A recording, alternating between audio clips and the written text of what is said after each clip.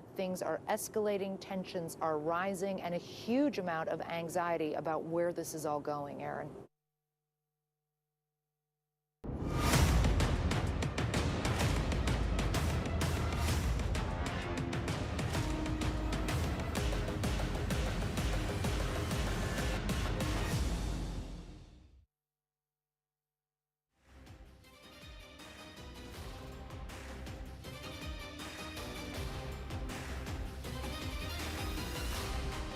A statement that's been issued by the Ministry of Information and Broadcasting. The INB Ministry has indicated that civil aviation authorities are closely monitoring the evolving airspace situation across parts of the Middle East. Officials say special arrangements are underway to assist stranded passengers, while airlines are deploying extra capacity and coordinating with foreign authorities to ensure safe movement. For more on this, we have Anvit live with us. Anvit, good morning. Thank you so much for joining us. What can you tell us? See, coordinated efforts are on, and these Indians are also in touch with the government officials, and efforts are being made to bring them back, those who want to come back. And in this effort, Indigo will be operating 10 special relief operation flights, and from Jeddah to India on March 3rd. And many of these Indians are expected to come on board this flight. In fact, these will be relief flight. However, yesterday a flight from Jeddah came to India, from Abu Dhabi came to India, which was a scheduled flight. Scheduled flights are also now operating, and ports like Jeddah and Abu Dhabi are, in phased manner, they are becoming operational. So, which is a good news, and also that Indigo will be planning. Indigo has planned 10 special relief flights. Yesterday, Ministry of Civil Aviation came out with this statement. So they made the announcement that the relief flights will be operated, and more airlines are also being roped in for the same. At the same time, however, Air India has extended its suspension of flights from the region for March 3rd, and Etihad has also extended till March 4th afternoon. Indigo has also cancelled certain flights, so cancellations are still on because the tension in the region is only escalating. But at the same time, Ministry is keeping a close eye. Ministry of Civil Aviation and Broadcast are keeping a close eye and keeping continuous touch with Indians who are stranded in these regions. All right, Anvit, thank you so much for that. Let's just listen into some of the reactions before we get you more updates on this. Air space बड़ा busy है, वहाँ पे intercept तो हो रही है बराबर, missile गिरी कुछ भी नहीं है, जितने भी गिरे हैं वो मलबे ही गिरे हैं, उसी कारण इंजरी हुई है. बाकी यूएस का I think air defence system में तो बड़ा सेफ है वहाँ पे माहौल, बट हाँ वो थोड़े बहुत मलबे गिरने से ज़रूर मर रहे हैं, बट हाँ आप देख सकते हो, फील कर सकते हो वहाँ पे इंटरसेप्ट हो रहे हैं constantly. It is okay. We could see the missiles and all from our house, and but it was okay. The government was cooperative. They were intercepting everything. There were being alerts sent. So overall, it is a little bit scary, but then we were safe. The government of India attaches very high importance to the safety, security and well-being of the Indian nationals across the region and in UAE. I would like to tell you that the Indian Embassy in UAE and the Indian Consulate in Dubai, we are working around the clock 24/7 to ensure that we are available to all members of community. We are running helplines 24/7 and emails, which are details below in the screen. Please, you can reach out to us through this at any point in time for any concern that you would have. Friends, I would also like to tell you, please do not fall prey to any rumors or unverified information. Always check official handles, in the embassy social media handles, the official media handles, and the handles of the authorities in UAE and different emirates for any information. A statement that's been issued by the Ministry of Information and Broadcasting. The INB Ministry has indicated that civil aviation authorities are closely monitoring the evolving airspace situation across parts of the Middle East. Officials say special arrangements are underway to assist stranded passengers, while airlines are deploying extra capacity and coordinating with foreign authorities to ensure safe movement. For more on this, we have Anvit live with us. Anvit, good morning. Thank you so much for joining us. What can you tell us? See, coordinated efforts are on, and these Indians are also in touch with the government officials, and efforts are being made to bring them back, those who want to come back. And in this effort, Indigo will be operating 10 special relief operation flights, and from Jeddah to India on March 3rd. And many of these Indians are expected to come on board this flight. In fact, these will be relief flight. However, yesterday a flight from Jeddah came to India, from Abu Dhabi came to India, which was a scheduled flight. Scheduled flights are also now operating, and gradually airports like Jeddah and Abu Dhabi are, in phased manner, they are becoming operational. So, which is a good news, and also that Indigo will be planning. Indigo has planned 10 special relief flights. Yesterday, Ministry of Civil Aviation came out with this statement. So they made the announcement that the relief flights will be operated, and more airlines are also being roped in for the same. At the same time, however, Air India has extended its suspension of flights from the region for March 3rd, and Etihad has also extended till March 4th afternoon. Indigo has also cancelled certain flights, so cancellations are still on because the tension in the region is only escalating. But at the same time, Ministry is keeping a close eye. Ministry of Civil Aviation and Broadcast are keeping a close eye and keeping continuous touch with Indians who are stranded in these.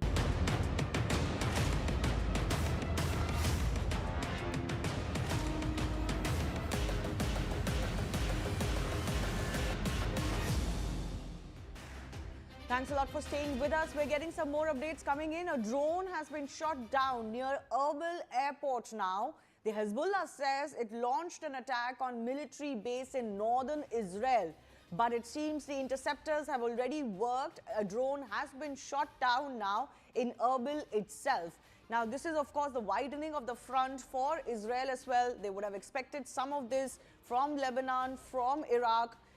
But they're prepared for it. They've already announced yesterday that Hezbollah and its top leadership is now marked for destruction. And one of their stated objectives post-October 7, 2023 has been not just Iran, but also its proxies. And Hezbollah is, of course, one of them. So Hezbollah had said that it had launched an attack on the military bases in northern Israel, but some of those drones have been intercepted near the Erbil airport. We'll wait and see exactly what more comes out of that. But Major General Sanjay Meston continues to be with us. Sir, you know, this is going to be a problem for Israel, do you think, or they're mentally and militarily very equipped to handle this?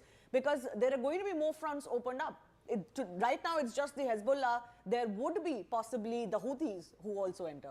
Not only Houthis, I think even the Hamas could be probably re-energized. It depends on how much of the Hamas is now capable of. Because see, Hamas has not been decimated.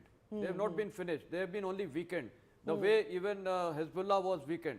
So probably, and now what has happened after the killing of the supreme leader, all these, elements like Hamas, Houthi, and of course the Iraqi militias and Hezbollah, they have been re-energized. There is no doubt about that.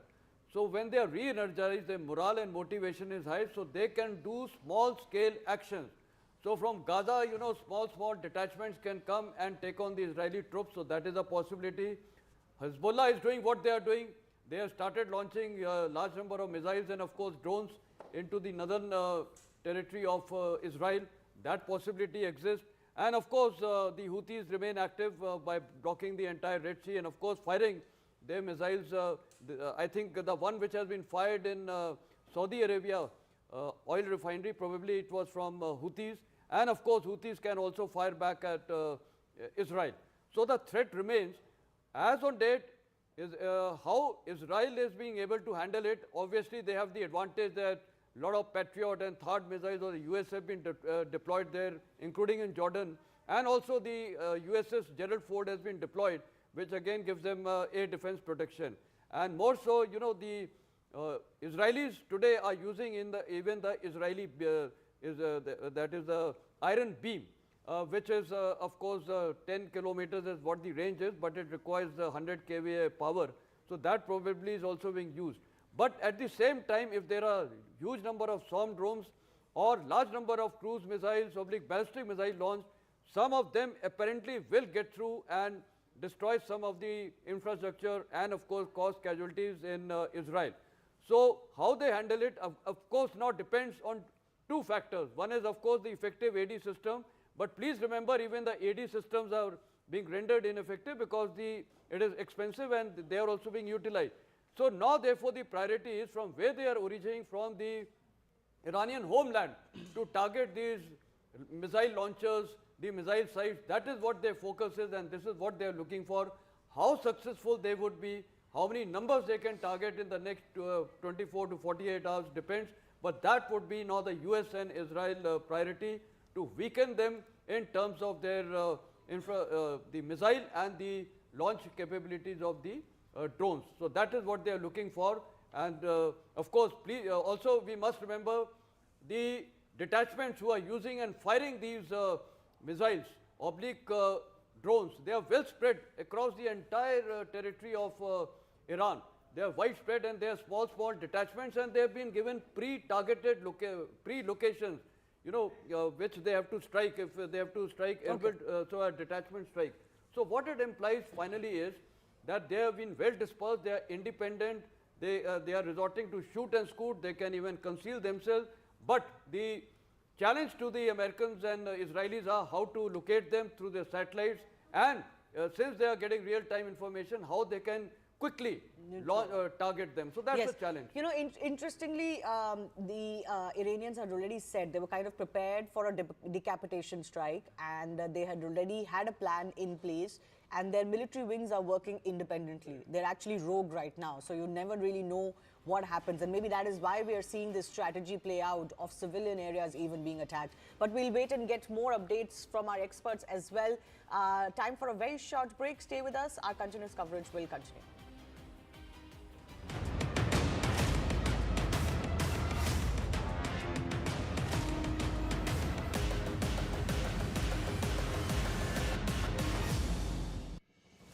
Who, what, where, when, why. You see the bits, I see the whole. To know the inside story on Iran, get with me inside the bunker.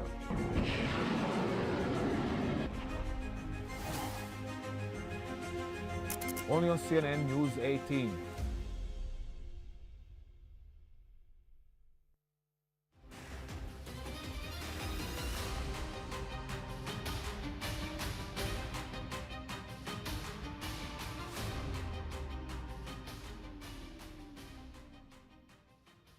A statement that's been issued by the Ministry of Information and Broadcasting. The INB ministry has indicated that civil aviation authorities are closely monitoring the evolving airspace situation across parts of the Middle East. Officials say special arrangements are underway to assist stranded passengers, while airlines are deploying extra capacity and coordinating with foreign authorities to ensure safe movement. For more on this, we have Anvit live with us. Anvit, good morning. Thank you so much for joining us. What can you tell us? See, coordinated efforts are on, and these Indians are also in touch with the government officials, and efforts are being made to bring them back, those who want to come back. And in this effort, Indigo will be operating 10 special relief operation flights, and from Jeddah to India on March 3rd. And many of these Indians are expected to come on board this flight. In fact, these will be relief flight. However, yesterday a flight from Jeddah came to India, from Abu Dhabi came to India, which was a scheduled flight. Scheduled flights are also now operating, and gradually airports like Jeddah and Abu Dhabi are, in phase manner, they are becoming operational. So which is the good news, and also that Indigo will be planning. Indigo has planned 10 special relief flights. Yesterday, Ministry of Civil Aviation came out with this statement. So they made the announcement that the relief flights will be operated, and more airlines are also being roped in for the same. At the same time, however, Air India has extended its suspension of flights from the region for March 3rd, and Etihad has also extended till March 4th afternoon. Indigo has also cancelled certain flights, so cancellations are still on because the tension in the region is only escalating.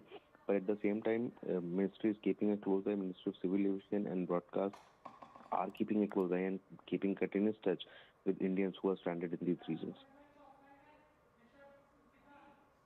All right, Anvit, thank you so much for that. Let's just listen into some of the reactions before we get you more updates on this. Air space बड़ा busy है, वहाँ पे intercept तो हो रही है बराबर, missile गिरी कुछ भी नहीं है, जितने भी गिरे हैं वो मलबे ही गिरे हैं, उसी कारण इंजरी हुई है.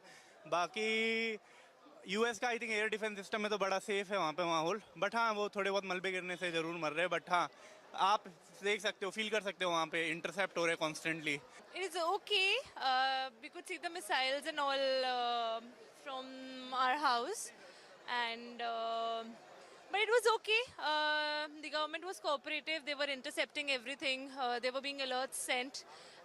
So overall, it is a little bit scary, but then we were safe. The government of India attaches very high importance to the safety, security and well-being of the Indian nationals across the region and in UAE. I would like to tell you that the Indian Embassy in UAE and the Indian Consulate in Dubai, we are working around the clock 24/7 to ensure that we are available to all members of community. We are running helplines 24/7 and emails, which are details below in the screen. Please, you can reach out to us through this at any point in time for any concern that you would have. Friends, I would also like to tell you, please do not fall prey to any rumors or unverified information. Always check official handles, in the embassy social media handles, the official media handles, and the handles of the authorities in UAE and different emirates for any information. A statement that's been issued by the Ministry of Information and Broadcasting. The INB Ministry has indicated that civil aviation authorities are closely monitoring the evolving airspace situation across parts of the Middle East. Officials say special arrangements are underway to assist stranded passengers, while airlines are deploying extra capacity and coordinating with foreign authorities to ensure safe movement. For more on this, we have Anvit live with us. Anvit, good morning. Thank you so much for joining us. What can you tell us?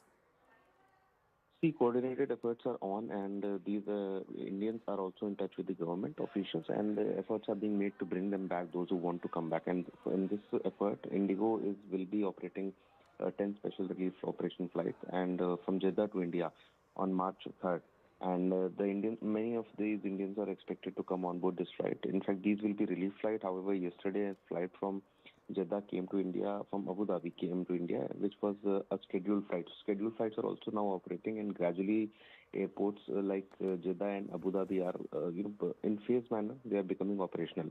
So which is the good news, and also that Indigo will be planning. Indigo has planned 10 special relief flights. Yesterday, Ministry of Civil Aviation came out with this statement. So they made the announcement that the relief flights will be operated, and more airlines are also being roped in for the same.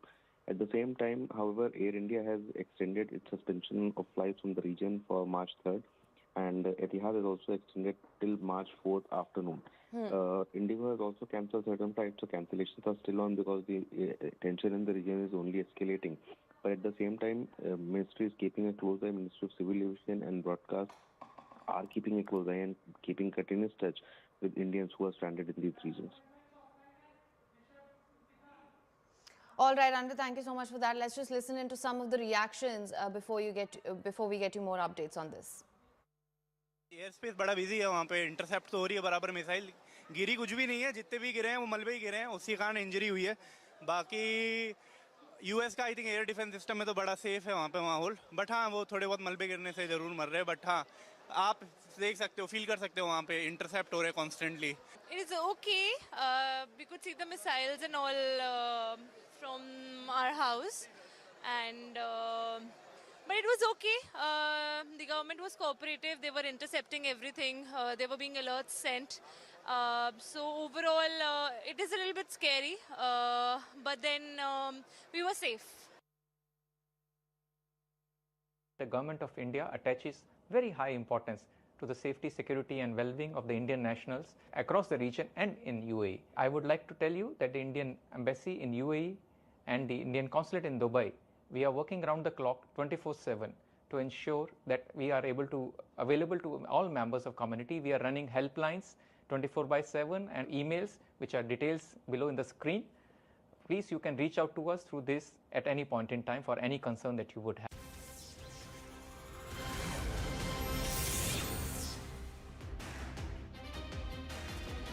All right, so in the conflict that was triggered by the United States and Israel, there seems to be a domino effect. This is all the Middle Eastern allies of the United States are now fending off attacks by Iran. Several of them have been attacked since Saturday. The latest, as far as the US assets in these ally nations are concerned, you have the US consulates being attacked. That included Riyadh, and yesterday many in Pakistan included consulates in Lahore, Karachi and even Islamabad. We will keep bringing you all the latest developments as and when they are happening, but first up are the headlines. West Asia war enters fourth day as Iran continues widespread missile and drone strikes across Gulf cities and at US-Israel targets. Israel and the US carry out airstrikes on Iran. High-resolution satellite images show clear damage at Saudi Arabia's Ras Tunara oil refinery after Iranian one-way attack drones struck, triggering fires and a precautionary shutdown threatening global energy markets and prices. An Iraqi resistance group claims responsibility for a drone attack on a hotel housing U.S. troops in Erbil, marking a fresh escalation and raising concerns over American forces' security. U.S. Central Command says American forces have destroyed all 11 Iranian naval vessels in the Gulf of Oman as part of the strikes, reducing Tehran's fleet to 0.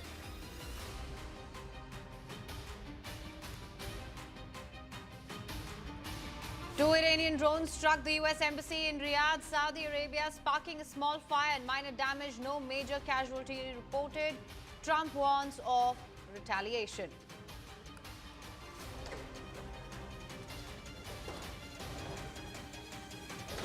Trump declines to rule out deploying U.S. ground troops to Iran, saying military options remain open as regional tensions escalate and conflict risks deepen.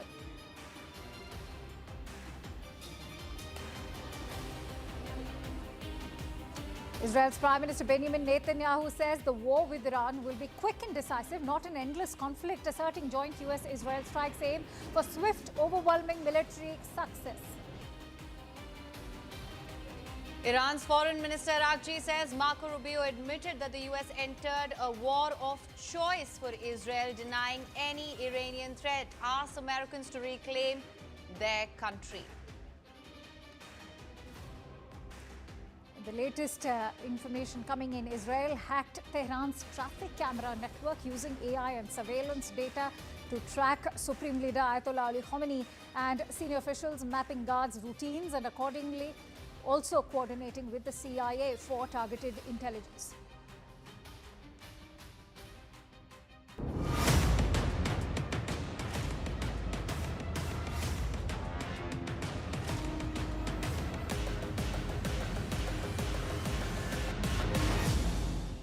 All right, so the conflict in West Asia has spiraled into a perilous new phase, with both Iran and the United States-Israel coalition intensifying strikes, making dramatic claims of major attacks across land and sea. Tehran's Islamic Revolutionary Guard Corps has asserted that it has indeed hit U.S. naval assets and bases, including a naval base in Kuwait and ammunition vessels in the Indian Ocean, while warning of further blows in its campaign that is dubbed as Operation True Promise.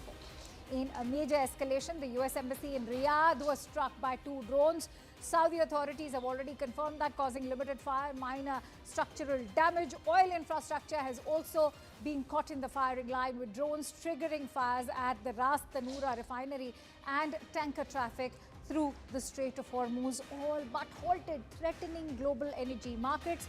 Meanwhile, U.S. and Israel forces maintain that they are conducting defensive and precision operations against Iranian targets after the initial strikes that ignited the wider war. All right, let's also listen in to some breaking inputs coming in. Now, the Trump administration is clarifying the scope of its strikes on Iran, insisting the mission targets missiles and naval capabilities, not regime change. Defense Secretary Pete Hegseth had last night said the operation is not a so-called regime change war. Senator Marco Rubio echoed that this morning, saying that the goal is to eliminate Iran's short-range ballistic missile threat and to neutralize risks from its navy, particularly to U.S. naval assets. So there we are seeing some sort of flip-flop there. Meanwhile, Trump has also been changing positions on war goals. So this is the latest that is coming in. Now, Kanksha, if I could just come back to you on that as well. Of course, the earlier stated goal was for the United States and Israel to here act as perhaps a catalyst for regime change. But as is the case, the idea has not died there and regime change hasn't happened. To that end, we are seeing Pete Hegseth and Marco Rubio now echo that same line, that the idea was not regime change to begin with. So what really is the end game in this war? The president will start a war with Iran because he has absolutely no ability to negotiate. We tried. They wanted to do it. They didn't want to do it. Again, they wanted to do it. They said, he will start a war. I'm not going to start a war. I'm going to stop wars. This was our last best chance to strike. We more and more are not wanting to be the policemen of the world. An Iranian regime armed with long-range missiles and nuclear weapons would be an intolerable threat. She would get us into World War III. They're drafting you to go and fight in some country that I've never heard. We may have casualties. That often happens in war. Sadly, there will likely be more. The Department of War launched Operation Epic Fury, the most lethal, most complex, and most precise aerial operation in history. We didn't start this war, but under President Trump, we are finishing it. Their war on Americans has become our retribution against their Ayatollah. If you threaten Americans anywhere on earth, we will hunt you down without apology and without hesitation, and we will kill you. This is not a so-called regime change war, but the regime sure did change. Last June, Operation Midnight Hammer obliterated their nuclear program to rubble. Afterward, we told them plainly, that's it, now make a deal. They arrogantly refused. The former regime had every chance to make a peaceful and sensible deal. But Tehran was not negotiating. They were stalling, buying time to reload their missile stockpiles and restart their nuclear ambitions. All right, so the United States, whether it is President Donald Trump or the Defense Secretary Pete Hegseth, have in fact been giving multiple reasons. What is endgame Iran for the United States? That is the big question that still remains unanswered. Let me quickly take that forward with our in-house studio guests who are very much with us over here. Many thanks to you gentlemen for joining in. Ambassador Dogra, if I could begin with you, what's your assessment of this situation at the moment? Is this US dismantling the nuclear program? Can they do so? Or is this a regime change, something that the US president has indicated that they are not now looking at? Akansha, there are reports, unconfirmed reports, that they had attacked America and Israel, the nuclear installation in Iran. I hope no great damage has been done because that will be disastrous. But as far as your question about Trump is concerned, he changes his statements with the weather. That's his norm. But in this case, he's changing his statements and stance because of the difficulties America is experiencing in this operation. First, it was regime change. Now he says, no, no, no, we don't want regime change. We want decapitation of their capabilities. Now, that has not happened, and that is not going to happen because Iran has much more stockpile than America and Israel have to continue with the war. So Trump seems to show some kind of desperation because there is resistance building up within America and American allies in Europe, because this was, according to all reports, declared an unwise venture even by his army chief of staff. So Trump has ventured into something because of Epstein. Trump has ventured into this because of pressure by Netanyahu. But now he is beginning to find a way out, which will be very difficult because Iran is determined that they will pursue it to the end, and they will pursue Trump till he apologizes. Oh, well, thank you so much for that. So, of course, we're getting in some more breaking information right now as well. Iran claims massive missile and drone attack on US airbase in Bahrain. Iran is claiming that it has destroyed the main command headquarters at US base in Bahrain. Thick plumes of smoke in the area currently visible over the Lebanese capital also. So we are, of course, seeing the escalatory and the retaliatory strikes that have followed following a renewed Israeli airstrike. This is the one in the Lebanese capital. The attack specifically targeted Haret Reik in the southern suburbs of Beirut. Now, that is the latest that we're hearing about this, Akanksha. Of course, we've been seeing massive strikes come in and be reported from various places in West Asia, and this is what we're tracking. The volatility continues. that we are looking at a situation where the US assets are currently being targeted. All of these, remember, are Middle Eastern allies of the United States. Now, these allies are bearing the brunt of it. Why so? Because the initial target, as Iran has been claiming, is all of these US assets, which are the consulates primarily. We've seen these attacks happen in Riyadh. Overnight at the US consulate. We saw them happen even in Pakistan, Lahore, Karachi, Islamabad as well. Griha brings us more details on those breaking inputs. Yes, Griha. Absolutely, Akanksha. Thank you so much for that. So we've just managed to access this image. There you see, if you can get the cameras close in on this image, this is thick plumes of smoke currently visible over Lebanese capital in Beirut. We are, in fact, looking at a renewed Israeli airstrike. And this attack specifically ended up targeting Heret Harik and in the southern suburbs. This is the Daye area of Beirut. This is a stronghold as far as Hezbollah is concerned. And these renewed strikes by the IDF is primarily because the northern Israel was attacked by Hezbollah, and that is why this counter-strike is coming in from the Israeli side. Those attacks, as the Iranian proxies were activated after the assassination of Ayatollah Ali Khamenei, and that is why a counter-strike now coming in from Israel. So this is going on, and particularly these Hezbollah strongholds are constantly getting attacked there, Akanksha. All right, we're getting in more breaking inputs, but before we do that, maybe I could have Tom actually weigh in on these counter-strikes that are taking place. I'm also joined in by Adrian Fontanella, who's in the studio with us. So Tom and Adrian both could actually weigh in. Tom, why are the civilians getting targeted in these strikes? Is it also perhaps the geographical coordinates getting muddled somewhere? What are the possibilities? Problems are multiple, not only geographic coordinates, but the problem is that some of the targets are within urban areas. And when a weapon of 500 kilogram or 1,000 kilogram hits such an area, there are civilian casualties. They are unavoidable. Now, both sides are going to claim now they are not targeting civilians, and this is to a certain degree true. But they know they take a calculated risk, even more so when supported by artificial intelligence, and they are targeting them nevertheless, and then they hit civilians as well, because weapons are complex and they are malfunctioning, or they are shot down, there's wreckage, there is a host of reasons. Absolutely. Let's in fact bring out some more reasons, and for that let me quickly bring in Adrian. Adrian, thank you for joining us today.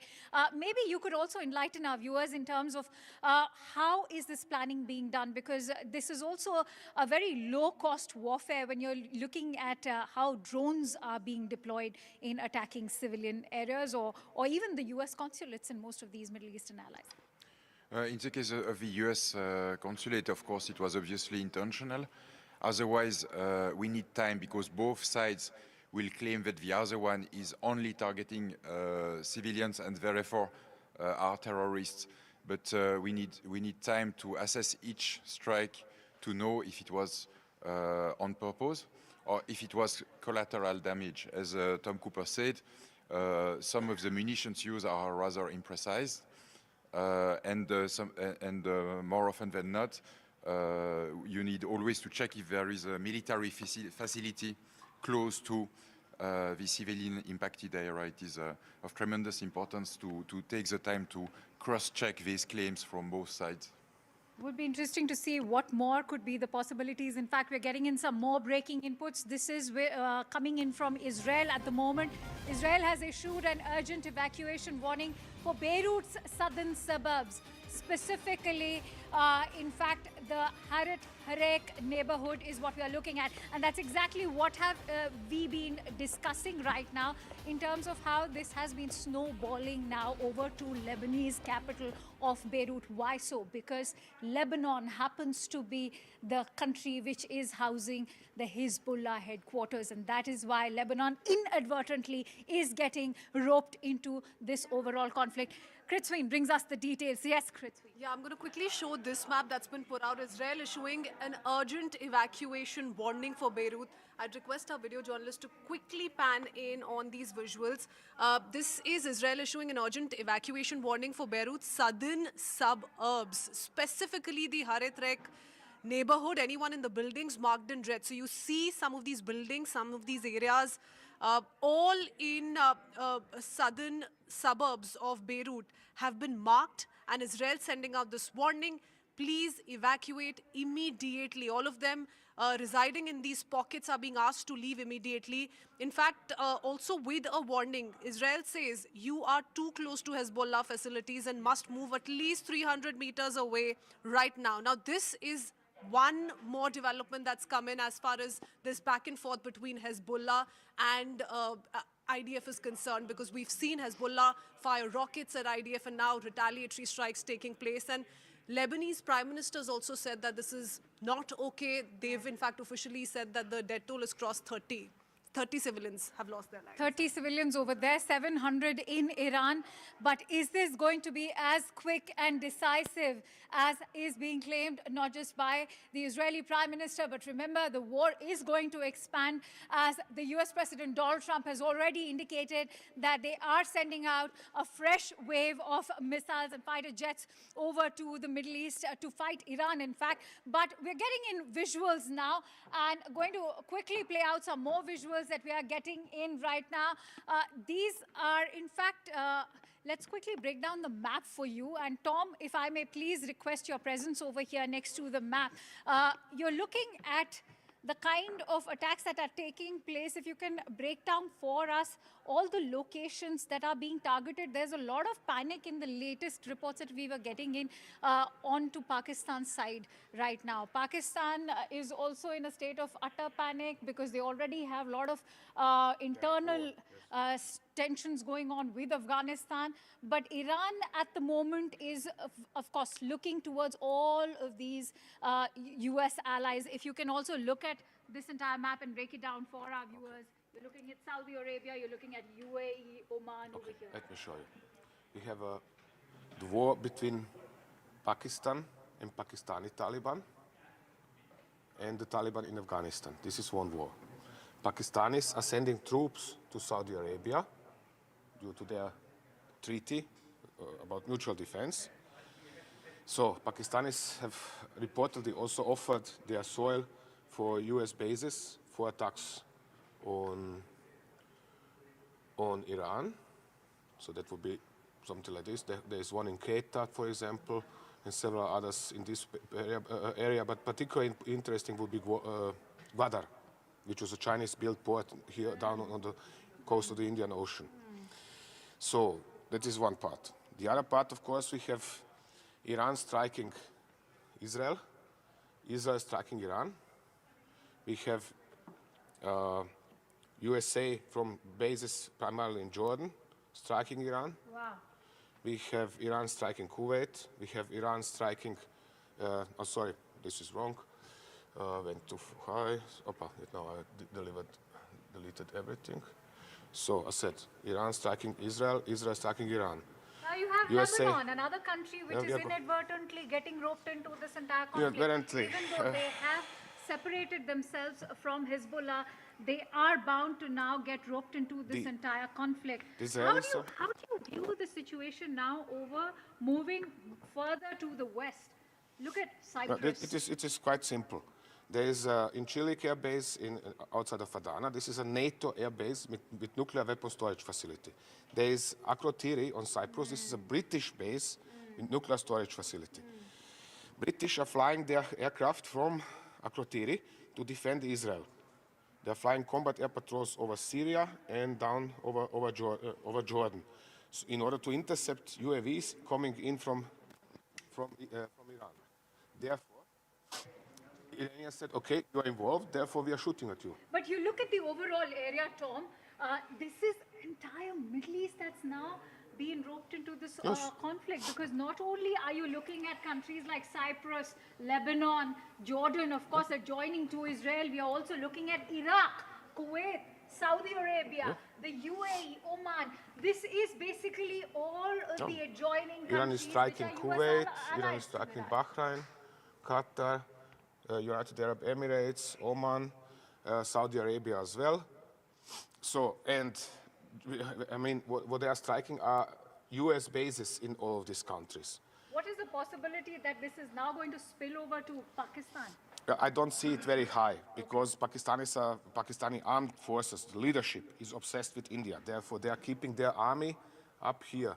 They are not going to waste their time with anything down here, except send one brigade to Saudi Arabia like they are doing ever since the 1980s. All right, we will continue with this discussion. The fact of the matter remains that this is, in fact, indeed a very ferocious attack that's been orchestrated by Iran, and perhaps even Donald Trump was not able to calculate this kind of strategic sort of retaliation that has come in from the allies. We don't know if they were really prepared, but I'm going to hand over the mic to him for more details to be poured. Thank you so much for that, Akanksha. We are getting more breaking news updates as well. Security has been increased, we're given to understand, in Pakistan, and containers have been placed in front of the roads leading to the US consulates in Karachi and Lahore following violent demonstrations across Pakistan against the United States and Israel's attacks on Iran. Of course, we are seeing the kind of volatility that this has sparked in the entire region. And of course, this is going to have an impact back home and closer to home as well.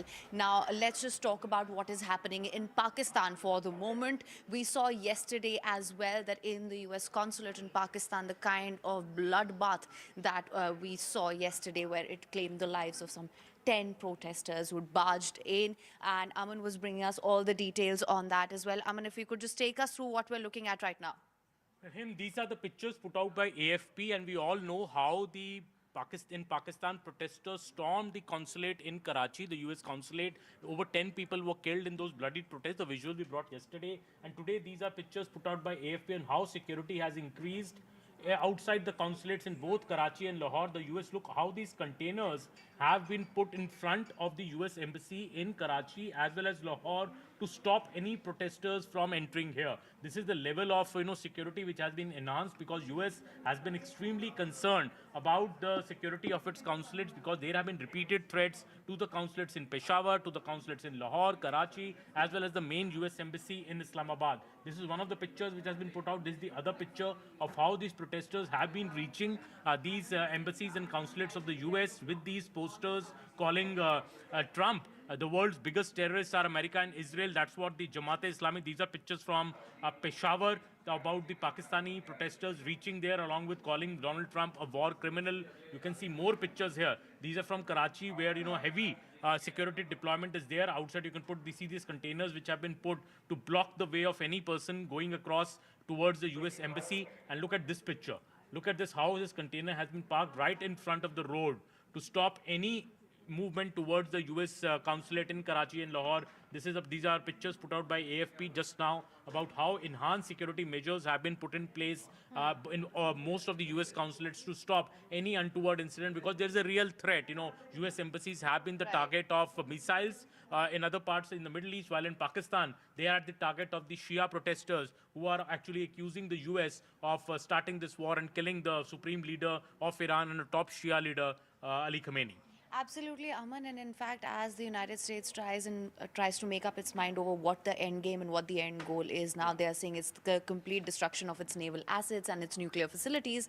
Earlier, they did say that the goal was regime change, so they're still trying to figure that out. That being said, of course, it also is the time to really focus on what Ayatollah Ali Khamenei meant for many people. You have to talk about that as well, and this is the result of that we're seeing right now. Well, absolutely. You see, we have seen these protesters in India as well. Yesterday, we've seen them in Jammu and Kashmir, though largely it has been peaceful. There are a few stone pelting incidents yesterday in Srinagar, but the Indian government has been keeping a very close eye. In fact, the Jammu and Kashmir Chief Minister Omar Abdullah has also appealed to the center and to the J&K police that there should be no force exercised on these protesters, because they're in a way venting their grief, and they should allow the people to grieve. So in India, the situation is under control. The intelligence agencies are keeping a close watch. We don't want any inflammatory slogans to happen. That is what is being impressed upon the police authorities of various states like Uttar Pradesh, Madhya Pradesh, as well as J&K.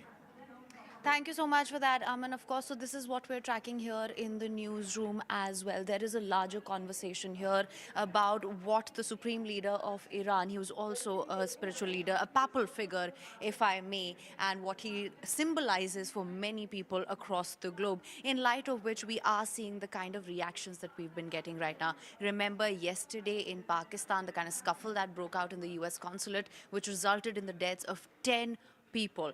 In light of that, today we're seeing heightened security in the consulates in Karachi and Lahore. They've used these containers to barricade the roads leading up to these consulates, and we will continue to discuss the impact of what's happening in West Asia, of course, in West Asia and beyond. So let me just come back here, Akanksha. So this is what we are seeing, the heightened tension in Pakistan. On that note, let me also introduce our guests today. I'm joined in by Ambassador Rajiv Dogra, who's a former diplomat, also joined in by Major General Sanjay Miston, who's a defense expert. Another defense expert is Major General Sanjay Kulkarni. Thank you so much, sir, for joining in. Tom Cooper, who's a military analyst, also joining us. Adrian Fontanellas, who's also a military analyst and historian, joining us from the studio as well. Thank you, gentlemen, for joining in. And if I could start with Lieutenant General Sanjay Kulkarni first. Thank you, sir, for joining us from the studios. But how do you see the situation at the moment for India? If I can bring the focus back now, we've gone through the overall map. What is the situation looking like, given we've also issued a NOTAM for an air exercise that will be taking place between 5th and 12th of March?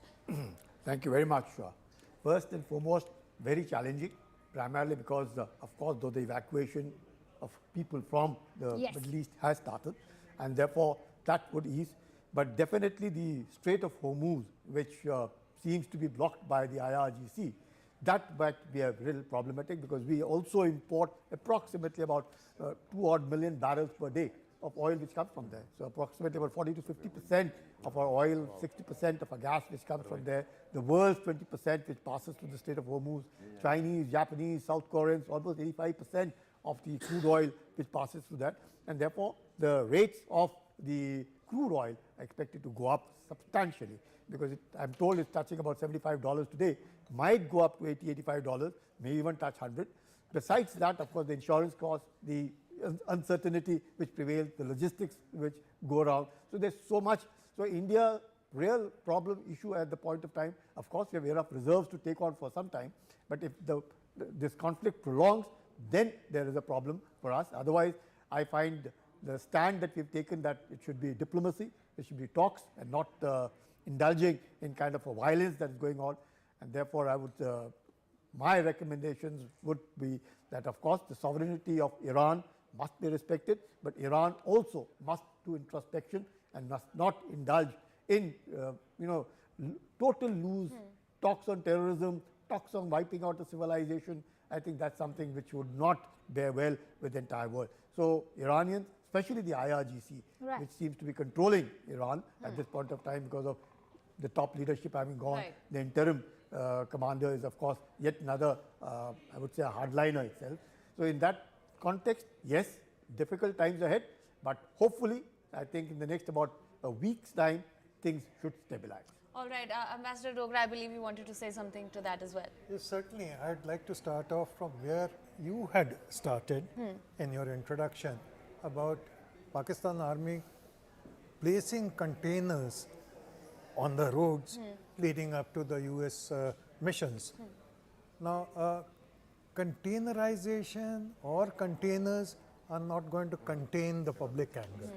That's point number one, because the Shia population in Pakistan is enraged, as is Shia population in some of the other centers. So I think there is a difficult issue at hand, which could explode as we come near Friday, because that is when people come out en masse. The second thing, which was also mentioned in passing, was about the NOTAM part of it, because the question is, how is India going to react and what is the effect on India? Now, I don't think we should make too much out of the fact that NOTAM is being issued for the Rajasthan sector, nor of the fact that this is not the first such NOTAM which has been issued on Rajasthan sector. True. There have been such NOTAMs for the last... But it's the timing which is concerning. No, it has been planned, and I think I should compliment the Indian Air Force that if there were any lapses, if there were any lacuna, they are trying to perfect them and overcome those. No, and it's always good to be prepared.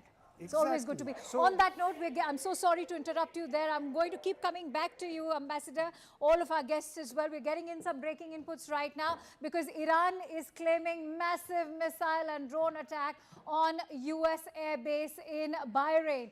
Iran has claimed that it has destroyed the main command headquarters at the US base in Bahrain. This is some big breaking news, in fact, coming in. Smoke actually seen rising from this US base in Bahrain, as you can see on the screen as well. This is the US base in Bahrain that has now been attacked by Iran. Could this have, in fact, been a result of some miscalculations by the United States? That's a question that's now coming to mind as well. But Iran so far is claiming that there was a massive missile and drone attack over here. And this, in fact, is on a US airbase in Bahrain. Iran has, in fact, also gone on to claim that they've destroyed the main command headquarters at the US base in Bahrain. This is some big breaking input, in fact, coming in, big claims. We are, in fact, awaiting a confirmation from CENTCOM, the US Central Command. We'll, in fact, await for that confirmation, but Iran making that big, grand claim as well. Adrian, if you would like to weigh in on that breaking input that we are getting in, perhaps you can weigh in on the way Iran is continuing with these ferocious attacks, actually. Adrian? Yeah. Yes, please. Why don't you, in fact, come and take this on the map as well? If I may request my director to open the map, please. We are looking at Bahrain. In fact, I'm going to request you, Adrian, to come over here. Let's locate Bahrain over here, and that's where you're Bahrain looking, in fact, is just right there. over there. And indeed, you have a major US Navy fleet command here, although the main US command in the region is in Qatar. Yes. So it's not as bad as the Iranian information channels are saying. However, what is important, it is showing that, that even after several days of war, the Iranians are still able to launch massive strikes. And this is extremely important because the core issue of this conflict is how long Iran can continue to launch such massive attacks. Yes, that's the big question which was being raised over here. Do you think now that this is only going to escalate, given that we are talking at a time when everybody is questioning the military capabilities of Iran? For how long will they be able to prolong it? A crucial question is, it is a war of stockpile. On the one side, how many missiles and drones Iran can launch for how long, whilst on the other side, how much anti-missile interceptors does they have in the Gulf. For example, if you take Qatar, in open sources, we know that they bought only 1,000 interceptors. So what then when they run out of such interceptors, if the Iranians are able to continue to strike? And this is the same. Very key, critical point that Adrian has just now shared, that if these US allies do indeed run out of interceptors, that could in fact mean more trouble and perhaps even a protracted possibility of a war. With that, stay tuned to our live and rolling coverage as all the more breaking inputs come in. But for now, we're slipping into a quick break. Stay tuned to CNN News 18.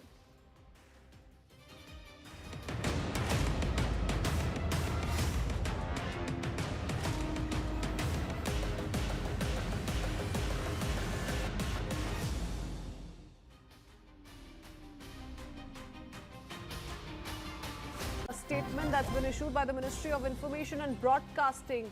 The INB Ministry has indicated that civil aviation authorities are closely monitoring the evolving airspace situation across parts of the Middle East. Officials say special arrangements are underway to assist stranded passengers, while airlines are deploying extra capacity and coordinating with foreign authorities to ensure safe movement. For more on this, we have Anvit live with us. Anvit, good morning. Thank you so much for joining us. What can you tell us? See, coordinated efforts are on, and these Indians are also in touch with the government officials, and efforts are being made to bring them back, those who want to come back. And in this effort, Indigo will be operating 10 special relief operation flights, and from Jeddah to India on March 3rd. And many of these Indians are expected to come on board this flight. In fact, these will be relief flight. However, yesterday a flight from Jeddah came to India, from Abu Dhabi came to India, which was a scheduled flight. Scheduled flights are also now operating, and gradually airports like Jeddah and Abu Dhabi are, in phase manner, they are becoming operational. So, which is a good news, and also that Indigo will be planning. Indigo has planned 10 special relief flights. Yesterday, Ministry of Civil Aviation came out with this statement. So they made the announcement that the relief flights will be operated, and more airlines are also being roped in for the same.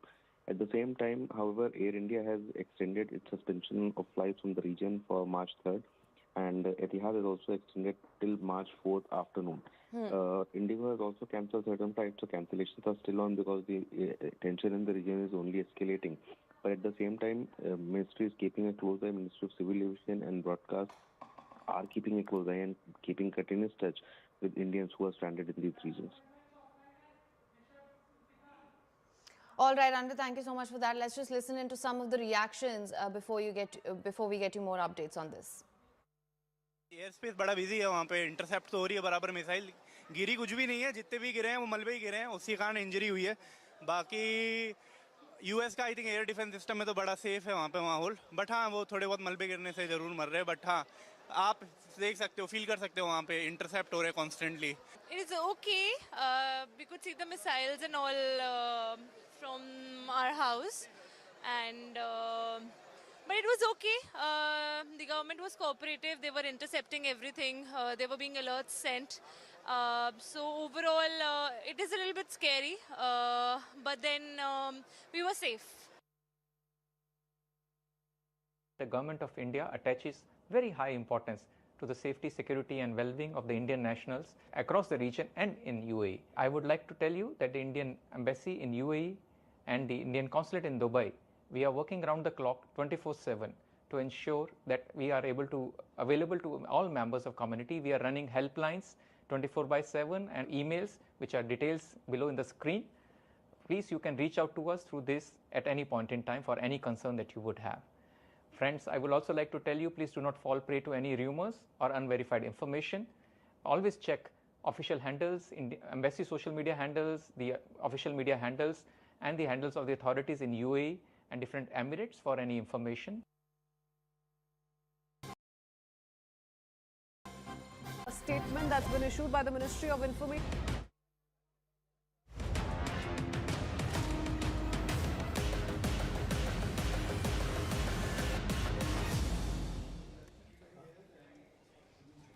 All right, welcome back. More developments coming in as West Asia teeters on the edge after the killing of Iran's Supreme Leader Ayatollah Ali Khamenei.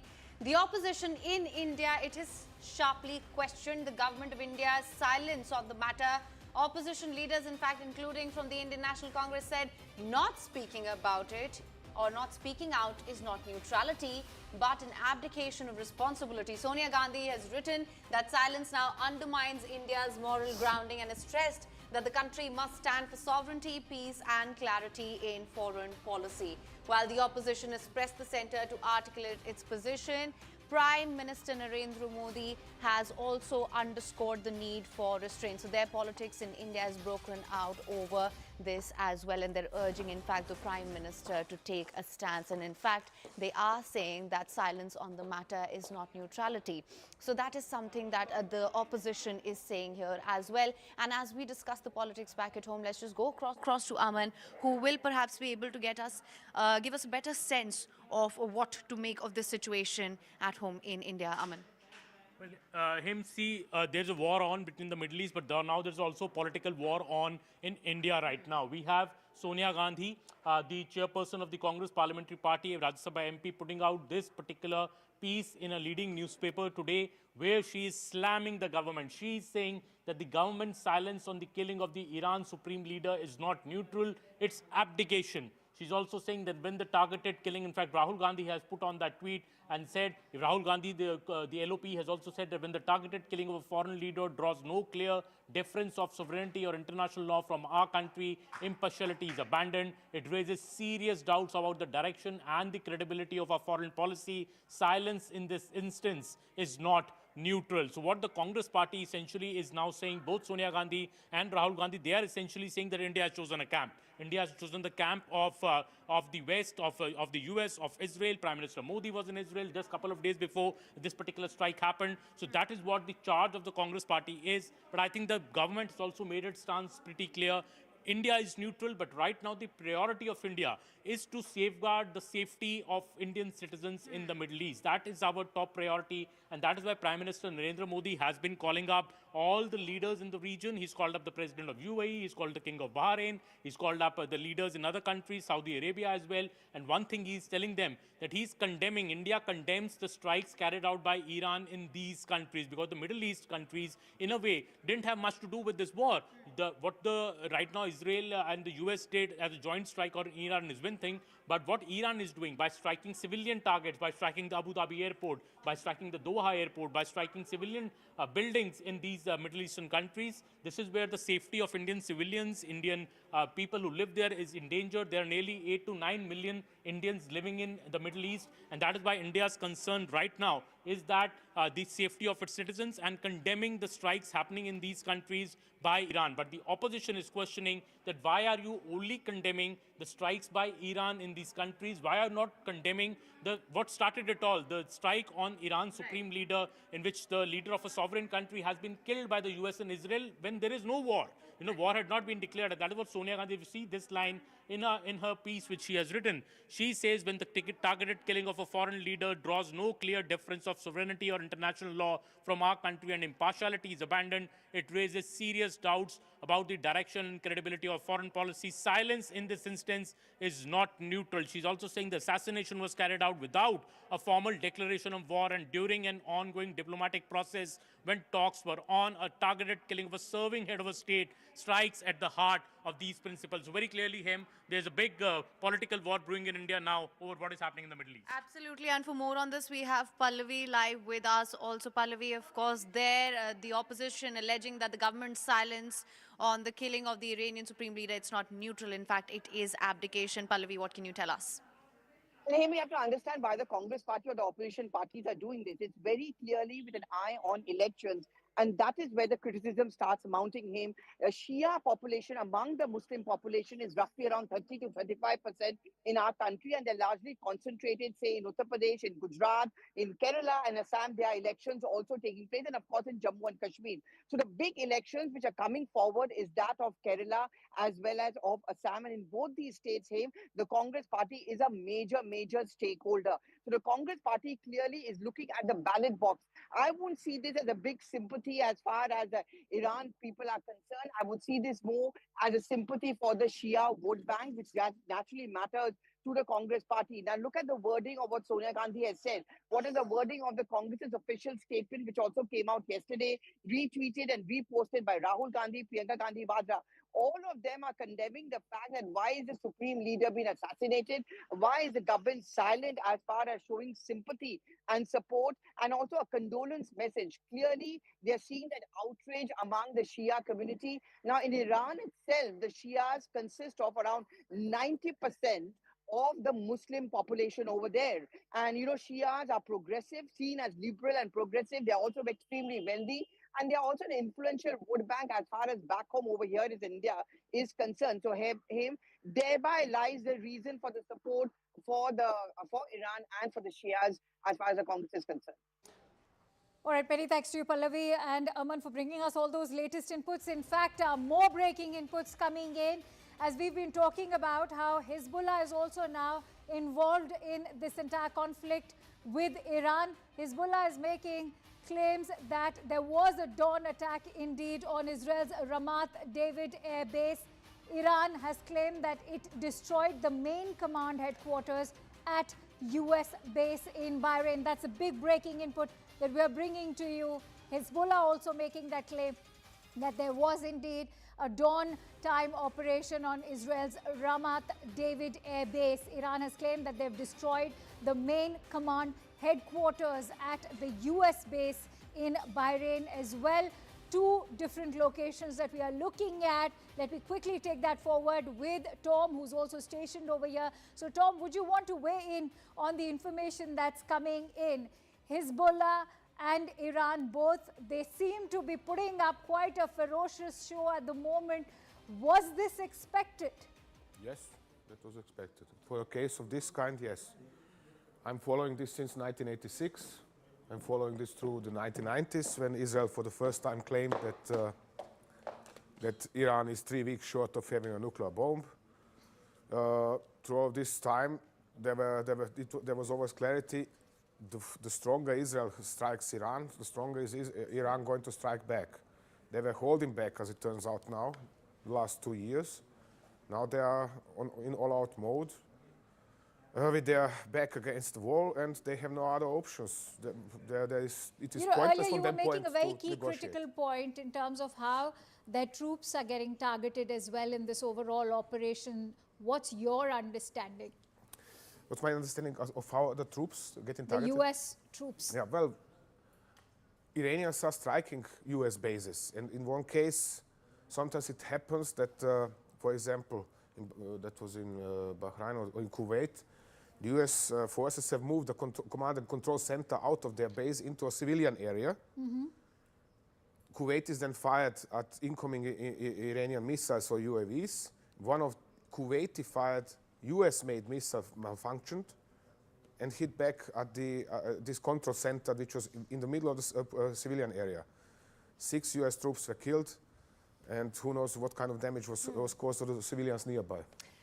Right, if I could just come in on that, Akanksha, and I think it's important to focus on this as well. We're seeing the kind of devastation and destruction that this has led to. And at the same time, we're also hearing contradictory reports and statements from the United States. It seems as though as all of this unfolds and this fury unfolds and we see the kind of destruction and bloodbaths that we're seeing, the United States is still just trying to make up its mind as to what it's trying to do here.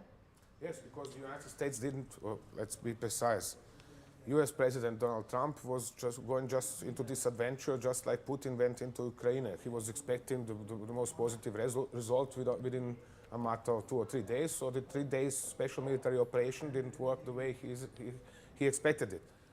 He cannot force Iranians or IRGC regime into giving up, into capitulating. That is not going to happen.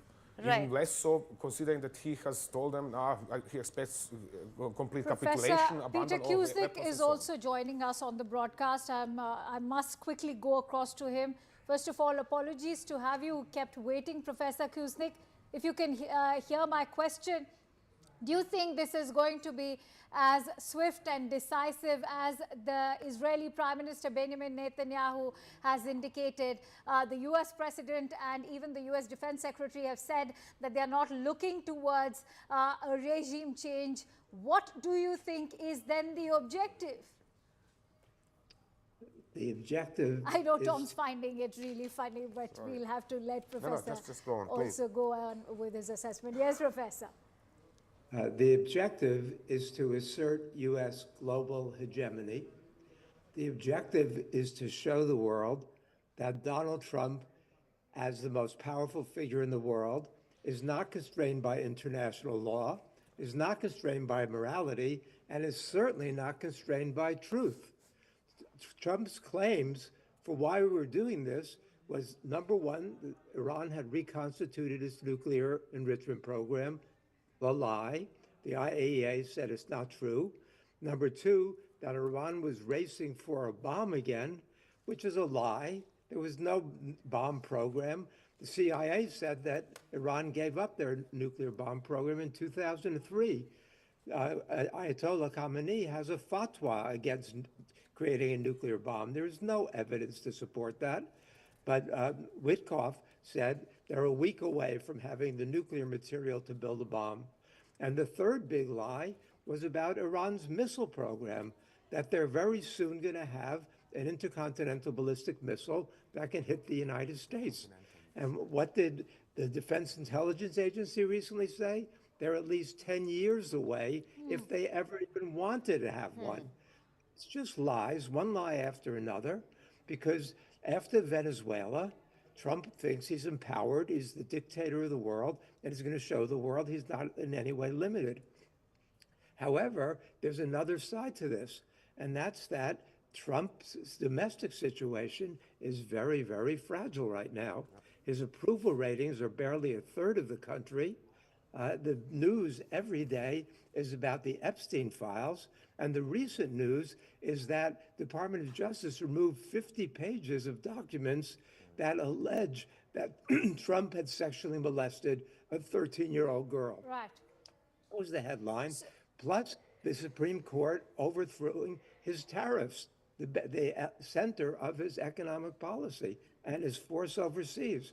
And so Trump that's the larger picture of it. But Professor, we have to quickly focus on the rapidly snowballing events that are shaping up the overall geopolitics in the Middle East, for which I want to bring in Adrian. Perhaps he could weigh in on the aspect of intel that Iran is able to gather. There's a lot of talking about how Israel has managed great intelligence with the help of Mossad, how US managed great intelligence. But what are we to make of Iran and Hezbollah at the moment, given that they have indeed managed to penetrate civilian territories in all of these US allies? So they have several means. First, for example, the IRGC has its own cyber command, and they are quite skilled in this job. Second, they have good intelligence services, and they do have spies, human intelligence, including in Israel, because there were last year several arrests of Israeli spying for Iran. And they have their own reconnaissance drone, which can be used rather for tactical and tactical purposes in the surroundings of Iran. The Hezbollah also has this capability. And last, and this is a very big unknown, is are the Chinese providing satellite intelligence to Iran? That said, Iran had also its own satellite program, but I don't know the extent of it, but they have some capabilities in this regard. All right, and for more on this, we have Sanjay Suri live with us also, and let's just go across to him. What's the assessment there, Sanjay? Well, the assessment here is certainly that there is a new preparation here in Israel, that there will be a new assault in the north of Israel and in the direction of Lebanon. And that is a new front that's opening up in this war. And we know that Israel has called in 110,000 reservists. It has spoken of a ground assault by way of saying it's not ruled out.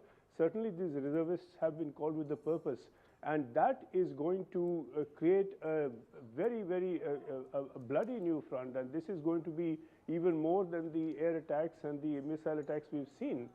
We know that there has been a sort of uneasy truce in place in the north since November of 2024, when the US and France brokered a deal there. So as of now, the Israeli forces in the north of Israel are short of what has been called the blue line, a tentative agreed line. Above that, north of that, that is to say, we have a buffer zone that is controlled by UN forces and by the official Lebanese forces. And then north of that, there is the Litani River. So this, between the Litani and the blue line, you have a buffer zone. And north of the Litani, the Litani River is Lebanon, and that's where Hezbollah can operate and has been operating from. Part of the agreement was that Hezbollah would not attack Israeli forces. Okay. It has done so. Israel has hit back. More than 50 people have been killed in these attacks. And if then Israel pushes north, as it apparently is preparing to do, then we have a major ground offensive underway. And where that will end, where the Israelis will stop, is at the moment uncertain. Right. Before we, in fact, slip into a quick break, let me quickly bring in Ambassador Dogra to perhaps weigh in on how we are also witnessing the biggest oil shock in decades that have gone by. You know, there's been a coordinated attack on Aramco. This when the OPEC plus nations have vowed to produce more oil only to meet the global needs. The taking up of the Strait of Hormuz, That's also going to impact India's own supplies. How do you assess the situation when it comes to oil and energy? Well, it is serious, and the oil prices have already shot up. I expect that this trend will continue, the oil price increase. But much more than oil price increase, because you can always cope or reduce your oil consumption in cars and so on. What I'm worried about is the gas shortage, because India imports most of its requirements from Qatar and UAE. Qatar has now stopped production of gas from the largest gas field in the world. True. So that is going to worry every Indian household because we have got so used to using gas for cooking purposes that if, I mean, we certainly have reserves, but if those reserves run out, then we are in deep trouble. Then we are back to the stage when we used wood for burning and cooking purposes. So I think there are worries ahead. So let's hope the situation improves, the war stops, but that depends on two very complex minds, Trump and Netanyahu. Right, right. Of course, please continue to stay on with us. There's going to be a lot more to discuss through the course of this day as well. Let's just quickly bring you more updates. Now, what should have been the end of a holiday is now an uncertain wait in Doha. CNN's Bijan Hosseini reports on the chaos that we're witnessing right now. Quickly take a look at this one. These two cruise ships in Doha's MENA port have been stranded here for days now. This one specifically, the Mein Schiff 5, completed its itinerary already. The passengers on board were supposed to get on flights and leave. Instead, they remain on board, unable to leave that vessel, potentially thousands of passengers and crew. That's because regional airspace has been closed here in Qatar and across the Middle East as tensions with Israel and the U.S. and their strikes on Iran and Iran's retaliation continue to take place. In the statement, the ship's operator, TUI Cruises, says safety remains its top priority and that the vessel will stay in the region while it works with authorities and airlines to arrange reliable return flights. But what was meant to be the end of a holiday has turned into an indefinite delay as this regional crisis continues to unfold. So as we can see him, it's not just passengers stranded at the airports. You're also looking at sea routes getting impacted over here. We'll have to quickly keep following all the latest updates. Absolutely. It's as you mentioned, we're also seeing a lot of maritime disruptions at this point, and the chaos and the retaliatory strikes, of course, which we've been bringing you all the updates on, and we'll continue to do that. We're going to slip into a very short break. Don't go anywhere. News and updates are going to continue on the other side on CNN News 18.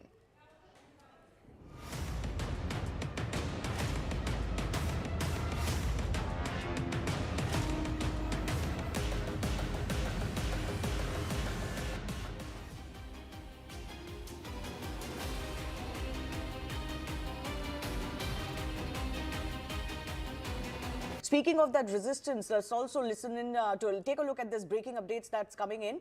US has now intercepted an Iranian drone which was targeting American base in northern Iraq. So as we've been telling you, Iran has been opening up a lot of fronts. So even Iraq, places like Kuwait, they've not been spared. There's been some sort of an attack in Cyprus as well, drawing in the British as well, who are resistant to joining this conflict.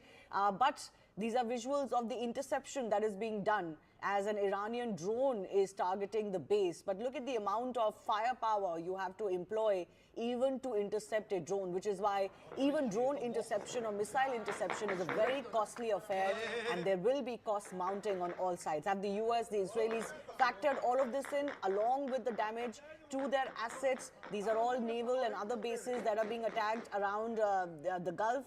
And have they factored in, of course, the loss of life? Already 4 US soldiers have been martyred as far as this operation is concerned. I also want to go across to Charles joining us. Charles Kupchan is an international affairs expert. How do you read into all of the American statements that we've heard over the last 8 to 10 hours? Well, I think the statements coming out from the Trump administration make it clear that they don't have a clear sense of an end game. I think the military part of this campaign is in some ways the easy part. They know what they're doing. They're going after leadership. They're going after the ballistic missiles. They're going after command and control. And right now, in some ways, we're in the most intense part of the campaign when the Iranians still have the ability to retaliate. They have chosen to retaliate against allies of the United States in the Gulf, in part because they think they can convince the Saudis, the Omanis, the Kuwaitis, the Emiratis to say to the United States, please stop.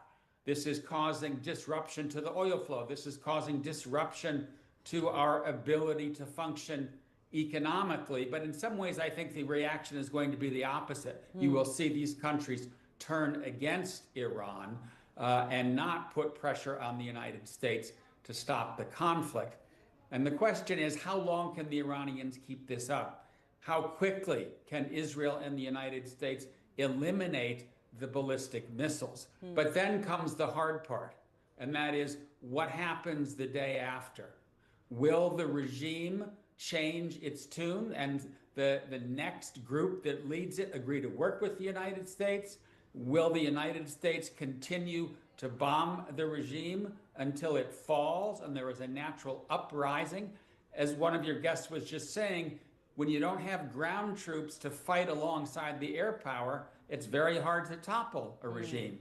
So I don't think the Trump administration knows what the end game is.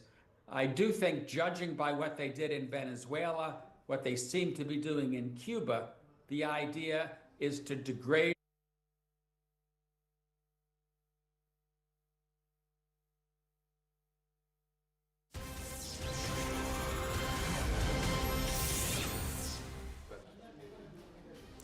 Thank you so much for staying with us. We are here on CNN News 18, constantly tracking every development that is to do with the West Asia conflict that is only escalating. I'm Griha Atul.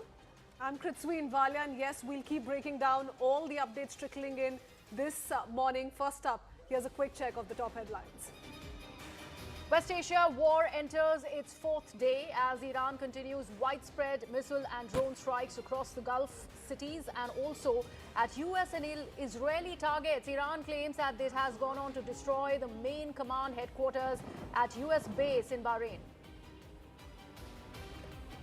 High-resolution satellite images show clear damage at Saudi Arabia's Ras Tanura oil refinery after Iranian one-way attack drone struck, triggering fires and a precautionary shutdown, threatening global energy markets and prices.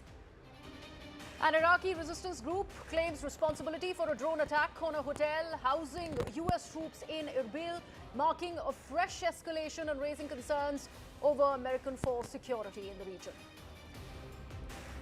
US Central Command says American forces have destroyed all 11 Iranian naval vessels in the Gulf of Oman as part of strikes, reducing Tehran's fleet to 0. 2 Iranian drones struck the US embassy in Riyadh in Saudi Arabia, sparking a small fire and minor damage. No major casualties have been reported so far. Trump warns of retaliation. Donald Trump has also declined to rule out deploying US ground troops to Iran, saying military options remain open as regional tensions escalate and conflict risks deepen. Israeli Prime Minister Benjamin Netanyahu says the war with Iran will be quick and decisive, not an endless conflict, asserting joint US-Israel strikes aim for swift, overwhelming military success. Iran's foreign minister says Marco Rubio admitted that US entered a war of choice for Israel, denying any Iranian threat, asks Americans to reclaim their country. Also, Israel hacked Tehran's traffic camera network using AI and surveillance data to track Supreme Leader Ayatollah Ali Khamenei and senior officials, mapping guard routines and also coordinating with the CIA for targeted intelligence.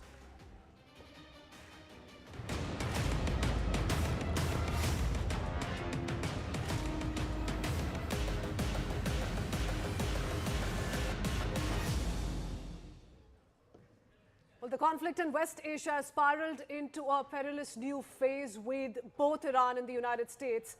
Israel coalition intensifying strikes and making dramatic claims of major attacks across land and sea. Tehran's Islamic Revolutionary Guard Corps asserted it has hit US naval assets and also bases, including a naval base in Kuwait and ammunition vessels in the Indian Ocean, while warning of further blows in its campaign dubbed Operation True Promise 4.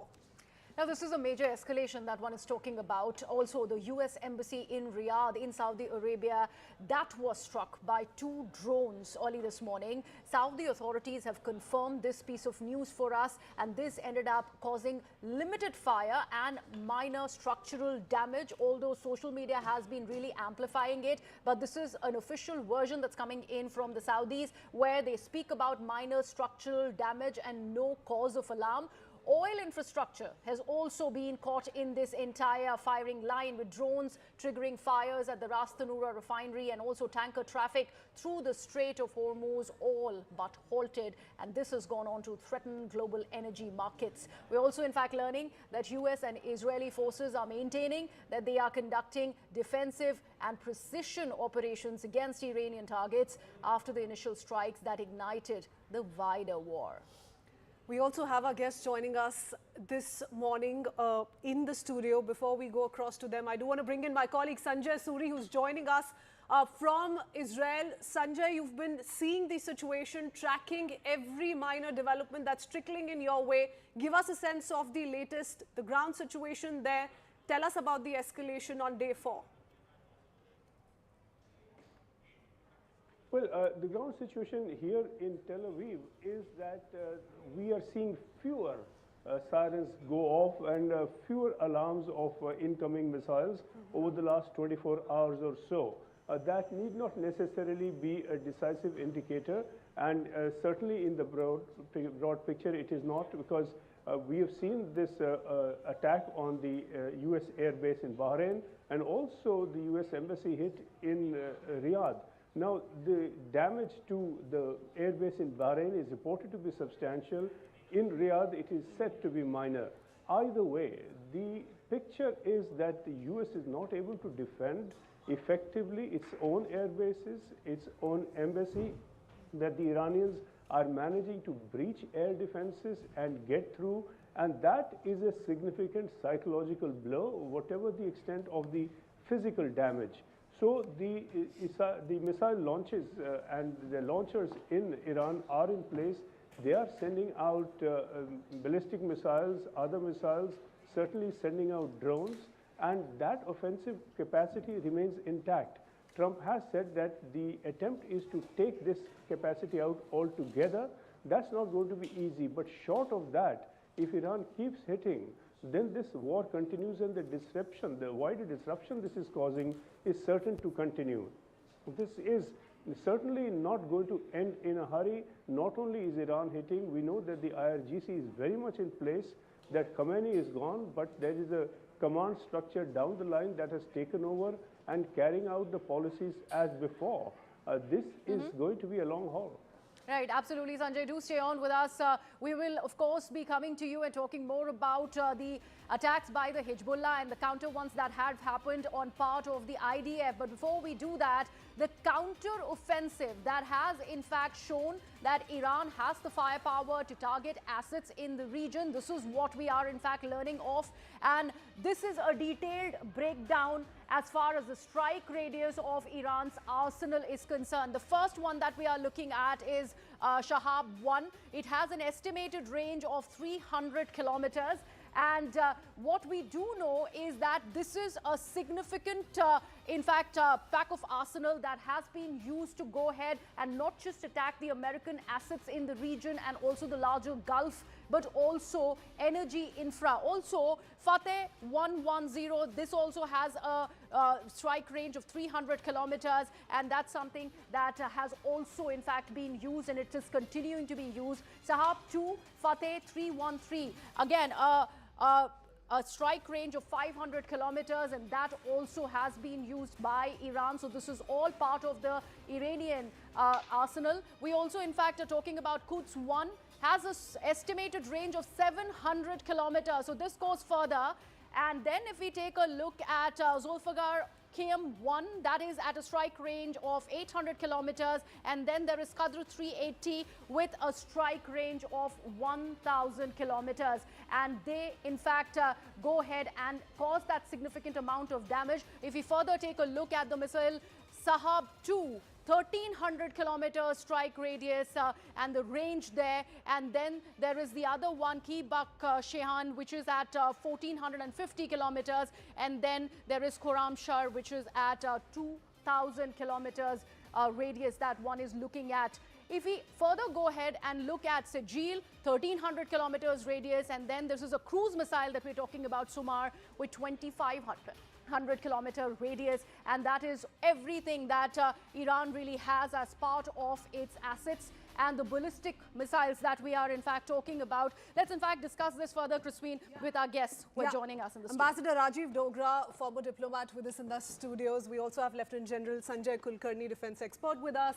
and the two gentlemen who've supported us day in and out through our broadcasts on the ongoing conflict. Adrian Fontanellas, military analyst, and Tom Cooper is also with us. They're going to be breaking down what this means for each of the stakeholders concerned. But I want to first up go to former media coordinator to Israel Prime Minister Avishag Avinom, who's also joining us on the broadcast. Mr. Avinom, thank you for being with us. Tell us about the explicit and implicit Israeli objective as we speak. We've heard in the latest from President Donald Trump lay out 4 key objectives. But what's the Israeli position today for how long they're going to keep at this kind of an offensive? So the objectives, as far as we know, coming from the Prime Minister statements, basically are eliminating the military installations and also the collaborator of the Iranian regime within different cities, which are the besieged groups, and also the top leadership. But also another objective is really to cause to resume the protest and basically bring into a regime change. This is the main goal of the Israeli.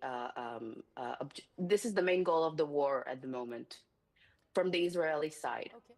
All right. So let's get in a quick reaction from Tom. Tom, I know you were intently listening when I was in fact putting out those graphics as far as the Iranian arsenal is concerned. But we do have to make a mention of Fatah 2. The fact that it has been deployed in operation before Fatah 1, so much has been spoken about it.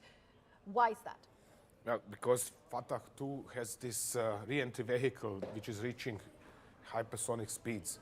And we have seen several videos how the Iranians first fire. This is what can be made out of the video. They first fire those older, slower missiles with multiple re-entry vehicles, busy the Israeli and the American air defenses with them. They're shooting. The missiles are coming in, multiple re-entry vehicles are coming in, one after, so 3 or 4 or 6 after each other. And as these air defenses are busy with them, all of a sudden, Khyber Sheikhan 2 is coming in with amazing speed and hits the target. This is probably what happened in Beit Shehan as well. Okay, in that case, it has missed its target. Tragically, it has hit a synagogue and killed at least 10 people. But this is how they operate. This is what was always expected from them to operate. The Israelis know that the IGC, I mean, they would be insane if they didn't know that this is how the IGC is going to operate. But obviously, even they couldn't prepare air defenses which would be suitable to defend, to protect them from this kind of a strike.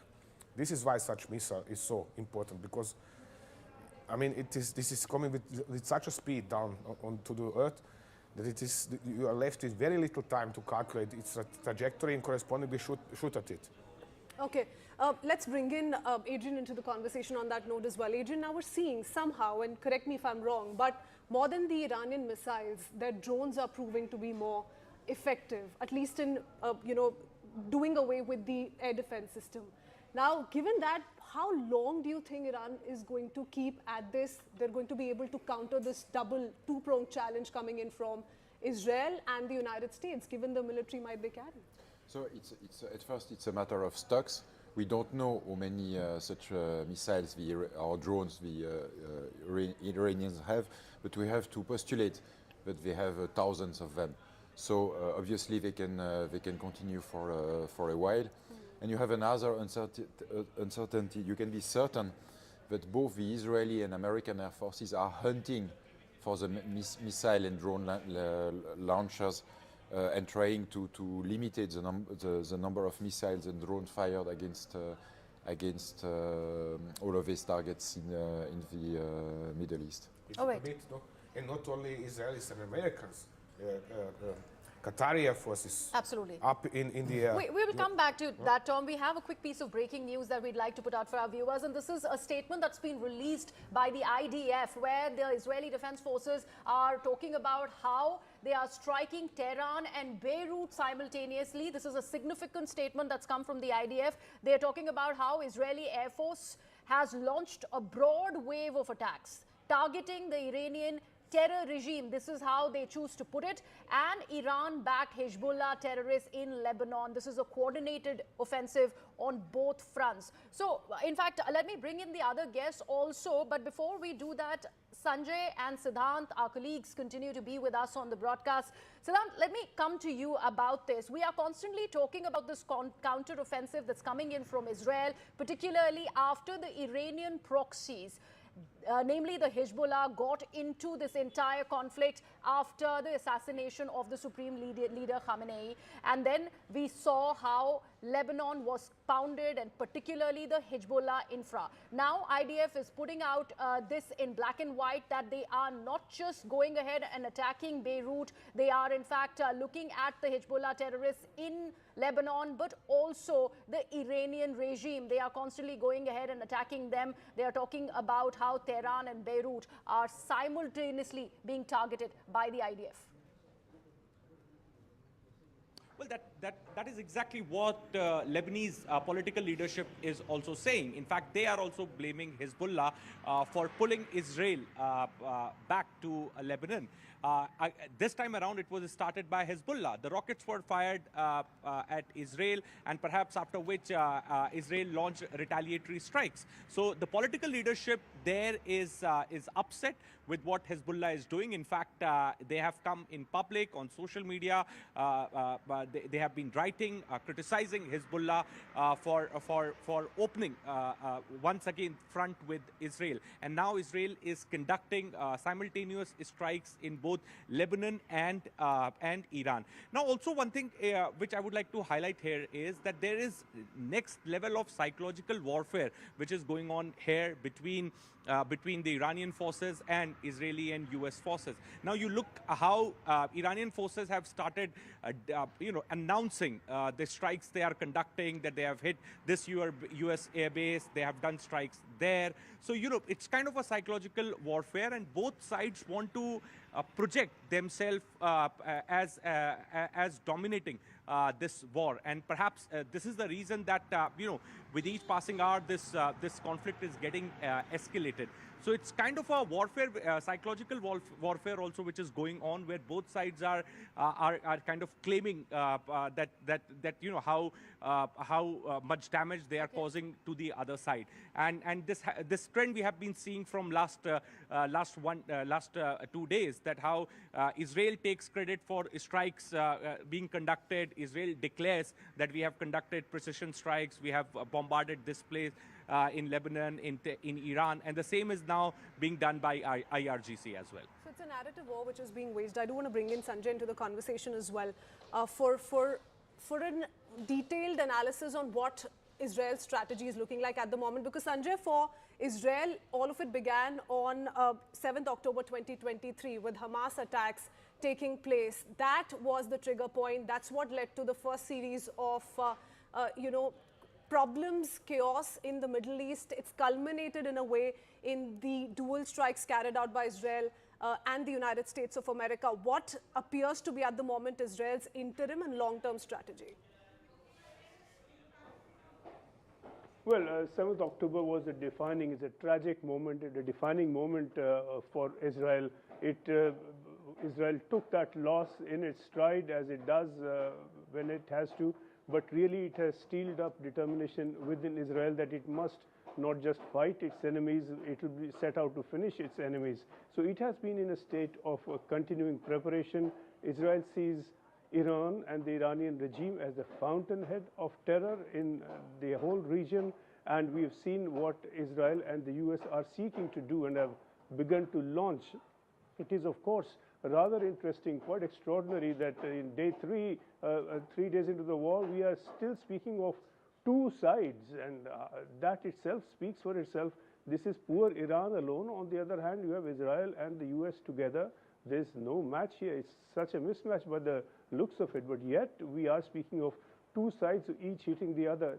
Iran is managing to hit back, and Israel's plans are certainly going to be affected and to an extent compromised by the level of resistance coming in from Iran. And now the Israelis are clearly preparing to launch a very strong offensive in the north against the Hezbollah. Hezbollah broke the agreement. It fired and it targeted Israelis. We have further reports that the Ramat David Air Base in northern Israel has been targeted. Israel is not a country to sit back in the face of this kind of thing. 100,000 plus reservists have been called up. We are likely to see a very strong Israeli offensive in the north aimed at Hezbollah, and that will end really the present situation in the buffer zone that has been put in place between Israel and the Hezbollah forces within Lebanon. Okay, yes. Strong messaging at the moment coming in both from Israel and the United States of America. But quickly want to draw our viewers' attention to the visuals that we were just highlighting for you on our screens. Once again, I have these visuals right here. These are visuals that the IDF continues to share. They're putting it out on social media. Israeli Air Force launching a broad wave of attacks targeting Iranian terror regime. Now, they're saying all of this is pointed in particular to Hezbollah. Why is it that Hezbollah stepped in? Do remember they've always had this bitter equation. Even after the October 7, 2023 attacks, we did see how Hezbollah was used by Iran.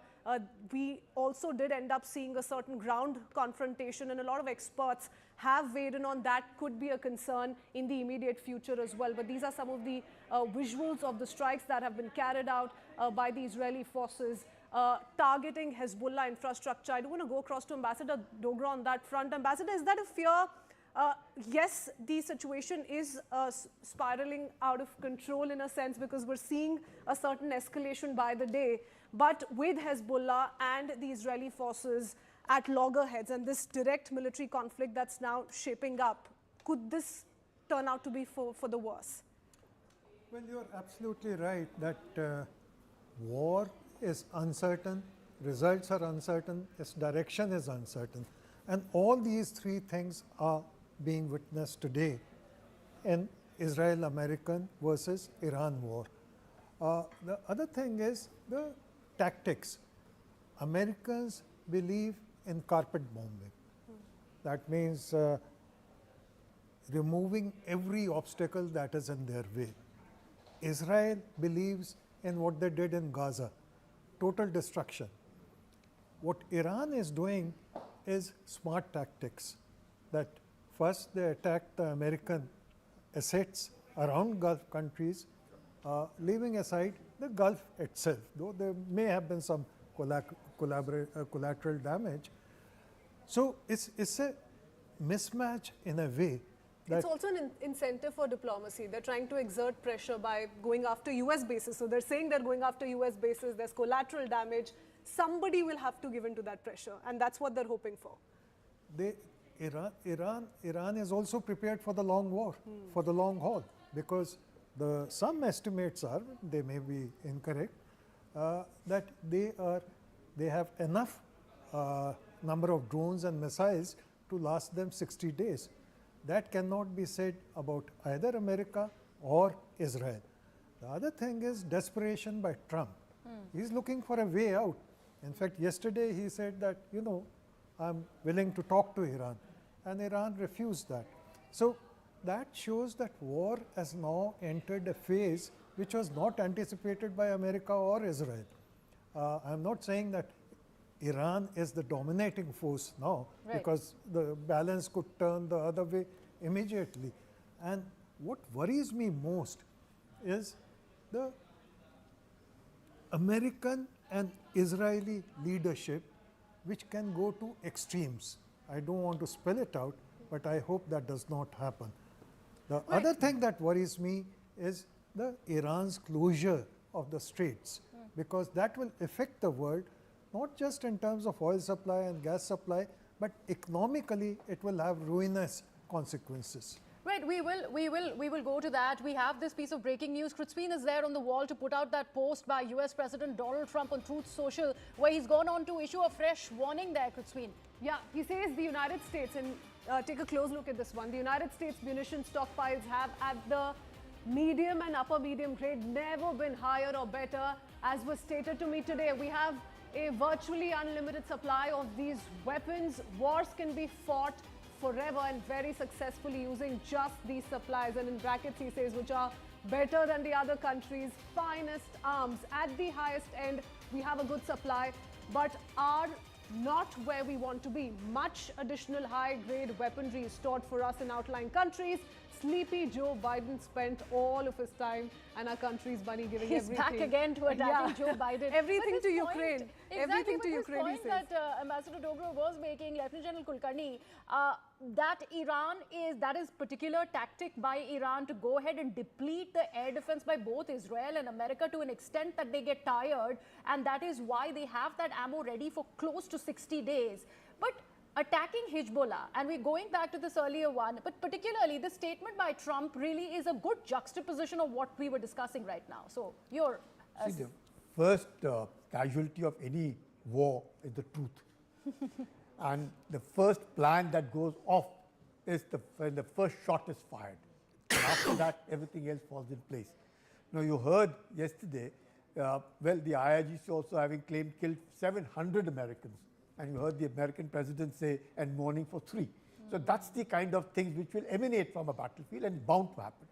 When we talk of the Lebanon part, now the South Lebanon, per se between the Litani River and the Blue Line, where the UN troops were there, and after the 7th of October, the way the Israelis have totally taken on the southern Lebanon, it's virtually impossible for Hezbollah to be moving around there. So you find Hezbollah in Lebanon, south of Beirut. That's where they are. Let's expand on that Lebanon point. I'm really sorry to interrupt you. We have Sanjay Suri, who is in fact there with us on this particular Truth Social post of Donald Trump. Sanjay, when the US president says that United States is stock and ready to win big, they're talking about how they are in it for the long haul, even if Iran is deciding to stretch the resources in this air defense by Israel and America. How does one read this big statement by POTUS? Well, you know, it is a numbers game in the end. Who runs out of missiles first? Needless to say, each side will claim that they have an endless supply. The question is that this is not going to be true on either side indefinitely. It simply cannot be. We know that Iran has a very large stockpile of missiles, by some estimates at least 3,000. And this is a stockpile. The Iranian claim is it will last 60 days, but 60 days of what? Or what intensity? Or how many fronts? We don't know. We also don't know how many of these missile launches have been neutralized. President Trump has said that they are being neutralized hour by hour. So if a substantial number or the great majority of these can be knocked out, then Iran's capacity to fire these missiles will be decimated to a point where they may not be effective at all. It's without doubt that even some remnant units firing occasional missiles and drones can still cause a great deal of damage and disruption.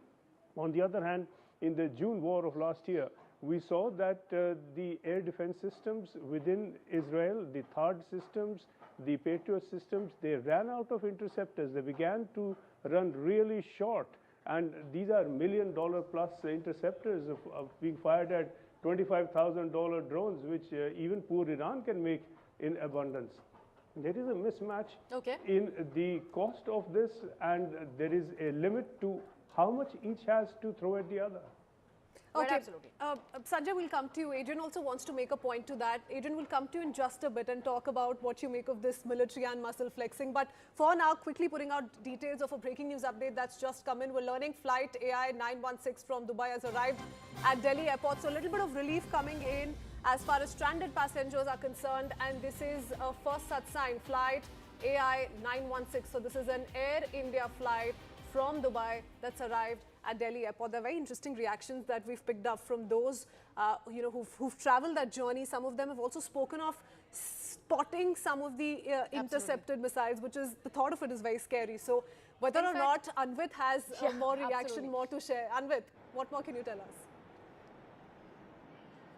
See, what we are being told is that the flight has landed and certain formalities will be done, the immigration checks will be done, and then passengers are expected to be out from the arrival gate of Terminal 3 at the Delhi airport. And at the same time, you can see we are told this is a special flight.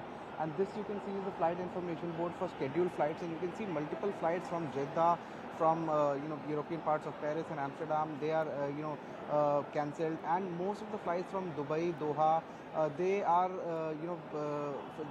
cancelled. So what we are being told that as far as Delhi airport is concerned, today 36 departures and 44 arrivals are cancelled, and yesterday the number was a little higher. It was 60 departures and 40 arrivals.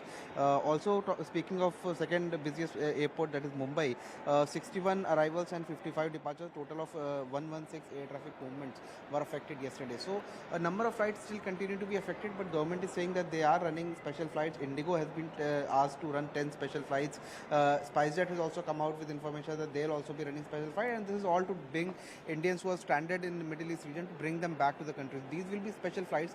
Other than that, airports air operations are also easing out. So some Etihad is running certain flights in phased manner. They are also trying to make things operational. So certain flights from Etihad and from airports like Dubai are also coming. So these are scheduled flights on which people can book themselves and then come back to Delhi, while those that are the special flights, for that people who are stranded are in touch with the consulates, and then they are booking themselves on priority, and this is probably on the first come first serve basis. Right, absolutely, Anvit. Thank you so much for all of those updates. In fact, we have been tracking all the flight data, and that's where we are in fact also putting out these details that many of those flights that were coming in from Dubai had to be turned back because of the growing escalation. But this is good news, as one Air India flight has finally landed in New Delhi. We are now in fact bringing in these visuals. In fact, this is the entire map of the region, and keenly looking at this map here with Tom Cooper right here standing next to me in the Noida studios. So Tom, what are we in fact seeing here with the growing amount of attacks, escalation that is only continuing, and now the latest statement that's coming from the President of the United States that we are ready, we are in fact ready for any kind of escalation. What do we see happening around? What we see happening is the following. So, the Americans and Israelis are striking Iranian missile bases in Shiraz and Esfahan area, primarily, trying to diminish the number of missiles Iran can fire at Israel. Right. At the same time, they do not have enough force to suppress the number of Iranian missiles fired from the coastal area at Bahrain, at Qatar, at United Arab Emirates, Oman, if necessary, and Kuwait. On the other hand, local air forces here are trying to protect their countries, primarily from UAVs, because they have no means to defend from ballistic missiles. Therefore, Iranians are combining UAVs with ballistic missile strikes, but it's a short-range missile strikes. Okay.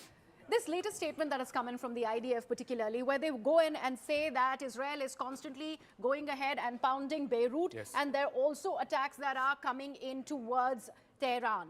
What do you make of this simultaneous attacking and particular pounding of Hezbollah infrastructure in Beirut? That's what they are significantly talking about. And that kind of statement is coming in from the Israeli army time and time again. In both cases, they are operating along what Israeli Chief of General Staff termed with the Dahia doctrine, which means that they are trying to apply massive damage to the civilian infrastructure in order to force the locals to turn against their enemy. In this case, here in Lebanon, this would be Hezbollah. In Tehran, of course, or in Iran in general, that would be population against the regime. So this means they are applying actually collective punishment against anybody who is not turning against their enemies. Okay. So we were, in fact, Lieutenant General Kulkarni, we were making that point about Hezbollah. The fact that in 2024, the senior leader of Hezbollah, Nasrallah, was eliminated, and yet there is a significant amount of threat that continues to be posed by the Hezbollah, and that is by being countered by Israel. How do you see this latest statement by the IDF, particularly in context of Hezbollah, the fact that they also went on to attack the northern part of Israel?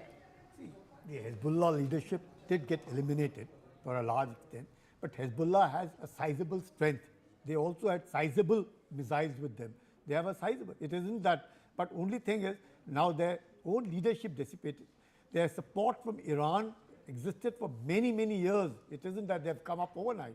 And therefore, Hezbollah threat continues to be from the to northern Israel from southern Lebanon. There's no denying the fact. But Israel, as I see it, have control over the Hezbollah because the Hezbollah assets have been totally destroyed. Totally destroyed. There's no denying the fact. The leadership having gone eliminated. You saw the pagers, the way which the Hezbollah was attacked, and therefore Hezbollah right now in strength wanting to support obviously Iran because Hamas, Hezbollah, Houthis are the ones who are created the proxies of Iran, and therefore the support coming for Iran must not be discounted. There is a huge nuisance value, but yes, Israel now needs possibly the northern front of theirs must be protected. Only then can they focus on Iran. Otherwise, it's not going to be easy. All said and done, Iran also has a sizable amount of missiles and drones. So do the Hezbollah also, though not of a very fine quality, but adequate. And there are enough UN troops also moving in the southern Lebanon, as we were mentioning, between the Blue Line and the Litani River. So there's a lot that is happening there, and therefore what you just mentioned in October, when almost 90,000 Israelis had to evacuate northern Israel. And therefore, there is a pressure which is coming from Hezbollah. Okay. General Kulkarni, apologies for that interruption. We need to quickly, briefly zoom out a little bit, talk about Saudi and Pakistan for a bit. This is a CNN News 18 exclusive, flashing the details on your screens, viewers. We're learning, as per sources, Saudi Arabia has also sought Pakistan's military assistance. So Pakistan pledging full support under the Pak-Saudi Strategic Mutual Defense Agreement. Top sources breaking down all these inputs for us. What this means in terms of the larger conflict that's playing out. I do want to bring in Anand Narasimhan into the conversation. Hi, Anand. Anand, what does this mean? Is it just limited to the defense pact signed between the two and how they've committed that one act of aggression against the one is going to be treated as one against both? Well, good afternoon to all our viewers. Actually morning, but it's just that we've been working round the clock here. But let's understand, Pakistan is caught in a bind. On the one hand, they are expressing solidarity with the Iranians. On the other hand, they are sending across their AWACS, they're sending across their J-17s, and they're doing sorties to try and patrol that area at the behest of the Saudis, because they have committed to the Saudis that war. That's the kind of pact that they had signed. Little did they know that rather than using the Saudis or against Bharat, Pakistan will have to now turn up against Iran. So their JF-17s may be acting on behalf of Saudi Arabia against the Iranians, while their Prime Minister is standing up there and saying, hey, listen, we express solidarity with the Khamenei regime and with the IRGC. So that's how duplicitous Pakistan is. But we have to understand that the Pakistanis are stretched thin. They have a fight going on against the Afghans. The Afghans send loitering munitions to the Noor Khan base and to some of their other bases. They're stretched in Balochistan because they don't know what's happening there. The BLA is running them dry.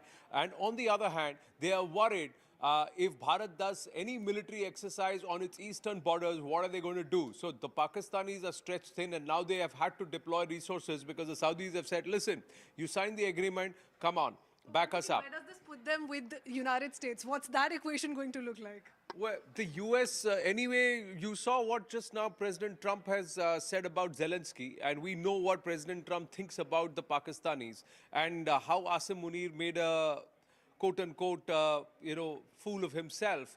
And it's the Pakistanis who have mocked their own failed general, a failed marshal, because of the fact that he went there to wine and dine, and all he was treated like was a doormat. And the Pakistanis are currently offering their bases for the Americans to refuel and take off and also counter Iran from this side. So all in all, everybody knows what Pakistan's stature is, but the Pak military right now is stretched thin. And there is a lot of resistance brewing even within their own regiments, because a lot of them, Kritsween, are either Pashtun or Baloch or, Afghan. And there are also a lot of Shia. And the Shia are looking at this and saying, you are asking us to go and fight against our own spiritual head and perhaps where we have our civilizational roots or descendants from. How are we going to do this? So the Pakistanis are quite caught in a bind, but everybody knows who they are. And they are treated thus, as doormats. And then there are internal challenges that Pakistan continues to face, terror challenges, staring right at Pakistan at the moment. So how are they going to navigate through all those challenges remains to be seen. Thank you for that, Anand. We need to quickly go across to our news desk, where we're pulling out several visuals for you on what's happening in the war zone. Haim is joining us here in the newsroom. Haim, what do you have for us? You're taking us through some footage that's been shared by IDF. And we're actually going to have to zoom into this one as well, and I'm going to pause in these specific places. Now, this is the footage that's been released by the IDF, Prithvi, if I can quickly take us through the information here as well. This is the footage that they claim has eliminated the personnel of Iranian regime, which were trying to intercept their air defense system. Now, remember, the Iranian regime has the tall task of competing with Israel's Iron Dome. Remember, these are the two personnel. These are the attackers that we're looking at here, and this is on target. So this, Israel says, the IDF has released this footage. It says that it has completely eliminated all the strikes, and they continue to strike Israel. They're intended to harm Israeli aircraft as well. So Iranian regime, they're trying to pierce through the Iron Dome. At the same time, Israel is also applying its Iron Beam. Now that is something that they've also managed to pierce in some places. So if I could just go back in this video, they are eliminating these two targets, they've said, in this particular video that we're looking at, and this was released by the IDF. And well, as is in the case of any conflict, this is turning out to be a narrative war by the day. Thank you so much, Haim, for joining us with all those details. So that's the message being sent out by the Israeli forces. For now, it's time for us to head into a very quick break. News and updates continue on the other side. We'll be right back.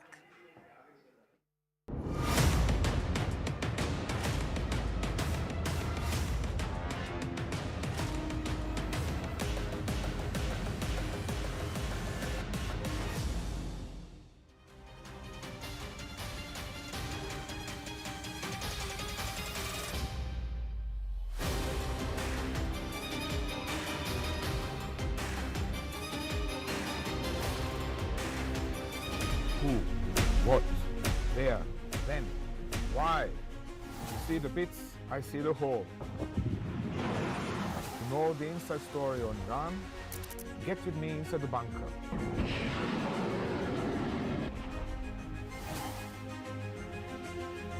Only on CNN News 18. Speaking of that resistance, let's also listen in to take a look at this breaking updates that's coming in.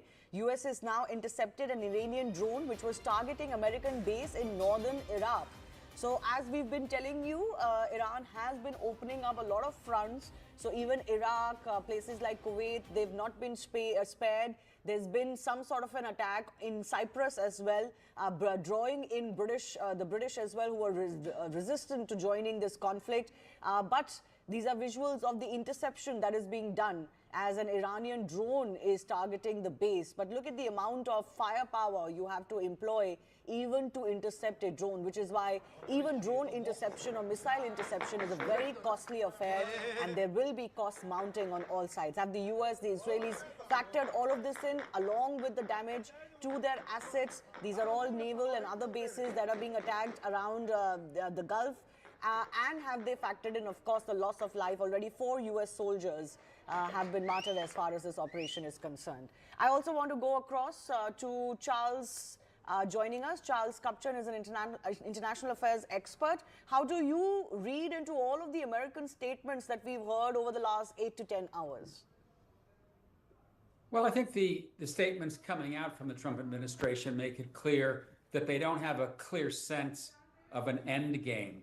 I think the military part of this campaign is in some ways the easy part. They know what they're doing. They're going after leadership. They're going after the ballistic missiles. They're going after command and control. And right now, in some ways, we're in the most intense part of the campaign when the Iranians still have the ability to retaliate. They have chosen to retaliate against allies of the United States in the Gulf, in part because they think they can convince the Saudis, the Omanis, the Kuwaitis, the Emiratis to say to the United States, please stop. This is causing disruption to the oil flow. This is causing disruption to our ability to function economically. But in some ways, I think the reaction is going to be the opposite. You will see these countries turn against Iran and not put pressure on the United States to stop the conflict. And the question is, how long can the Iranians keep this up?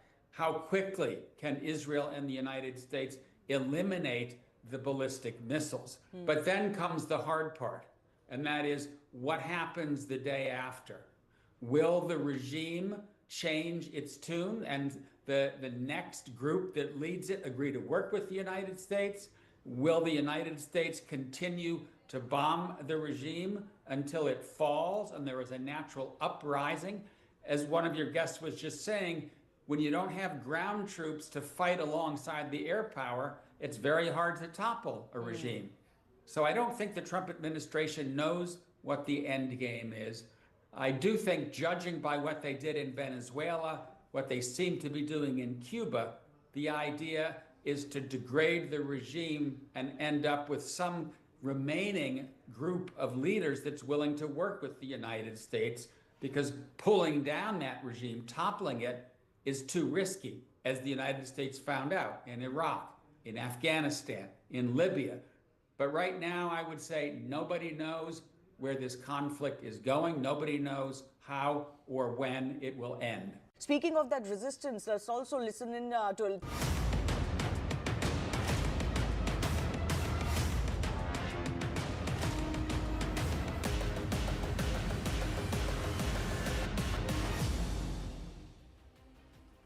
Welcome back. Let's shift our focus now to what we've seen, the claims that have been made the last few hours.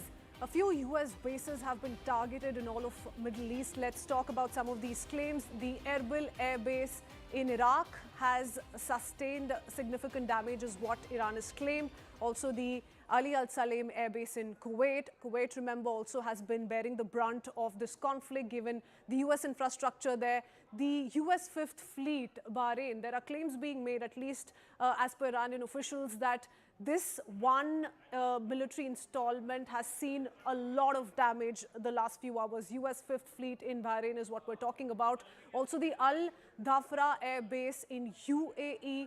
Now, all of these, remember, military hubs of the United States are also in densely populated locations, is what has made the situation extremely worrying. The Al Udeid Air Base in Qatar, another airbase that has been targeted by the Iranian forces. So that's what we're looking at the last couple of hours. I do want to bring in Adrian into the conversation very quickly, because we put out that post on Truth Social by Donald Trump. Adrian, what do you make of it, the kind of military muscle flexing? He says we're stocked up. Your thoughts on, you know, the missile power that he's trying to show to the world as we speak? Actually, Trump's assertion is easy to debunk, because one of the crucial missile systems which are used along the coast of the Persian Gulf to intercept Iranian missiles are Patriot interceptors.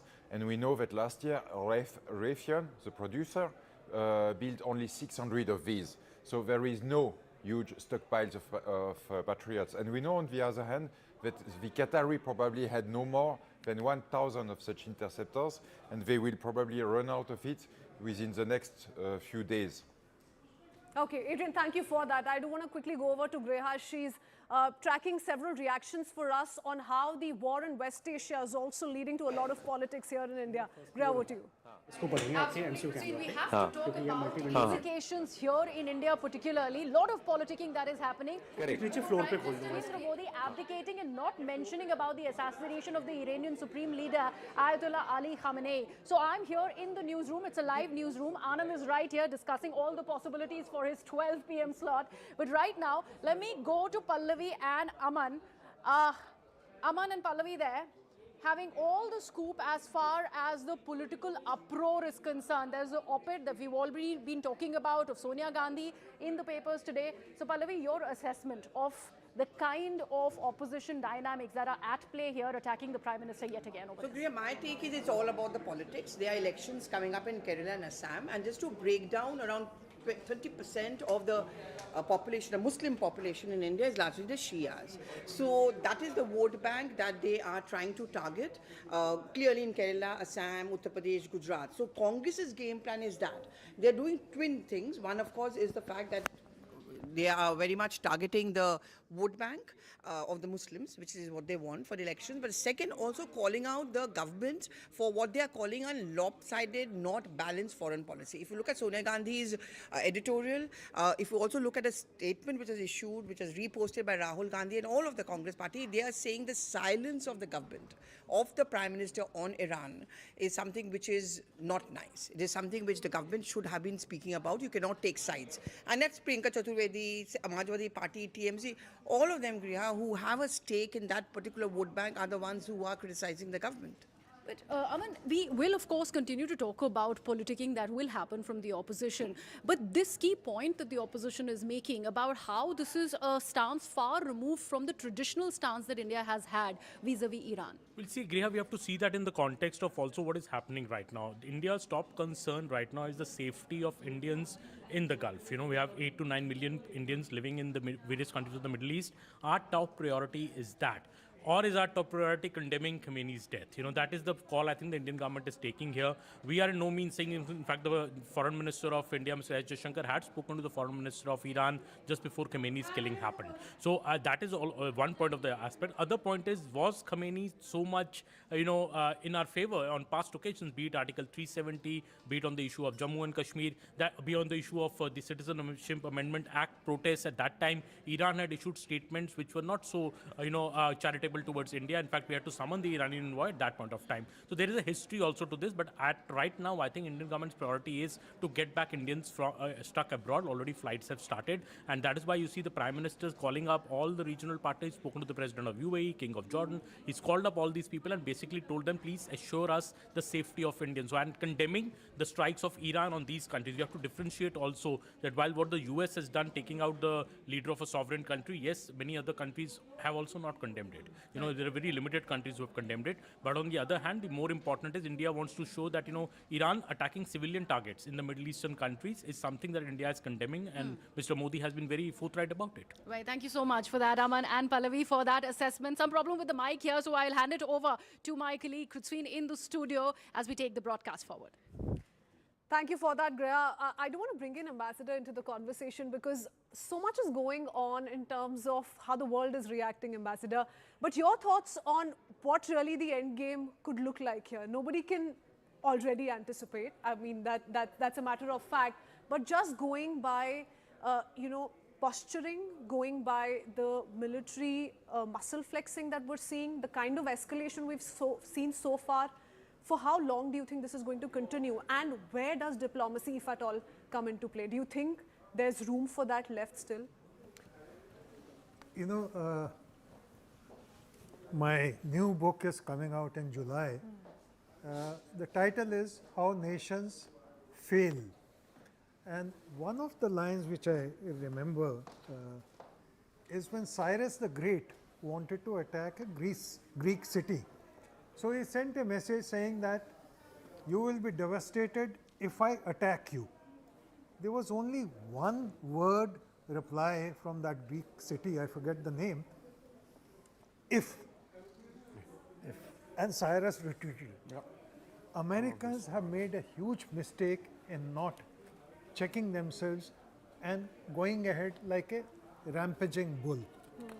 Now, what rampaging bull does is unknown. The results are unknown. sometimes rampaging bull itself gets, like matadors do, it gets killed.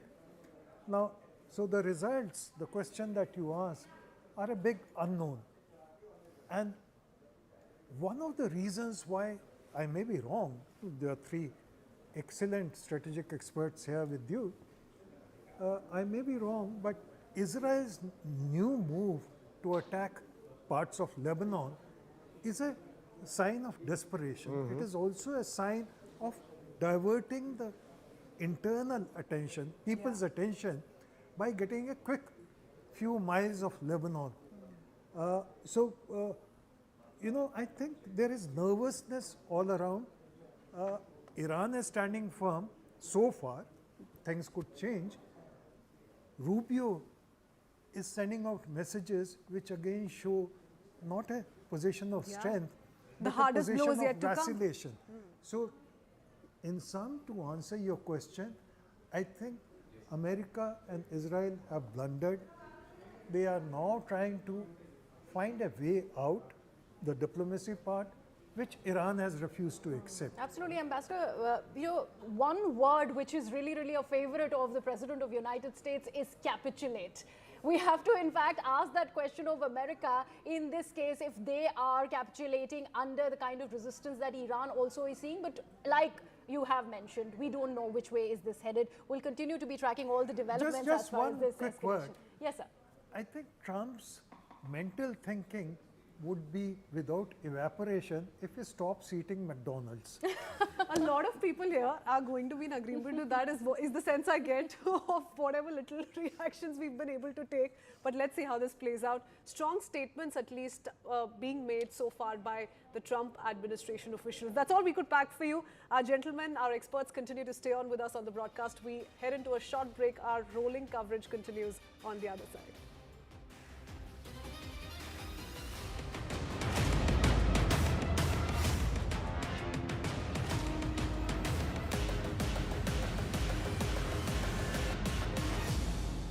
Speaking of that resistance, let's also listen in to take a look at this breaking updates that's coming in.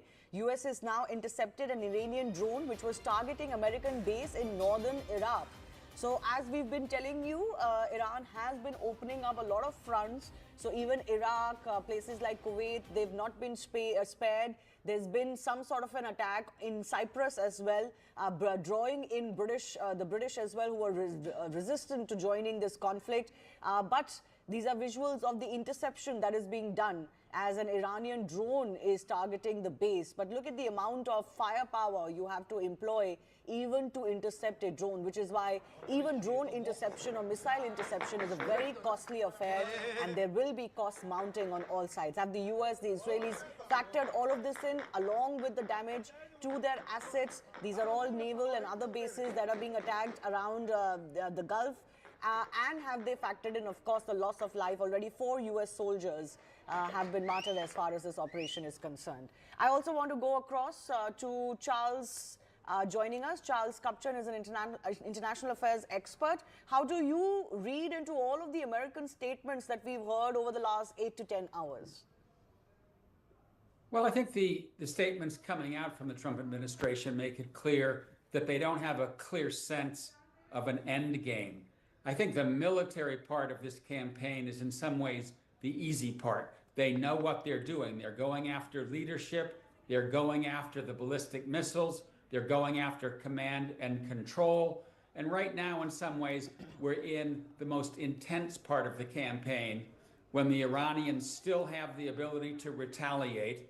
They have chosen to retaliate against allies of the United States in the Gulf, in part because they think they can convince the Saudis, the Omanis, the Kuwaitis, the Emiratis to say to the United States, please stop. This is causing disruption to the oil flow. This is causing disruption to our ability to function economically. But in some ways, I think the reaction is going to be the opposite. You will see these countries turn against Iran and not put pressure on the United States to stop the conflict. And the question is, how long can the Iranians keep this up? How quickly can Israel and the United States eliminate the ballistic missiles. But then comes the hard part, and that is what happens the day after. Will the regime change its tune and the next group that leads it agree to work with the United States?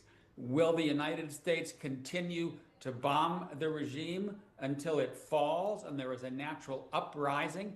As one of your guests was just saying, when you don't have ground troops to fight alongside the air power, it's very hard to topple a regime. So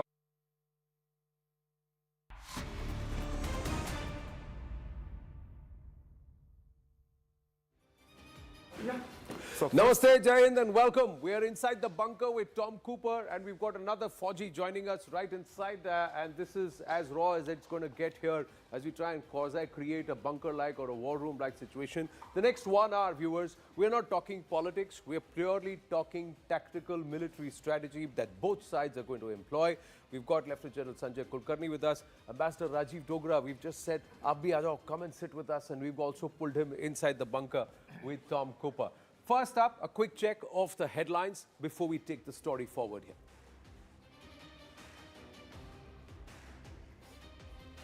West Asia enters its 4th day as Iran continues widespread missile and drone strikes across Gulf cities and at US-Israeli targets.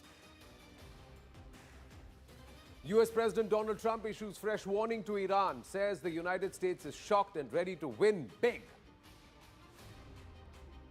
As the West Asia war intensifies, the Israel Defense Forces claim to strike Tehran's air defense personnel who were attempting to target Israeli forces. Iran claims to destroy the main command headquarters at the US base in Bahrain. High-resolution satellite images show clear damage at Saudi Arabia's Ras Tanura oil refinery after Iranian one-way attack drones struck, or the kamikaze drone struck, triggering fires and a precautionary shutdown threatening global energy markets and prices. An Iraqi resistance group claims responsibility for a drone attack on a hotel housing US troops in Erbil, marking a fresh escalation and raising concerns over American force security. US Central Command says American forces have destroyed all 11 Iranian naval vessels in the Gulf of Oman as part of strikes, reducing Tehran's fleet to 0. 2 Iranian drones struck the US embassy in Riyadh, Saudi Arabia, sparking a small fire and minor damage. No major casualties reported. Trump warns of retaliation. Israel Prime Minister Benjamin Netanyahu says the war with Iran will be quick and decisive, not an endless conflict, asserting joint US-Israel strikes aim for swift, overwhelming military success. Israel hacked Tehran's traffic camera network using AI and surveillance data to track Supreme Leader Ali Khamenei and senior officials, mapping guards' routines and coordinating with the CIA for targeted intelligence.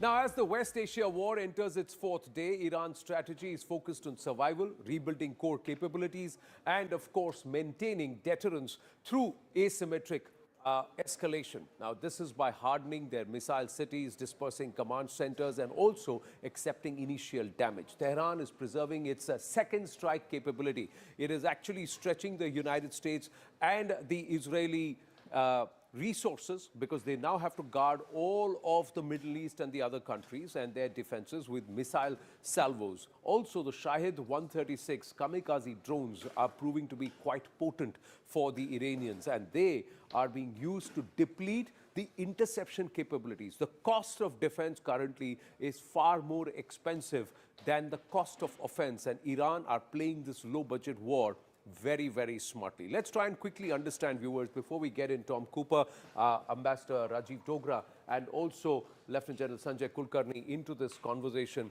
how this pans out. Why is it that Iran is able to try and impose a low-cost warfare budget? It's also because of its ballistic missiles, the kind of ballistic missiles that it has. So let's call up the graphics and try and understand how, with its missile technology, Iran has been able to really, really trouble really trouble the US and Israeli offense. Let's try and understand this very clearly. Now, the counteroffensive has shown that Iran has the firepower and targets in the region. Many of Iran's missile sites are in and around Tehran. There are at least 5 known underground missile sites and various provinces including Kermanshah, Semman, as well as near the Gulf region. Now, here is the strike radius of Iran's arsenal. First up, there is the Shahab 1, 300 kilometers, Fateh 102, 110, then the Shahab Fateh 313, that's 500 kilometers.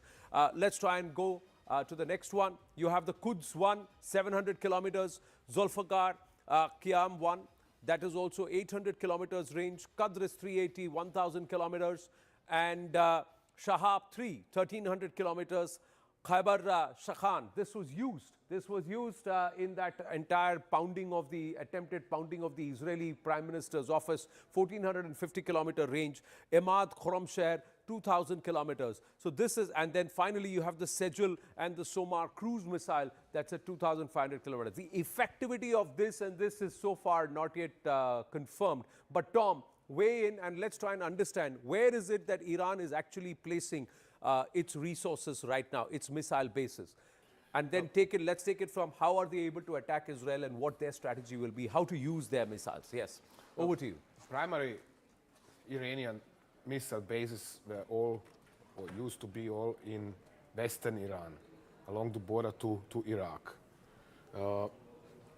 Point is that these facilities, so let's say Tabriz, Sanandaj, Kermanshah, Ahvaz Abadan in the south, and so on.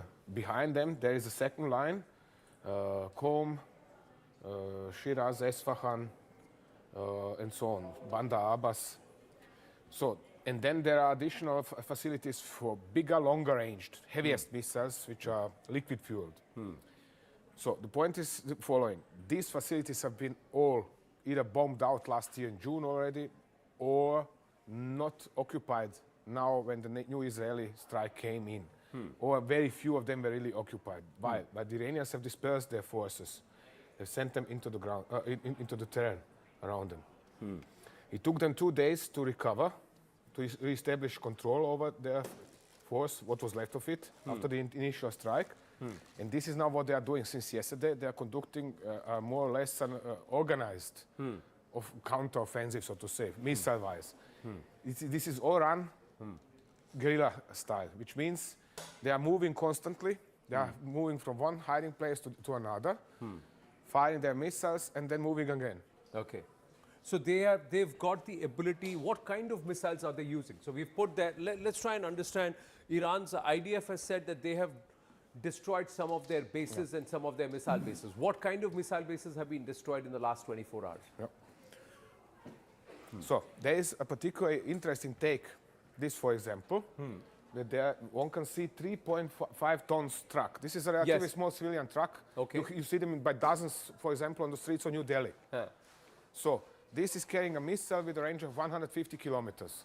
Missile with a range of 150 kilometers, so that will be somewhere around the short-range missiles or the Shahab 1. Shahab 1 is a big missile. It's some 30 meters long. Okay. But you can see it here again. If if the editor could stop the take or return. We just freeze it. Can you just freeze that part? I know it's a moving footage visual. Can we just freeze it when we see the truck? When we see the truck, if we will try and freeze it. The next one. After this, just when you see the truck, just freeze that footage if you can, please. We'll get that back. No, next. Just the previous one. We'll try and do it. We've got to freeze because he wants to show the length of the truck. It just looks like a normal truck. And just freezes. So this is a small truck. Okay, this one is a little bit bigger because it has 3 axes. So it is probably a missile of some 300 kilometers range. That's the Shahab 1 or any of the Fatehs could be, or the Shahab. Unlikely Shahab are probably Fateh. Fateh. Could be the Fateh missiles there. And these 2 lines you can see here, they are holding tarpaulin over it, which means you can camouflage this vehicle to look exactly like a commercial civilian truck. And it's moving with the traffic around the Iranian cities, and nobody can find it. Nobody can find it. And they can also, it also has the ability to launch itself from wherever. Of course. So they're like a mobile launcher? Yes, it is a mobile launcher. At the pre-selected point, they must have thousands of pre-selected points, but because they had so much time to pre-select these points, it stops, removes the tarpaulin, rises the missile and fires, and then moves again. There is a saying, Tom, in Hindi, which is called chor dimag. That means that you think like a thief. How do you use minimum resources and low cost and create maximum damage? Yes. And when you know that you're going to be surrounded by a powerful enemy, as a David would do, how do I use the sling? So General Kulkarni, this is very, very smart strategy by the Iranians. And this is not going to be easy for the Israelis and the Americans, despite their RAO-1s and the MQ-9 Reapers patrolling almost all of Iran and trying to scout and, gather real-time intelligence. Your thoughts? What happens is, the air defense is never 100%. It's impossible to get 100%. Much that the Iron Dome may have catered for 90%. Going as high, the 12-day war, just tell them where the loopholes are. And the loopholes, because the kind of missiles that the Iranians have had and the kind of ability that the Iranians have been able to even equip Hezbollah, Hamas, Houthis with the missiles that they have. Now in the weaponry that they have between 300 kilometers to going all the way to 2,000 kilometers, the Israelis also over a period of time have gone in for low-cost technology. Those are the laser beams. Now those laser beams bring down hundreds of dollars of cost of missiles to strike down a drone or a missile. Now what would earlier be about $20,000 would now come down to as low as $5. Because the laser beams has a limited range, maybe between 20 kilometers, max going up to 50 kilometers, much less. But these other aircraft, therefore, everyone's got, all these technologies, innovations have to come fast. The Iranians have over a period of time got a low-cost technology. They are very highly equipped, but notwithstanding all that, the air defense, the Iron Dome that you talk about, 90%. You found in the 12-day war, 500 missiles were fired by Iran. 1,000 of those suicide drones fired. How many really went and hit? Say about 20 of them went and hit. But those 20 caused the damage was equivalent to about $5 to $10 billion in Iran. So all these SWAMs and all these kind of things do insist on being able to hit. Because obviously... But that's the thing, isn't it, Tom? That I can send 500 missiles. As defense, I have to intercept all 500. Correct. Because even if 10 land, they cause the kind of damage that totally changed the psyche, saying, oh, your defense is penetrable. Exactly. Even more so considering that this Israeli claim with 90% precision and so on, is simply not standing to proof over the time. Precisely last year in June, not to talk about, for example, Lebanon War 2006, when we have seen Hezbollah remaining capable of launching rockets and missiles at Israel for 6 weeks, or almost 6 weeks. Yeah. So, and this is in small southern Lebanon. Now think about this huge Iran. How do they think they can suppress all the Iranian missile capabilities? That is beyond my capability to comprehend. I would like to salute our DRDO and Akash Tir for the way they defended during Operation Sindoor, because we had 99.7% efficiency.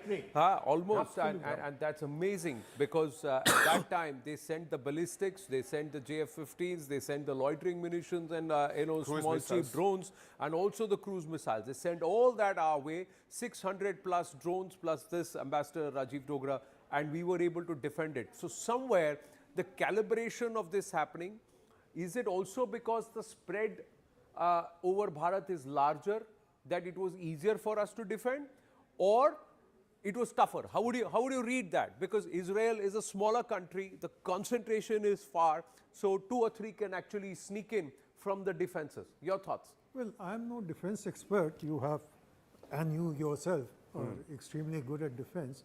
But my rough reaction would be that the larger the space, more difficult to defend. So that much more credit to Indian armed forces and everyone involved, including DRDO. Now, as far as Israel and Iran issue is concerned, as General Kulkarni said, Iran had learned the lessons of 12-day war very well. They knew what exactly Iron Dome was doing and how it could be outmaneuvered. That is point one. There's another slightly different angle I want to introduce. You know, this war is also teaching our businessmen, not just Indian, but global businessmen, that nothing in the world is safe. Yeah. It was supposed that Dubai is a safe haven and it is the best place to stay in because there's almost zero tax, everything is stable. Now, the recent events have proved that world is not flat. World is topsy-turvy. Dubai is no longer stable and may not be stable for a long time to come. Right, absolutely. Your thoughts there? Quickly, you want to say? I can only join these conclusions and then add something about the Indian air defense system. A lot of this success went to the army, which has developed several extremely effective systems to counter drones, electronic warfare systems, which means it was not only shooting them down, but it was causing them to crash. So this was part of the success. The other part of the success was this high availability of missiles. Akash system, for example, and not only Akash. Then there were modifications to Shilka systems, old Bofors guns. I mean, nobody is doing that. Almost everybody has abandoned air defenses by gun. India said, well, why should we throw away guns? They are good. We put electro-optical system on them, and we shoot the drones with them. And 40mm cannon is much more effective against a UAV than a 23 millimeter cannon. It's as simple as that. So they use brains also, used what the legacy munitions lots of are. costs. Yeah, legacy munitions are, and use a 50 rupee or a 100 rupee, if I may say, bullet against a 2,000 rupee drone, rather than using a 20,000 rupee shell against a 2,000 rupee drone. So, you know, in terms of cost effectivity, basically I'm just saying. Now, this is Iran's low cost, high impact strategy. Just quickly taking you through, viewers, asymmetric warfare and proxies. It uses proxy militia across the region to carry out low cost attacks. So that's what it does. Then it also says it forces the enemies to fight on multiple fronts. So the moment you force the enemy to fight on multiple fronts, you stretch them thin. You stretch them thin, then there will be weaknesses and without direct large-scale conflict. Also, missile and drone strikes. It's quick missile and drone attacks on the US and Israeli targets, inflicted damage and also put psychological pressure while avoiding costly battles. And they hid their ballistics behind the old ones, the drones, and that's where the new ones sneak through behind, hiding behind. And we're going to ask Tom to explain that to us in a bit. Also targeting economic centers, attacks on key Gulf hubs like Dubai, Sharjah and Abu Dhabi. The aim is to shake investor confidence and pressure states supporting Israel and the US. Also widening this entire regional conflict and spreading the fight across Gulf countries and Iraq, because that raises the risks and costs for the opponents, complicating their military operations and also forcing them to think about, you know, waving the white flag or backing off. Economic resilience via black markets. It uses smuggling and also alternative trade routes to bypass sanctions and also sustain the war economy despite external pressure. And more importantly, targeting citizens and embassies abroad with proxies. Iran can then threaten or attack enemy nationals and then embassies overseas, generating domestic pressure in these opponent countries. So this becomes very smart strategy that they are using. But are you saying the US and the Israeli would not have gamed this? Let's try and understand, if you can explain to our viewers, Tom, and let's try and deep dive into this along with General Kulkarni. How is Iran planning this? See, Iran is one entity and it's got this entire region along with Israel to handle. So first up, where are they launching and how are they launching their attacks? Secondly, please cover and explain destruction of the Bahrain US airbase. How does it tactically hurt the Americans and the Israeli? How is Iran coordinating and planning this? Yeah. So how are they planning and coordinating? Basically, they are for dozens of years already, they are collecting intelligence. That means Iranian intelligence services, Savama, Ministry of Information, has operatives, has even spies in Israel. We have seen last year a spate of arrests in Israel, including captains and majors who were directly working in Netanyahu's headquarters. That is the primary mean. They certainly have similar operatives, or let's call them agents if you like, in all the Gulf Arab states. And if not, at least they have locals who are paid to give them information. So that is the primary point. Then, according to this, that is why there are so many missiles the Iranians have developed. They have developed one missile for this purpose, one missile for this purpose, ballistic missile. Okay, it's just Call up the 150. ballistic missiles there again so we can make the reference. Yeah, now, take us through how would they, if you were in Iran, you were in the IRGC, sorry, how would you plot this and how would you plan this? Yeah. Well, how would I plan this? It's quite easy. I want to deny the enemy the bases in this area. Why? Because if the Americans cannot position their aircraft in Qatar, in Bahrain, in Kuwait, or in United Arab Emirates, then they have to fly from further away. The further away they fly, the less sorties they can undertake with the same number of aircraft. The more tankers they have. This is all making the entire affair of attack on Iran ever more expensive. So the cost of war becomes expensive. Exactly. This is why I'm also wondering, how do they want to put boots on the ground? Well, if they put them into Iraq, there is going to be a new civil war because the IGC controls half of the country. If they put them in Kuwait, they have to pass over Iraq, across Iraq. And if they put them anywhere into the Gulf Arab states, well, they have to swim over to reach Iran. From Pakistan, they can reach eastern Iran, which is sparsely populated, so there's not going to be much use. Anyway, correspondingly now, back to the IGC, how is it planning? For example, from Bushehr to Dammam, there is this and this distance. Correspondingly, we need a weapon which can cross this distance as quickly as possible. Because the faster the missile, the better, the less reaction time for the air defenses. This is how they're planning. Then they are planning, for example, they obtain intelligence on performance of Patriot. So they know, for example, when you want to defend, I draw this because yes, please draw it. So let's say Patriot missile. When you position Patriot system here for ballistic missile defenses, it can see only a relatively narrow area. So let's now say, okay, you want to defeat this Patriot and hit something in Qatar nevertheless. You position your weapon here. Excuse me, a step back. You are shooting from here all the time, therefore the radar is positioned, is pointed in this direction. The Qataris react by pointing this radar in this direction. Then you suddenly hit Qatar from this direction. And Patriot is already unable to intercept. Because the Patriot is blind, because they've moved there and because the radar is pointed in one direction, you hit him from the side. This is one of the greatest weaknesses with air defenses. You can build your air defenses all along the coast and say, and I'm going to shoot down everything what comes out. And then somebody comes like this, and your air defenses are outflanked. So this is why I'm always so sincerely amazed by the performance of the Indian air defenses last year, because they didn't let this happen. Pakistanis have tried this as well, to hit from multiple entirely unexpected directions, combine different weaponry and so on and so on, severe electronic warfare deployment, and still they didn't manage this. They didn't manage the General Kulkarni and also Ambassador Rajiv Dogra, coming to you just quickly as we quickly try to also decode Iran's war strategy. Now, while being in a very heavily disadvantaged position, Iran still has a war strategy in place to try and hit back at the United States militarily. Now, in the first step, Iran plans to blind the US forces by hitting critical radar and command and control nodes. Then to achieve this, they would have to employ swarm drones and also short-range missiles to hit critical nodes in the US communication system. And what it hopes to achieve is to disable early warning systems of the US forces.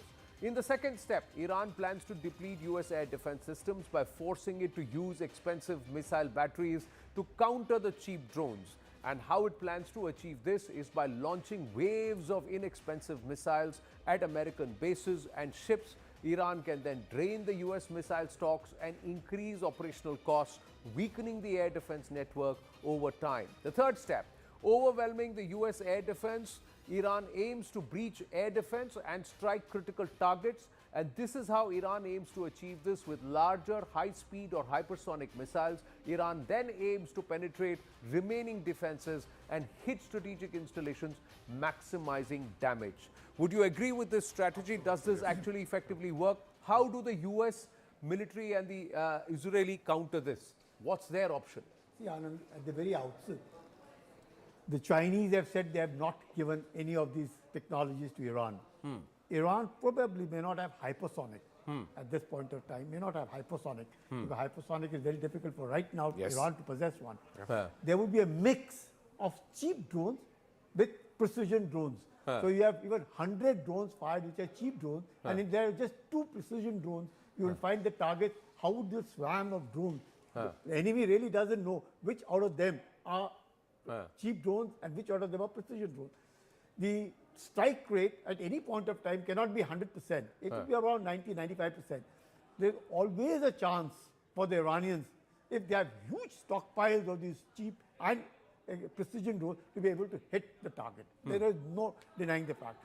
The question is, all of them, both the adversaries, the Americans, the Israelis and the Iranians, would have exact GPS locations of each of these. So now it is on mobile. That means all these drones have to, and the entire missiles have to fly from one end to the other end on wheels. Because if they are fixed, they will be targeted. It's only in their wheels that the survivability is much more. And therefore, Iran has the ability, but the kind of air supremacy that Israel has over Iran, now that's a real big thing, because they have just nothing that they can defend. Air defense of Iran is virtual zero. Air superiority of Israel, USA, 100% on them. But the fact is, they are at random now. Iranians can do anything at random. Nobody knows who it is. And therefore, there's a big, huge threat to Israel as also to US. It's the problem with General. That's what I'm calling guerrilla warfare with missiles, because they are all the time moving, hiding, firing in between, and nobody knows where they're going to hit us next. Nobody knows where they're going to appear us next. Yes, sure, the Americans and Israelis are operating lots of UAVs over Iran and trying to find them, and so on. And they are using artificial intelligence in order to predict, or in some cases follow the patterns in their movement, in order to find out where they're hiding most of the times, only in what directions are they moving.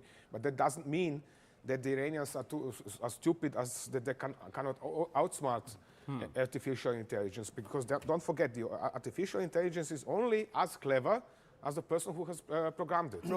Yes. The other thing is, have the Iranians used their proxies? Now, where all do you think their proxies will get active? Let's get into that conversation quickly.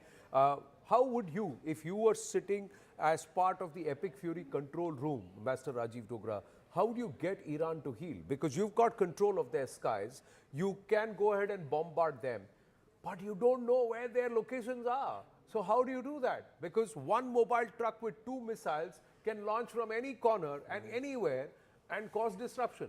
Well, very interesting discussion all around.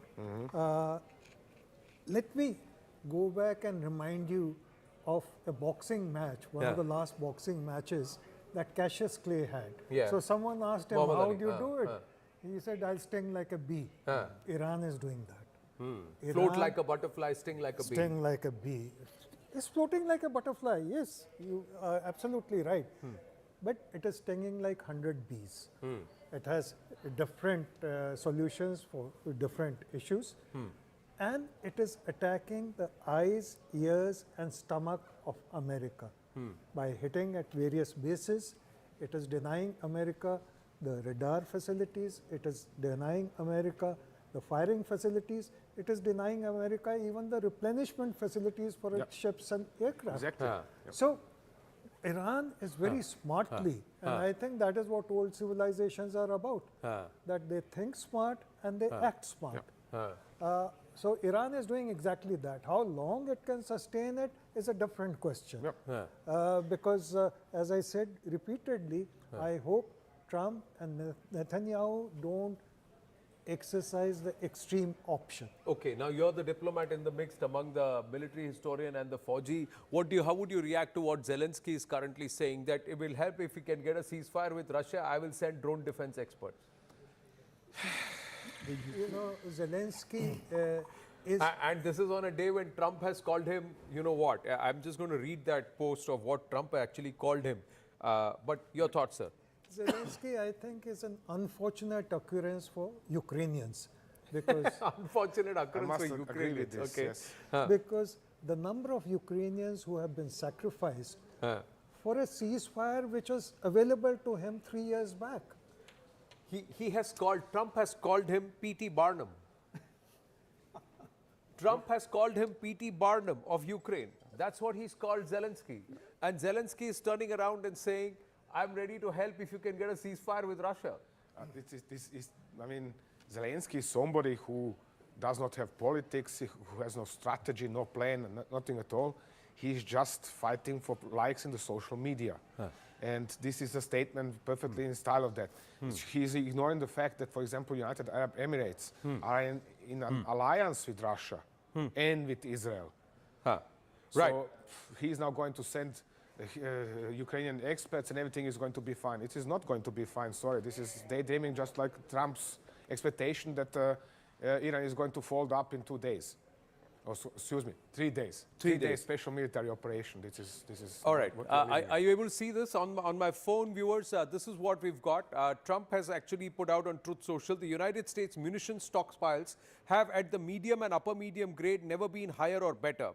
As was stated to me today, we have virtually unlimited supply of the weapons. Wars can be fought forever and very successfully using just 3 supplies, these supplies, which are better than other countries' finest arms. At the highest end, we have a good supply, but not where we want to be. Much additional grade weapons is stored for us in outlying countries. Sleepy Joe Biden spent much of his time and our country's money giving everything to P.T. Barnum, Zelensky of Ukraine, hundreds of billions of dollars worth. And while we gave so much of the super high end, all free, he's saying he didn't bother to replace it. Fortunately, I rebuilt the military in my first term and continue to do so. The United States is stocked and ready to win big. Thank you for your attention to this matter. Clearly, this whole talk of America running out of munitions and interceptors has got the Americans worried. Tom Cooper. Yeah. Idiocracy at work, sorry for expression, really. Oh, say it again? Idiocracy at work, yes. Idiocracy at work. I call this idiocracy already for 2 years. Alone what is going on in Ukraine and not to talk about what is Trump doing. Because this is, oh gosh, we now have a problem. Trump's reaction, oh, we don't have a problem, everything is fine. Then one day they are after the regime, not the next day, no, we are after nuclear facilities. The third day we are after oil facilities. Then there's 4-day ballistic missiles. I mean, perhaps they can decide what are they after. That would be for the start. But they don't care. These are people who have lost the connection to reality. They do not want to hear any kind of negative news. Their aides know. Their secretaries, call them whatever you like, people surrounding them. They're surrounding themselves with people who know what they want to hear. And then surrounding themselves with yes men. That's what you're trying to say. Exactly. Yeah. Plus, he contradicts himself in the statement. First, he says we have enormous supplies. Then he says Ukraine has taken away all our... No, but he said about the high-end ones. See, what he said is, and we'll see if we can call up that post on Truth Social anywhere on our wall, because there are 2 layers to it, sir. First, he says that our small to medium end, we have a huge stockpile, and they are better than the rest, but the really high end, that is what you have given off to the Ukrainians without having to try and replenish that stockpile. Now, what is he hinting at? Is he hinting at his hypersonics? Is he hinting at something else where he could hit some of these? Or is he looking at the bunker busters? What is he talking about? Manufacturing this kind of highly sophisticated weapon, that takes so long. It takes 2 to 5 years to construct a chips factory in order to make such weapons possible. Then it takes another 2 or 3 years to make such weapons, because you have to cast all of these casings for the shells, actually warheads. Sorry. So this is nothing that you can do over the night. And for this, in order to increase production, you have to educate additional workers in order to expand your production. And nothing of this is happening in the United States. It's actually on the contrary. They are outsourcing ever more such production. So where does he want to now significantly increase production in these regards? So the fire must match the fury if you want swift and decisive. The fire isn't matching the fury. Right. We got another guest joining us in a bit, but we also have news coming through. Chinese Foreign Minister Wang Yi has held a phone conversation with the Iranian FM Syed Abbas Araghchi. China has supported Iran in safeguarding its sovereignty, security, territorial integrity and national dignity, and supports Iran in upholding its legitimate and lawful rights and interests. China has urged the US and Israel to immediately cease military operations and prevent further escalation of tensions and stop the conflict from spreading and engulfing the entire Middle East. Now, that's what they have said. Shay Bialik is also with us, UN Diplomacy and International Relations, Foreign Affairs, foreign expert, joining us from Israel. Shay, thank you for joining in. Your thoughts? There are many who believe Israel and America are running out of defense weapons and their supply chain is severely hindered because of the US bases in the Gulf countries being hammered by the Iranians. Good morning. Thank you for having me with you. It's I really hoped it would be for other reasons, but I'm happy to be here. I'm a former service of the diplomatic, and today I'm mainly working in aid. And I hear the concern. I hear it in news outside of Israel, but I must say this is sadly not our first rodeo. We just been in war 6 months ago, which we were promised would be the last one for a long, long time. And the countries working together are very much equipped for whatever is coming. We just had yesterday many cargoes of weapons and aid coming in to help the army, the militaries in whatever necessary. So we are set to go. Right. Let's try and game this. Quickly, Tom, if you can explain to our viewers, can Israel afford to fight all of this war from Israel? Can Israel afford to continue to attack from Israel? I'll come over here. Now, if everything is landing in Israel, can Israel direct this war and US direct this war while Iran continues to pound these areas, the Gulf nations and the American bases there? Can Israel continue to attack from here, from a distance? Yes, in particular, thanks to tanker support by US Air Force, tankers are operating somewhere here, means that Israeli Air Force can't continue.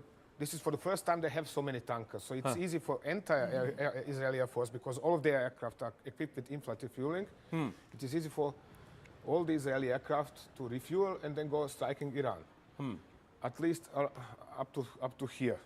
After that, it's going to be a little bit shaky, unless the Americans and Israelis do manage to somehow suppress the Iranian air defenses over western Iran so much that they can move their tankers closer to the country. Okay. That will make things easier for Israelis. On the other hand, it does not mean that the Iranians cannot continue striking at Israel. On the contrary, if nothing else, the Iranians can continue doing that from eastern Iran or central Iran with longer range missiles, which so far have been untouched. They have not used it. Now, do we know where their bases are?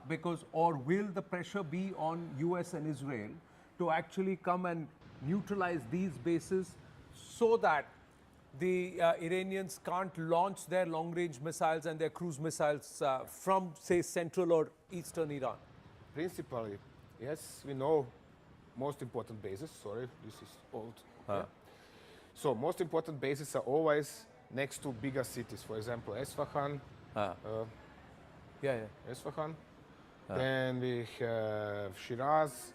Bandar Abbas, Kerman is a big military base, Zahedan, Mashhad is meanwhile the second biggest city in Iran. And of course those in west, like Sanandaj, Desful, Khorramabad and Khorramshahr, which is here somewhere. So if they are not inside the cities, they are always some 15-20 kilometers or less or more, depending on the local terrain, around these cities.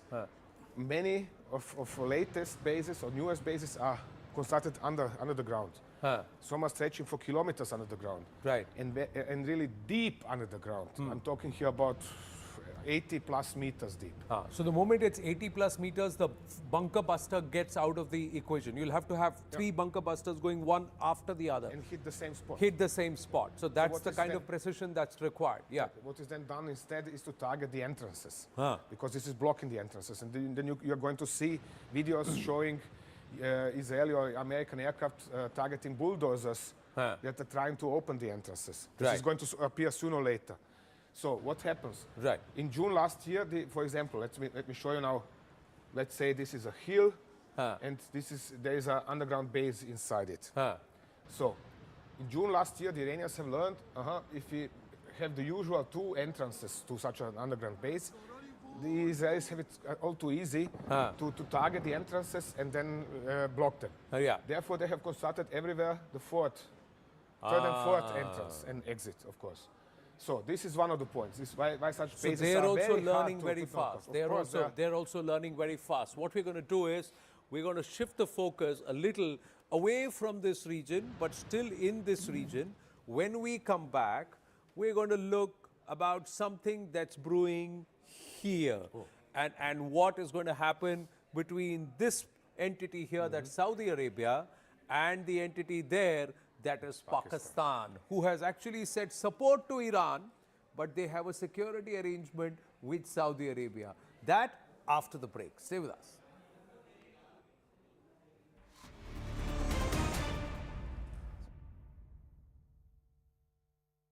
Speaking of that resistance, let's also listen in to take a look at this breaking updates that's coming in. US has now intercepted an Iranian drone which was targeting American base in northern Iraq.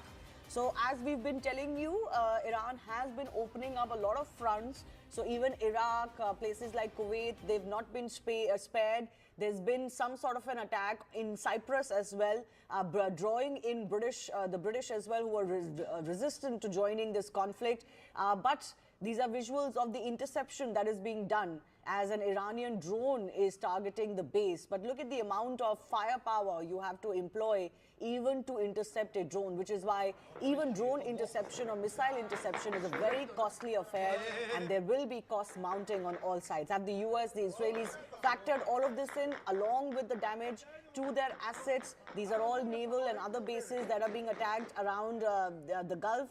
And have they factored in, of course, the loss of life? Already 4 US soldiers have been martyred as far as this operation is concerned. I also want to go across to Charles joining us. Charles Kupchan is an international affairs expert. How do you read into all of the American statements that we've heard over the last 8 to 10 hours?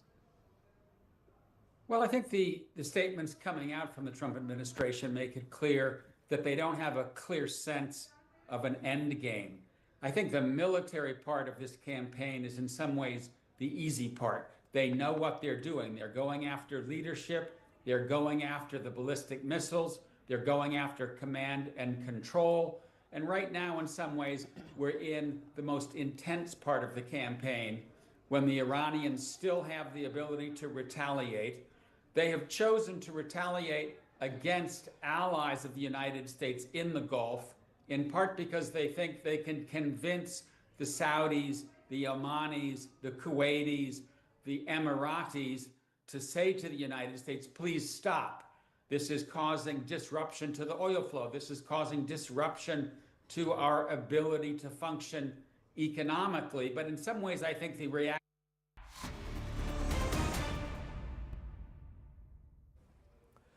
Back live on Inside the Bunker with Tom Cooper. We've got Lieutenant General Sanjay Kulkarni also with us in the studio, quickly taking you through where all Iran has actually hurt the Americans. They cleared out their bases outside other than essential personnel.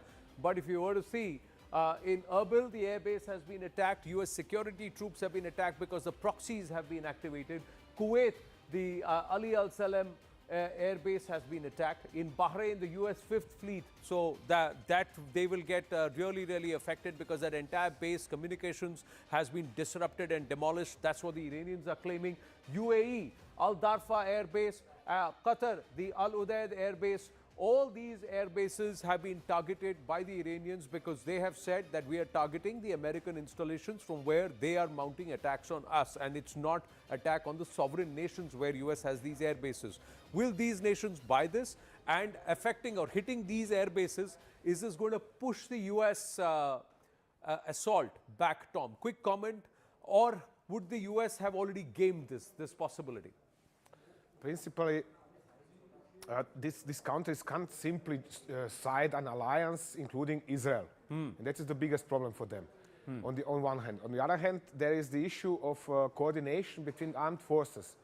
Arguably, armed forces of Kuwait, Bahrain, Qatar, Emirates, Oman, and so on, they're all trained, in Saudi Arabia, of course, they're all trained in the United States, all flying US-made aircraft. Some are flying European aircraft as well, but generally their training is the same.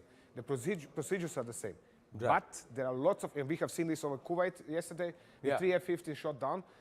This is not enough. You have to coordinate the methods and additional procedures, so to say. General Kulkarni? See, what happens is, we must grant that the US would have defended its bases. There's no denying the fact. Right. But the fact that the Iranians have not just attacking the US bases, but they now started attacking the assets of these Arab states will create problem for Iran. The Iranians are Persians and they're Arabs. So they have a century-old animosity differences between the Arabs and the Persians. And hence, now the Iranians need to be careful. You start hitting the assets or created by the wealth of the Arabs, right, and denying them hereinafter prosperity. I think Iran might just be finding it very difficult because the Americans will support their bases. The Americans and the Israelis will support this West Asian nation. Right. And after the Abraham Accord, there is a sort of a peace between Israel and some amongst them. And Right. therefore, Iran now needs to be careful not to target the Arabs anymore. Right. We've got more news coming through. The news is that the Canadian embassy has shut down in Riyadh. So in Saudi Arabia, the embassy of Canada has shut down. They have closed due to security reasons. So clearly now the Saudis are thinking that this Iran will try and escalate it because they feel amid strikes, Canada has closed the embassy due to security reasons. So no emergency visas, nothing is going to be issued. People will want to go out. That's not happening. So jo jahan hai wo wahin raho, in the sense that that's the kind of message that's coming. But this also means that in Saudi Arabia, if you were to look at this region, Riyadh is not quite deep into Saudi Arabia. But despite that, if the Canadians are shutting down their embassy, Tom, what does that mean? Are we then expecting the Iranians to attack? I consider this a routine measure. So Riyadh is here, and well within range of both Iranian UAVs and ballistic missiles.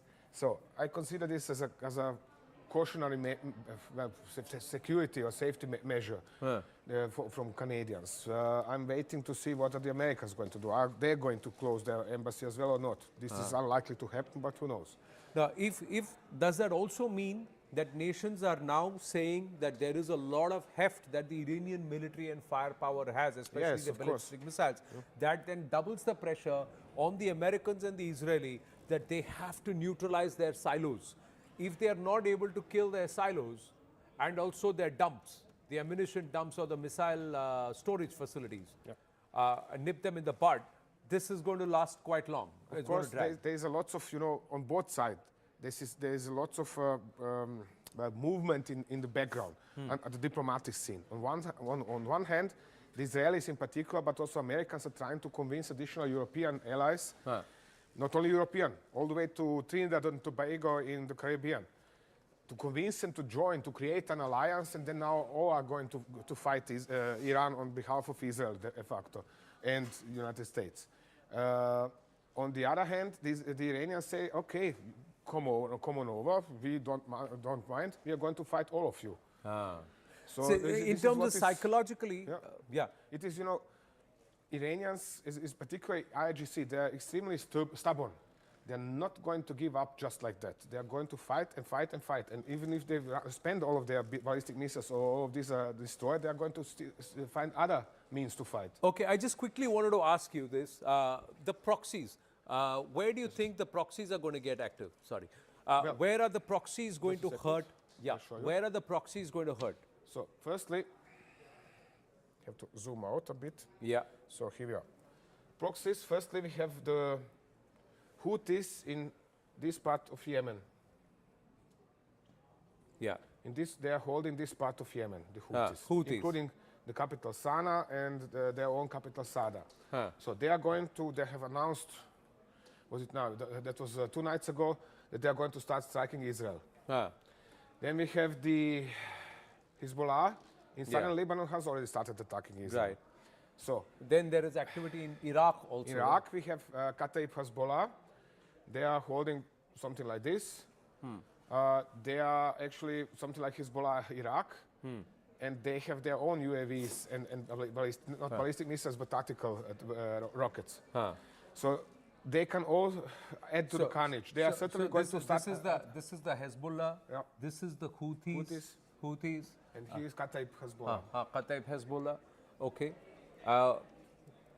The Hamas have kept quiet so far because they are virtually reduced to rubble. Look, Hamas is Sunni movement foremost, not Shia.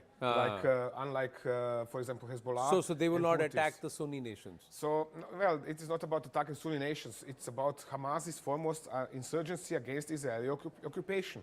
So they don't have any kind of business in a clash between Israel and Iran. Iran, okay. So these are the 3-4 proxies which are getting active in this region. This is perfectly enough, I would say. All right. So we got limited time. What we're going to do is, now this is what's happened. I told you when we come back from the break, we are going to try and refocus on another region, and that's this region. So let's come back here and understand what's happening here, especially with this nation, Pakistan.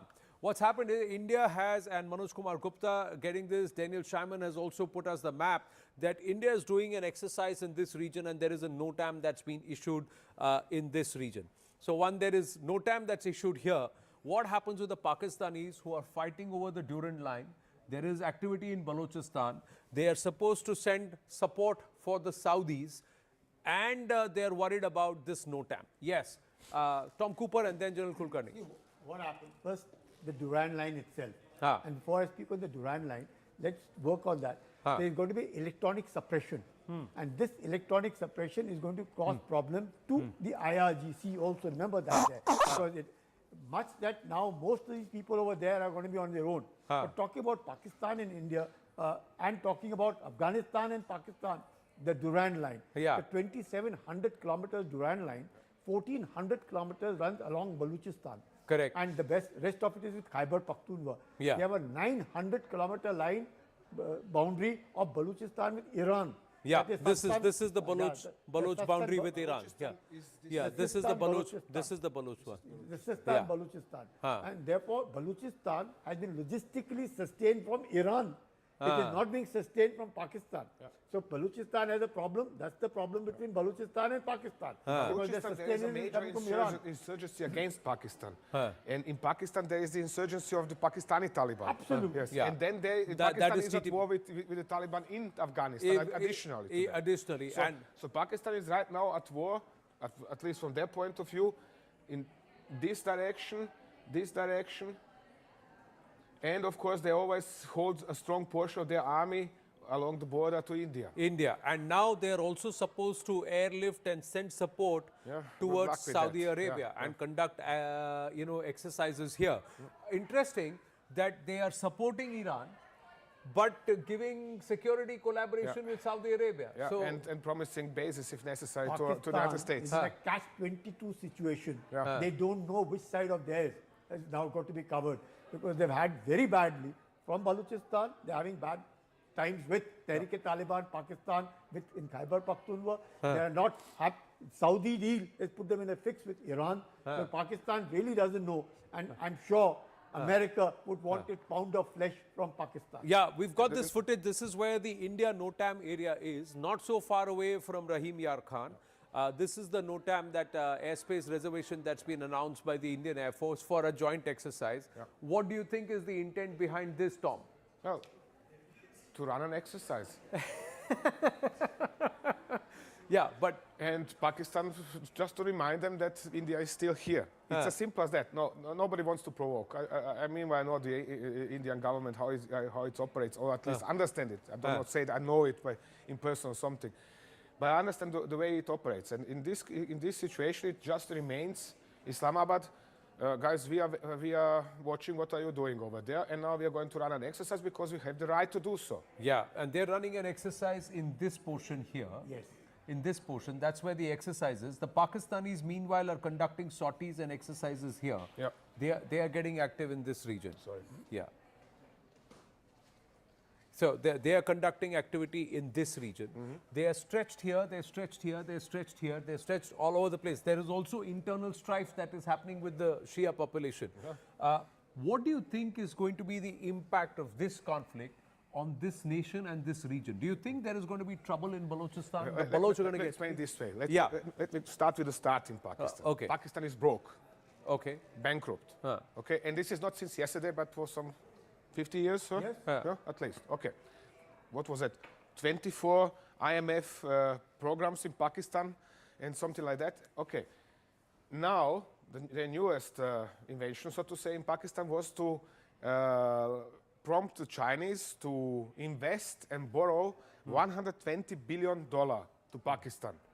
So, out of 195 countries in the world virtually, there are almost 45 countries which are sucked into this battle, with 32 in NATO, with 12 almost over here, and Afghanistan and Pakistan. So just these 45 countries involved today in some way or the other. One way or the other. So now Pakistan is broke. And they have this huge bill, and the Chinese want their money back. They say, hey, sorry, but we are not giving your money, our money to you just like that. So Pakistan depends on IMF, which means on Trump's agreement USAID and to America. let IMF pay Pakistan, give Pakistan money so it can pay back Chinese credits. So this is a silly situation. This in turn means Islamabad is going to do whatever brings money in order to stay liquid. And if the Saudis say, hey, hello, we are going to pay you 5, 10 or some whatever billions in order for you to send a brigade of armed forces, yes, they are going to do that. This is the point, and this is how they think and how they act. But their nation's prime minister has endorsed support to Iran, and its nation's military is going to support and send military aircraft, including JF-17 and of course AWACS and maybe an oil tanker on top to help the Saudis fight the Iranians. So the civilian government says we are with you, Iran. The military says we are going to fire at you, Iran. So that's what is the nature of Pakistan. Well, that's all we have time for packing in this edition of Inside the Bunker with Tom Cooper. Lieutenant General Sanjay Kulkarni, thank you very, very much.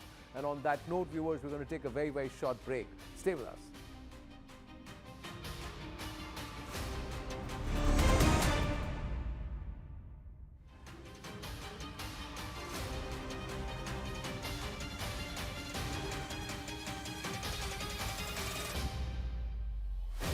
Speaking of that resistance, let's also listen in to take a look at this breaking updates that's coming in. US has now intercepted an Iranian drone which was targeting American base in northern Iraq. So as we've been telling you, Iran has been opening up a lot of fronts. So even Iraq, places like Kuwait, they've not been spared. There's been some sort of an attack in Cyprus as well, drawing in the British as well, who are resistant to joining this conflict. But these are visuals of the interception that is being done as an Iranian drone is targeting the base. But look at the amount of firepower you have to employ even to intercept a drone, which is why even drone interception or missile interception is a very costly affair, and there will be costs mounting on all sides. Have the US, the Israelis factored all of this in along with the damage to their assets? These are all naval and other bases that are being attacked around the Gulf. And have they factored in, of course, the loss of life? Already 4 US soldiers have been martyred as far as this operation is concerned. I also want to go across to Charles joining us. Charles Kupchan is an international affairs expert. How do you read into all of the American statements that we've heard over the last 8 to 10 hours? Well, I think the statements coming out from the Trump administration make it clear that they don't have a clear sense of an end game. I think the military part of this campaign is in some ways the easy part. They know what they're doing. They're going after leadership. They're going after the ballistic missiles. They're going after command and control. And right now, in some ways, we're in the most intense part of the campaign when the Iranians still have the ability to retaliate. They have chosen to retaliate against allies of the United States in the Gulf, in part because they think they can convince the Saudis, the Omanis, the Kuwaitis, the Emiratis to say to the United States, please stop. This is causing disruption to the oil flow. This is causing disruption to our ability to function economically. But in some ways, I think the reaction is going to be the opposite. You will see these countries turn against Iran and not put pressure on the United States to stop the conflict. And the question is, how long can the Iranians keep this up? How quickly can Israel and the United States eliminate the ballistic missiles? But then comes the hard part, and that is what happens the day after. Will the regime change its tune and the next group that leads it agree to work with the United States? Will the United States continue to bomb the regime until it falls and there is a natural uprising?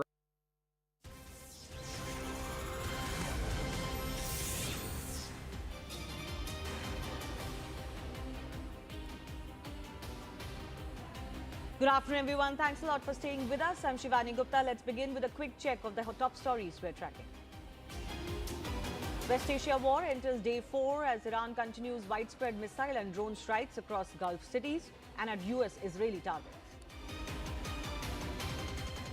US President Donald Trump issues fresh warning to Iran, says the United States is shocked and ready to win big.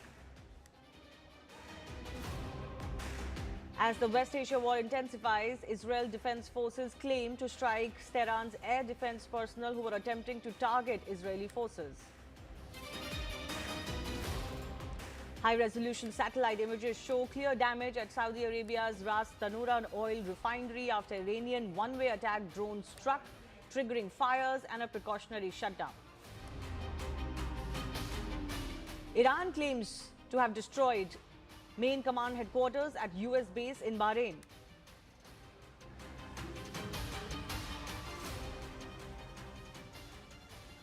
US Central Command says American forces have destroyed all 11 Iranian naval vessels in the Gulf of Oman as part of strikes, reducing Tehran's fleet to 0. 2 Iranian drones struck the US embassy in Riyadh, Saudi Arabia, sparking a small fire and minor damage, no casualties reported. Israeli Prime Minister Benjamin Netanyahu says the war with Iran will be quick and decisive, not an endless conflict, asserting joint US-Israel strikes aim for swift, overwhelming military success.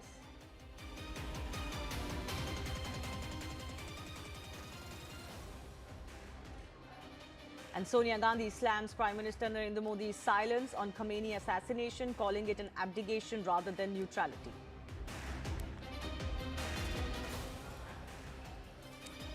So even as we track the latest as far as this war is concerned and the killing of Iran's former supreme leader Ayatollah Ali Khamenei, opposition in India has sharply questioned the government's stance or silence on this particular issue. Opposition leaders, including from the Indian National Congress, have said that speaking out is not neutrality but an abdication of responsibility. Sonia Gandhi wrote in an editorial that silence now undermines India's moral grounding and stressed that the country must stand for sovereignty, peace and clarity in its foreign policy. The opposition pressed the centre to articulate its position. Prime Minister Narendra Modi, remember, has underscored the need for restraint, diplomacy and peace in the region, reflecting India's traditional foreign policy emphasis on de-escalation.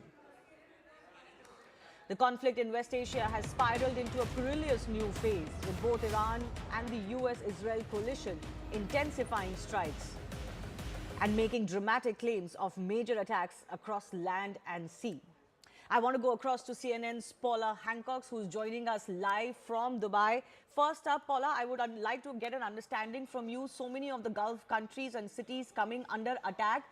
Do we have any sense of what is the conversation that is ongoing between these countries and US and Israel as we speak?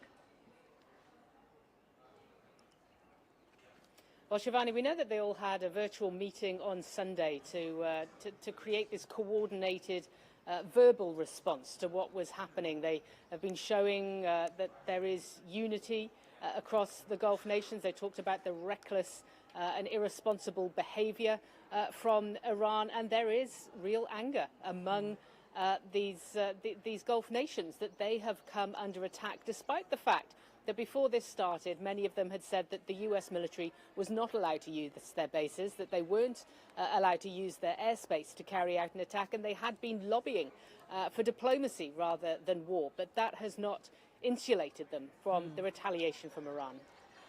We've seen widespread disruptions as far as flights were concerned, but some resumption of that from UAE and others. Can you give us a sense of how did this come about and what more can be expected in this regard? Well, certainly here in the UAE, what we've seen over the last 12 hours has been a tiny fraction of what we would usually see here. Now, we've been looking on the Dubai Airport's website, and it appears as though 24 flights have managed to take off. But these are flights with people needing to be repatriated that had tickets already, or potentially just repositioning the planes. There is definitely no sense that the air space is completely opened or that flights are back to normal. And certainly in Abu Dhabi, we've been seeing very little coming out of the airport. There are obviously tens of thousands who are trying to leave the country at this point and would like to get on these flights. The US State Department has said that all Americans should depart now. But of course, that is far easier said than done when you consider the situation on the ground. And for how long does the US believe Iran will continue to or have the capacity to attack these Gulf nations?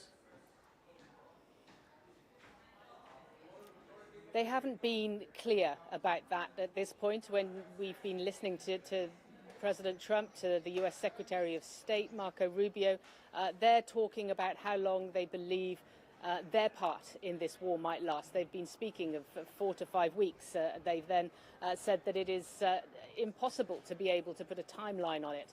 Of course, there are questions as to how long Iran can keep up this retaliation to the Gulf states themselves. We have heard from the IRGC that they are now going to be targeting American political centers. So they're expanding their target base from beyond the military targets, although it has to be said, it's not just military targets that are being hit. We've seen here in Dubai, hotels, city centers, airports, energy infrastructure being hit. And what is the kind of reaction or sentiment that has evoked on ground in cities like Dubai, Doha, others? Because as you mentioned, it's not just US assets or military assets, it's also civilian areas under heavy attack.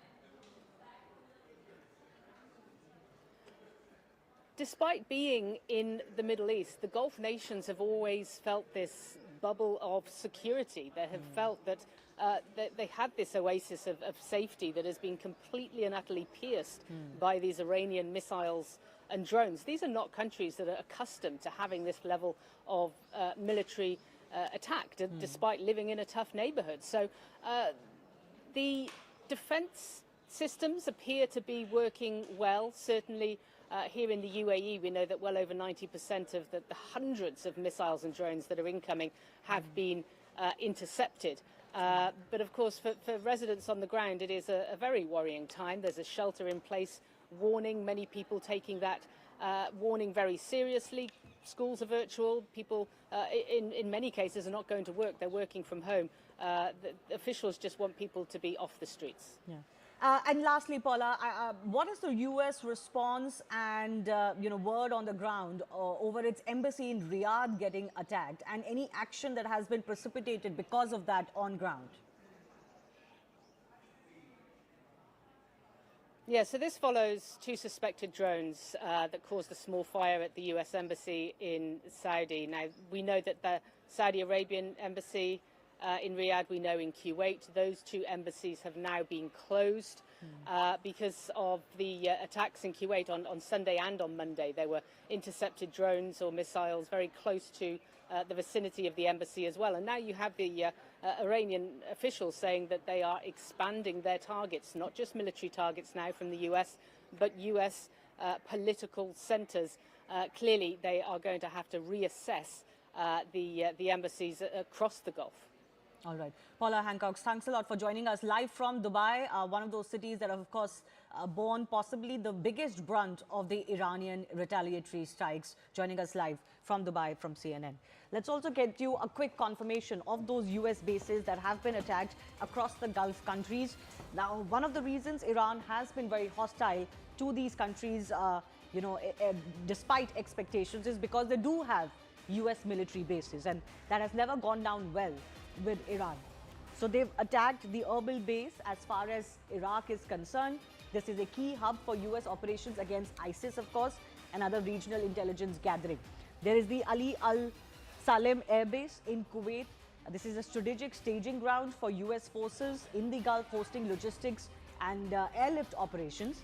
The US Fifth Fleet in Bahrain was one of the first ones to get attacked. This is a command center for naval operations in the Persian Gulf, protecting shipping lanes and regional security. The UAE base is the Al Dhafra Air Base, also very, very important as far as this base is concerned. This hosts US air assets, including reconnaissance and tanker aircraft for regional missions. And then, of course, is the base in Qatar, the Al Udeid Air Base, major command and control center, housing bombers, fighters, and support units for operations across the Middle East. So far, of course, there is no permission to the US to use these bases. And even that hasn't changed, at least officially. But the presence of these US bases means that they have come under attack from Iran, regardless of the fact that these may be in countries like Saudi Arabia and UAE. Let's also go across to some of our guests who are joining us. Anil Trigunayat is former diplomat. Yossi Cooper-Wasser is Israeli intelligence and security expert. Tom Cooper, military analyst, will be with us. But first up, I want to go across to Adrian Fontanelles, who's the military analyst and historian, also with us. Lieutenant General KGS Dillon will be with us in just a bit. But Adrian, your sense of just how long these countries would be able to endure these missile and drone attacks from Iran. So far, they're not really saying anything publicly too much. There doesn't seem to be any great pressure being piled on US and Israel. But something must be going on behind the scenes, right? Absolutely. So for them, pressure is mounting because so far you have to, as a rule of the thumb, you have to understand that perhaps only 1 out of 10 missiles and drones launched by the Iranians are actually reaching their targets. But they are spending their anti-aircraft and anti-ballistic missiles at a very, very fast pace, and they do not have infinite stocks of such weapons. So the stocks are diminishing, and once they are ended, it means the majority of Iranian munitions will actually reach their targets, which means much more damages than what it is actually done. Patience can sometimes be the name of the game. Lieutenant General KGS Dillon, I'm coming to you with this. Some estimates suggest that there were about 2,500 to 3,000 missiles that Iran had stockpiled. And if they go by the kind of pace that they're going at right now, all of this could be over by Monday. What happens from there on? Good afternoon, ma'am, and good afternoon to the fellow panelists and all your viewers. The way war is going to get into an attrition phase. You know, when I say attrition phase, that means it's going to be a long haul. And any country which is involved in warfare or which is engaged in war will not allow their defense stockpiles or their weapon systems to just get to zero levels. They have the reserves at all levels, and they would make sure, even after the air defense is decimated, even after everything on ground has been decimated, they still will have certain, even shoulder-fired anti-aircraft guns and also other type of shoulder-fired anti-aircraft missiles and other missiles, which, which they would continue to engage the incoming aircrafts as also the targets which appear. Yes, the intensity of engagement will go down, but at no stage they would have that zero balance of missiles. That is how it works, and thereafter will start the attrition warfare. So can I ask just you? To give an yes, go ahead. Just to give you an example of attrition warfare, suppose everything has been all electronic systems, all command and control elements, all networks, all missile sites, all air defense has been downed by US and Israel. Thereafterwards, a particular fighter with a shoulder-fired Stinger or a missile, anti-aircraft missile on a mobile, moves from place A to place B without even a mobile on his body. How do you intercept him? Whereas he can intercept the incoming aircraft. So that is where I say it is going to get into an attrition warfare, and that is when the cost of war is going to get heavier on the American and Israeli side and lesser on the Iranian side. Unless you put boots on the ground and occupy the territory and control the territory, which doesn't seem to be a very viable option, because given the extent and the magnitude of the terrain, starting from deserts to the sea coast to the mountains, I don't think Americans have those many boots on ground, or they can put those many boots on ground to control each and every inch of ground. So it's going to be a long haul, and the war has entered into an attrition phase. And maybe at subsequent question, we can discuss, did America go in with the end state in mind and an exit strategy in mind, or are they now thinking about it? We've been discussing that, General, since morning, especially because we heard from at least 3 layers of the US government speak through last evening and last night. But we're getting more updates now coming in. Dubai authorities are warning social media influencers and residents not to film, record or share videos related to certain incidents, particularly those involving security-sensitive incidents like the explosions that have taken place. They are saying firing, which is anti-aircraft fire, missile interceptions or related smoke and fire from recent regional escalations should not be recorded and posted online. TikTok violations can lead to strict legal action, including deportation for expatriates, fines and other penalties. Of course, I want to go across in our newsroom to our colleague also, who will get us a little bit more on this, because this is obviously always a tricky issue as far as all governments is concerned. When a lot of information is flowing, possibly not all verified, but it leads to a whole narrative being built online against countries and what is happening. My colleague Greha is also joining us here with us. Greha, what more are you learning? Hi Shivani. So we've just played out that reaction, and this is what Dubai is suggesting, UAE particularly. Any kind of social media post, video, because people are so used to, in this day and age of social media, they are so used to documenting everything that they are saying.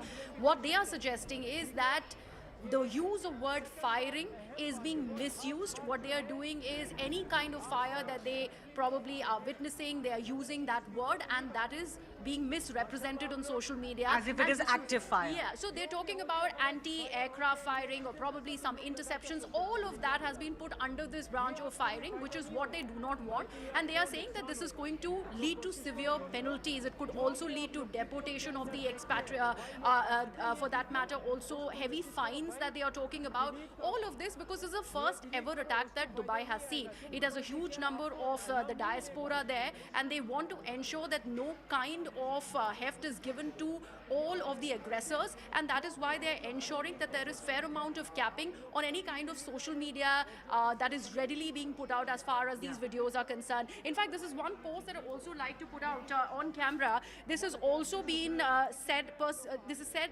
public prosecution says completely here that any person who shares or reports content from unknown sources shall be subject to legal accountability. So they're taking it very, very seriously. They don't want any kind of negative impact after these attacks really have taken place. There have been some reactions, thank you Greha, online as well, of those who live in Dubai plus other some of the more prosperous Gulf countries and cities, is that there is a lot of panic being spread because of some of the social media commentary versus what they may be witnessing on ground. So yes, certainly some of the drones and missiles have landed. The success rate can be anywhere between 90 to 95%, or maybe a little bit higher as well. But even when a couple of things drop, then it creates a lot of hysteria.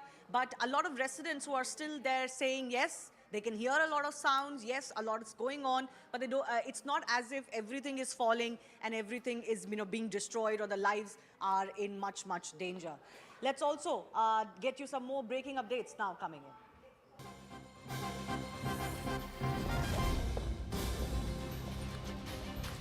Defense Minister of Israel, Israel Katz, has said that the IDF's move to advance to southern Lebanon is now intended to prevent direct fire on Israeli communities. He has further added, and I quote, "The IDF continues to operate forcefully against Hezbollah targets in Lebanon.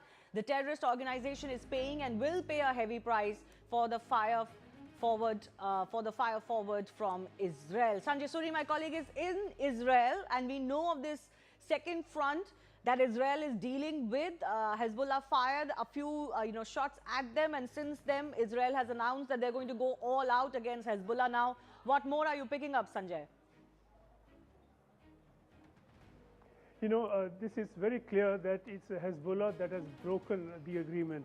This was an agreement put in place in November of 2024, and it was an agreement brokered by France and the US, and it was intended to bring some sort of calm to the border. The way it was done was that in the north of Israel, what is called a blue line was drawn. The Israeli forces would stay south of that. Above that, north of that, is a buffer zone policed by a UN force and by the government of Lebanon. Above that is almost parallel is the Litani River, and Hezbollah would stay beyond that. Now, the other agreement was that Hezbollah would not attack Israel or its forces or its population at any stage, and that is an agreement that Hezbollah clearly has broken. This was in response to its, as it said, its shock and anger over the killing of Khamenei. Therefore, that being broken, Israel has in turn hit back. It's hit back Hezbollah targets in southern Lebanon, and we have to say that the government of Lebanon, as separate from Hezbollah, is not entirely in control of what Hezbollah gets up to. So while the government of Lebanon can make an agreement and offer assurances, there's no certainty how effective these can be. So with Hezbollah now out of the control of the government of Lebanon practically, Israel is now launching an offensive to not necessarily and immediately a ground offensive, but certainly some sort of rocket fire, missile fire. We've seen that already. And this is aimed to take out Hezbollah targets. If it remains confined to aerial attacks and missile attacks on selected Hezbollah targets, then the matter could end there.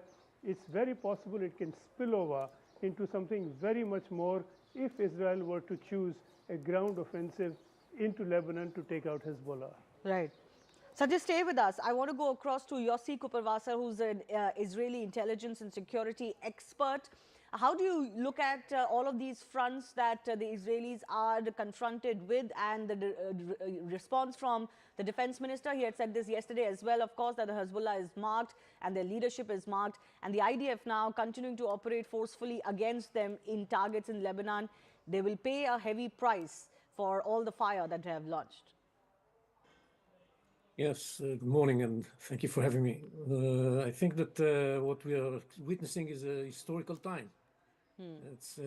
We have to make sure that we finish this job and get rid of the Iranian terrorist regime, and at the same time take care of Hezbollah and make sure that it is disarmed, that Lebanon regains control of the monopoly over the use of power from its territory.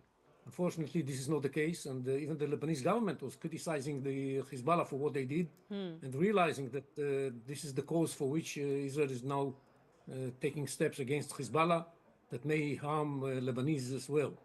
So is the Israeli government now talking about some sort of a ground forward movement? He's suggesting that this move to advance into southern Lebanon is intended to prevent direct fire on Israeli communities. This changes a little bit of the nature of the war so far. Yeah, this is a limited move on the ground, because some of the Israeli villages along the border are totally under the threat of the direct fire from Hezbollah because of the way the topography is. So we need to move a little bit in order to protect them. But it's something that is just a part of something much wider. We conducted many attacks in Beirut and other places in Lebanon farther from the border in order to clarify to Hezbollah and to the Lebanese government that shooting at us in this context is totally unacceptable. And this move on the ground is limited in nature. Okay, limited on in nature, on ground, but certainly Israel has suggested that they're going to go all out when it comes to eliminating all of these threats is concerned. I also want to bring in Mr. Trigunayat, the former Indian diplomat, joining us. In all of this, one thing is very clear: this is not getting over anytime soon. That is true. In fact, Sir, I'll come all back to three you of in them. just a minute. I'll come back to you in just a minute. Sorry for interruption. We've got some new images coming in, satellite images showing the damage at Iran's Natanz nuclear site. Remember, this is where US and Israel carried out fresh strikes on this facility, different from the ones that were conducted last year. This happened this weekend. According to Mohammad Islami, Tehran's atomic energy chief, they had also confirmed that the Natanz facility was indeed hit. So what is the satellite imagery capturing? This is Sunday versus Monday. So you can see some of the impact as far as the roof is concerned. I beg your pardon, this is January 2025 versus March 2026. But that is the full facility that is marked, and you can see at least the one from March 2026. You can see that the entire roof has been completely decimated. So this shows you the impact on the facility, the aftermath of the attack on the Natanz nuclear complex. We've got some more updates coming in. US Embassy in Israel is now telling its citizens that they cannot help them in evacuations. The US Embassy in Israel saying to Americans who may be in Israel that they cannot be helped right now as far as evacuations are concerned. This is the embassy in Jerusalem. They have said, and I quote, not in position to help in evacuations, and Americans must make their own arrangements as far as these evacuations are concerned. Before we go across to Sanjay Suri as well, my colleague who's actually in Israel, at least one of the fronts of this war, I want to go across to my colleague Crispin, who's also joining us with more on this. In fact, let me go across to my colleague Haim, who's also here with us. Haim, this is one of those warnings that has come in from the American Embassy. Not the first time the American Embassy has told them that, you know, we're not going to be able to help you in the evacuations. Right, and that as well, and also we're getting these latest satellite images that show, if we could just zoom in here, please, that show the damage at Iran's Natanz nuclear site. This, as we're given to understand, that the United States and Israel has carried out 2 fresh strikes. Remember, these are the pictures of March 2026 right now. Just zoom in here, please. This shows the damage that this facility has sustained. Also important to note that Natanz is one of the 3 facilities which the United States has also targeted in its Operation Midnight Hammer, which we saw last year. As well. Let's also focus on the news that we're getting right now. US Embassy in Israel, in Jerusalem, telling American citizens that we cannot evacuate you right now. You must make your own arrangements. I'm not sure if Sanjay Suri is still with us. I think we should go across to him. Yes, Sanjay, your thoughts on what's transpiring? Are there very many Americans there in Jerusalem and Israel overall? And why is it that the American Embassy is saying they're not in a position to evacuate them just yet? How many of them are suspecting to be wanting to get out of the country immediately? Well, as it happens, about half an hour back, I was speaking with an American lady who is here, and she says she doesn't even sleep on the bed. She sleeps on the floor in the shelter, and she wants to get back. She's feeling unwell. She doesn't know how to go. There are no flights out, and there are many like her. And there's a number of U.S. visitors to Israel at any given time. It certainly would be in several thousands, and there's nowhere to go. Most certainly, an American today in Israel can't go and seek refuge in Gaza. So where does anyone go? American or not, you can't really go into Gaza or go into the West Bank towards the north of Israel or within Israel, depending on how you look at it. It can't be Egypt. Certainly it can't be Lebanon.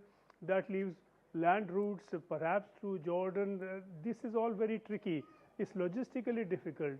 It's very difficult for the U.S. now, given its many commitments, to now undertake or even offer a program like this, some sort of a relief and rescue program for its citizens out of Israel. So we have some very plain speech from the U.S. that they can't do anything about this.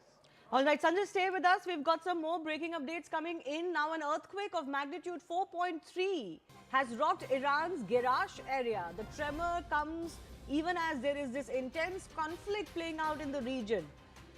There are coordinated military strikes going on in Iran and also by Iran against US and Israeli assets. And in all of this, there's a tremor to the magnitude of 4.3 that has been reported from Iran's Gerash area. Sanjay, you know, this is, of course, in some ways can pile on the misery on the innocent civilians.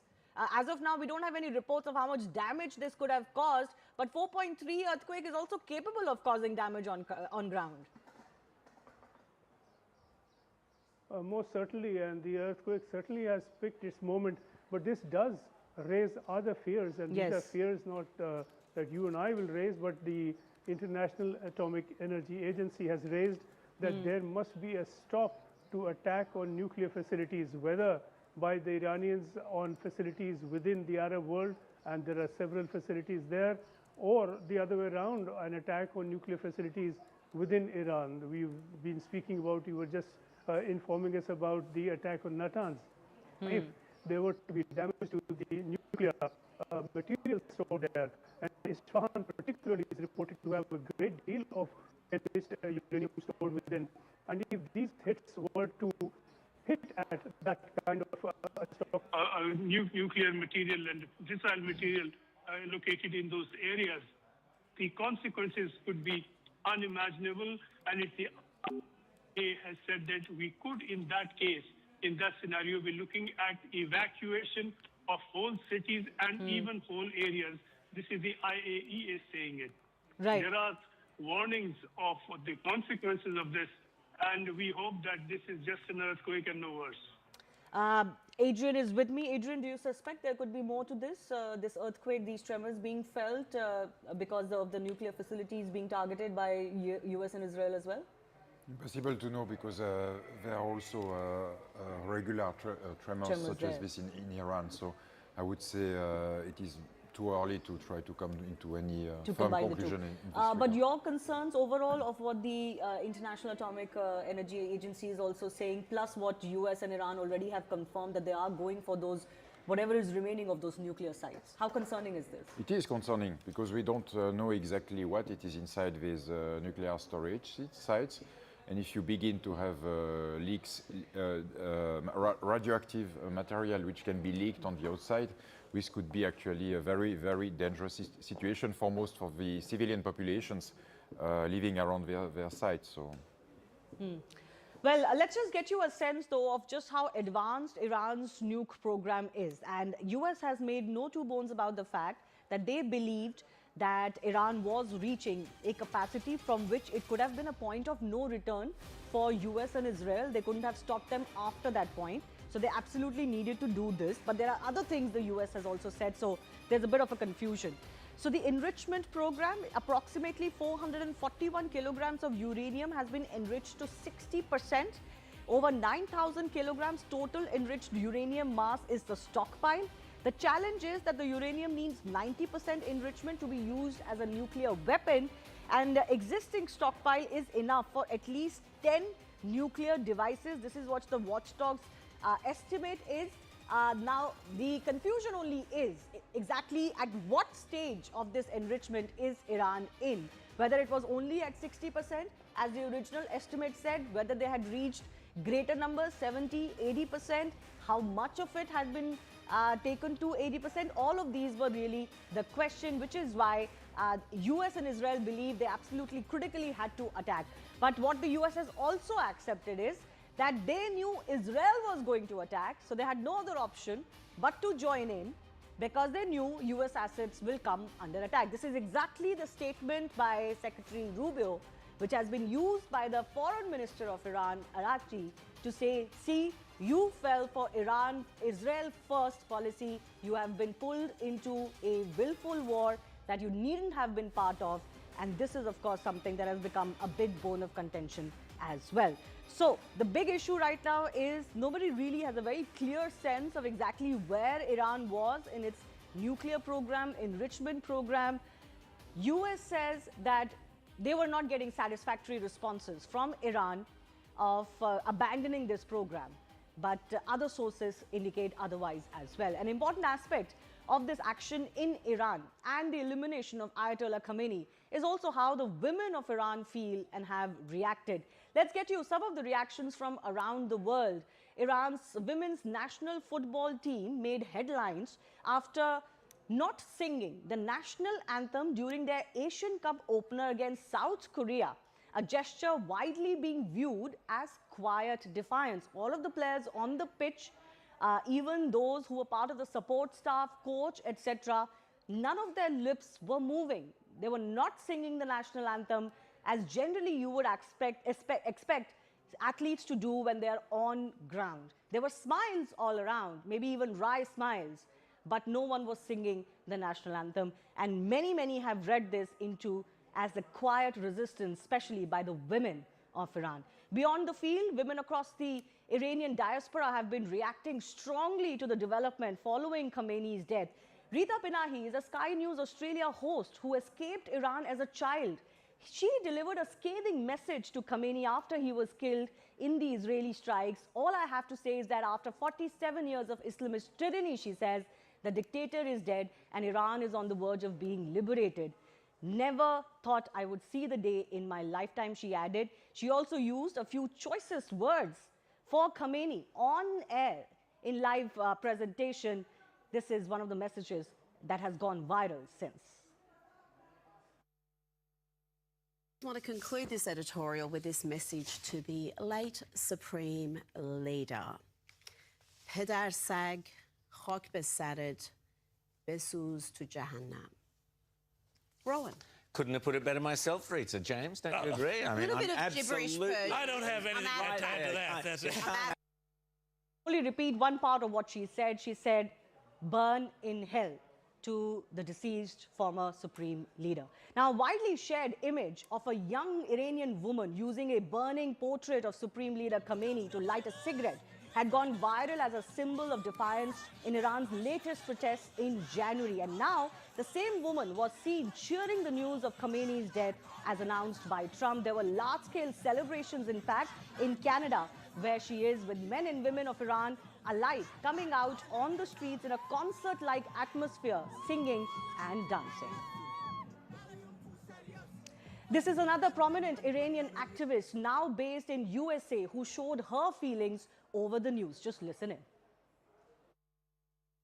Every morning I wake up reading that my people being killed by Ali Khamenei, but this is the first morning in my life that I get the good news and I want to run. I want to run. I want to run. I want to run. I want to just run. I want to just run and shout and shout and shout out of joy, out of joy, out of joy, out of joy. Ali Khamenei is dead!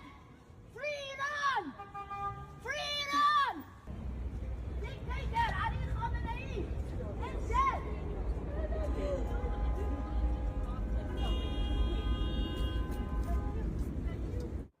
This is another video of a woman who couldn't control her tears over the news of Khamenei's killings.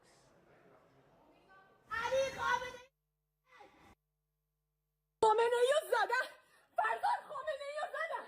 خامنه‌ای رو زدن!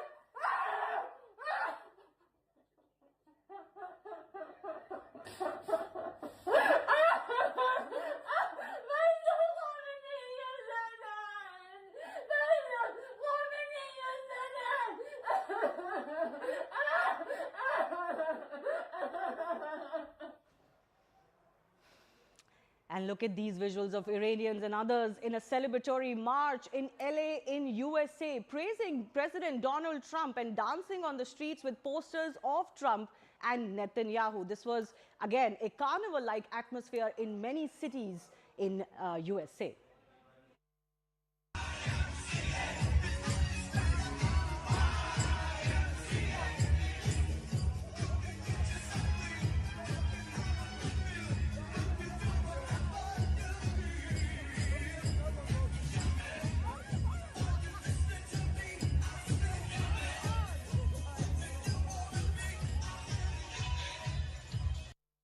In fact, in many places in America, the Trump dance has gone viral as well. This was YMCA, of course, playing. And for many in India, the contrast isn't lost on anyone. While women around the world, not just Iranian women, but of all nationalities, celebrated Khamenei's killing, women in India, and particularly in Jammu and Kashmir, were seen wailing and crying over his death. What more can we say?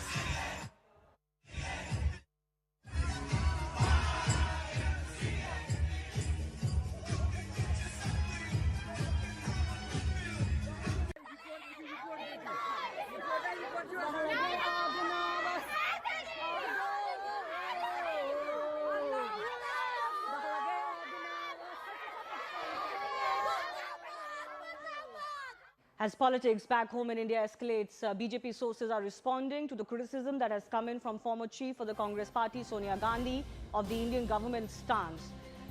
BJP saying that in 2011, when Muammar Gaddafi was killed during the Libyan uprising, the Congress-led UPA government did not issue a formal condolence. Neither did it mount any dramatic condemnation. Where was Sonia Gandhi then? The BJP sources say that Gaddafi was killed fleeing a NATO bomb strikes. The UPA government said nothing at that time. So is it hypocrisy to be demanding a strong condemnation or a condolence message for Khamenei now? India had strong ties with Libya then too, with 7 ministers, including Pranab Mukherjee of the Congress party, visiting the country between 2004 and 7.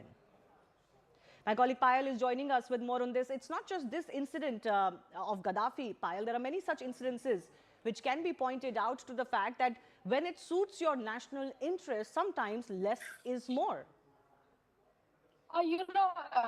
Foreign policy and diplomatic ties are always decided on the basis of national interest. It is not a shoot and scoot. It is neither, whims and fancy that come at play as well. That is a lesson that the BJP really wants to teach the Congress party when the Congress party is trying to follow the fact that there has been no condemnation of the killing of the Israel Supreme Leader. The BJP, in fact, citing examples, Shivani, clearly saying that in 2012, when there was a blast which took place at the Israel embassy, there was no crying over it, and eventually turned out to be a job of the Iranian that had done it as well. So the BJP says that they are completely in the interest of the nation, and that's paramount. It is not that national policy or foreign policy can be decided on the basis of likes and dislikes, and there is no selective targeting of anybody. That's how this government has been functioning for the last 12 years. Remember, this is coming after Sonia Gandhi wrote in an article this morning condemning the government of the day, saying they did not show they've already picked a side and they did not show any remorse on the killing of Khamenei. So that's the answer that has been given to them. Facts have been put out by the BJP, essentially to show Congress and Sonia Gandhi in particular, a mirror, and essentially say that when that episode took place in 2011 involving Gaddafi's case, where was Sonia Gandhi? Why were there not tears that were shed then? All right. Looks like this political battle will continue. We'll keep coming back to you for more, Payal. Time for a very short break right now. News and updates will continue in just a bit.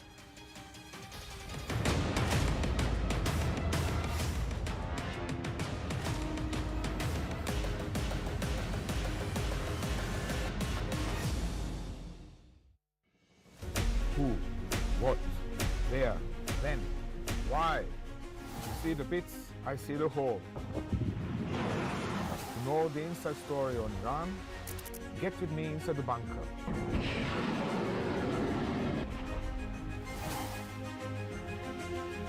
Only on CNN News 18.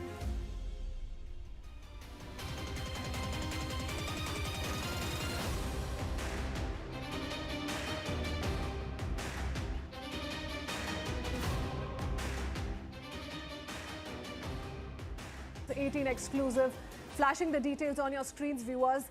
We're learning, as per sources, Saudi Arabia has also sought Pakistan's military assistance. So Pakistan pledging full support under the Pak-Saudi Strategic Mutual Defense Agreement. Top sources breaking down all these inputs for us. What this means in terms of the larger conflict that's playing out. I do want to bring in Anand Narasimhan into the conversation. Hi, Anand.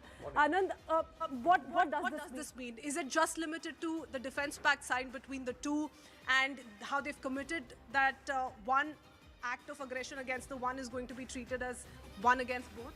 Well, good afternoon to all our viewers. Actually morning, but it's just that we've been working round the clock here. But let's understand, Pakistan is caught in a bind.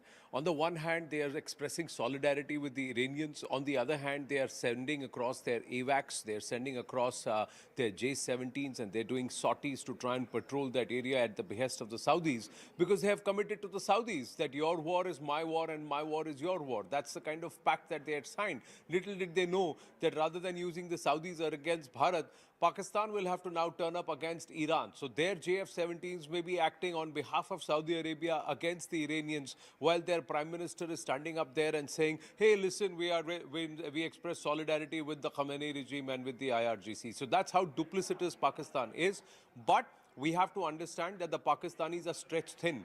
They have a fight going on against the Afghans. The Afghans send loitering munitions to the Noor Khan base and to some of their other bases. They're stretched in Balochistan because they don't know what's happening there. The BLA is running them dry. And on the other hand, they are worried if Bharat does any military exercise on its eastern borders, what are they going to do? So the Pakistanis are stretched thin, and now they have had to deploy resources because the Saudis have said, listen, you signed the agreement, come on, back us up. Where does this put them with the United States? What's that equation going to look like? Well, the US, anyway, you saw what just now President Trump has said about Zelensky, and we know what President Trump thinks about.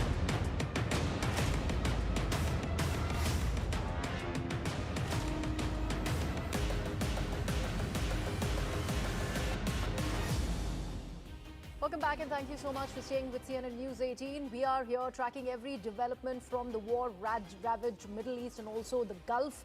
We have to also understand that 10 million Indians reside or have gone there as tourists as far as the Gulf region is concerned. So that is a concern for the Indian government. And in this time of crisis, India's primary focus continues to be on its citizens that are stuck in these war-hit nations, especially Iran, United Arab Emirates and Saudi Arabia, among others. Now, currently, about 9,000 to 10,000 Indian nationals, including students, workers, pilgrims, tourists, business persons and seafarers reside across these 16 provinces in Iran alone. Now, several evacuation flights are beginning to land in the national capital. This is happening on a daily basis. Remember, we broke that story last evening itself where we were speaking about how certain flights or in a limited capacity have started to move out of Dubai, particularly Emirates and Fly Dubai.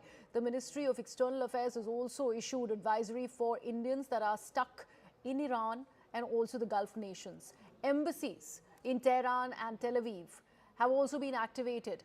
They have put out their 24/7 helpline to provide immediate assistance to anyone in need of urgent help. Dubai से यात्री लौटना शुरू हो गए हैं। कुछ यात्री यहाँ पर पहुँचे हैं। 28 को हम लोगों को वापस आना था, तो ये फ्लाइट कैंसिल हो गई। Then we had to extend our stay there. कैसा वहाँ पर माहौल था, आपने देखा वहाँ पर डर लगा आपको जब, क्योंकि दुबई में अभी भी खबरें आ रही हैं कि वहाँ लगातार अटैक हो रहे हैं। 28 और फर्स्ट को थोड़ा डर का माहौल था, उसके बाद धीरे धीरे सिचुएशन थोड़ा बेटर होती रही और जैसे ही बेटर हुई इंडिया ने हमें वापस लगातार मिसाइल अटैक हो रहे हैं, इंटरसेप्शन की वो खबरें विजुअल आ रहे हैं, वो देखा? यस यस यस, इंटरसेप्शन हो रहा है, ज़्यादा डर का माहौल नहीं है। वैसे सब चीज़ें ऑपरेशनल हैं तो ठीक है। आप घूमने गए थे वहाँ पर, क्या 4 दिनों का अनुभव कैसा रहा आपका? आप बताइए वहाँ पर क्या आपने देखा? नहीं, अच्छा अनुभव रहा। मतलब डर तो था, वहाँ पे धमाकों के जो आवाज़ें आ रही थी उसमें डर लग रहा था, लेकिन बाकी सब ठीक था। दुबई में थे, अबू धाबी में थे, वहाँ कैसे हालात हैं अभी? दुबई में हम जब तक थे बहुत अच्छे से हमने एंजॉय किया। अबू धाबी हम जब पहुँचे तब 28 को, तब वहाँ पर ये स्टार्ट हुआ था शाम को। तो ऐसी नौबत आई कि आपको छुपना पड़े, बंकर में जाना पड़े, पार्किंग में जाना पड़े, इस तरह से कुछ? में हम लोगों का इंतजाम उन्होंने किया था, क्योंकि और वो भी इसलिए क्योंकि हम लोग डर रहे थे। कितनी देर तक आप पार्किंग में रुके मैम? ऑलमोस्ट 3 घंटे। 3 घंटे, 4 घंटे। अच्छा, वहाँ अब फ्लाइट को लेकर कुछ मन में शंका थी कि कब हम भारत जाएंगे? वो तो बार बार कैंसिल हो रही थी। हमारी पहले स्पाइस जेट की थी तो वो कैंसिलेशन ही दिखा रहे थे, और फिर हमने एयर इंडिया से फिर कल रात को ही फ्लाइट कराई है।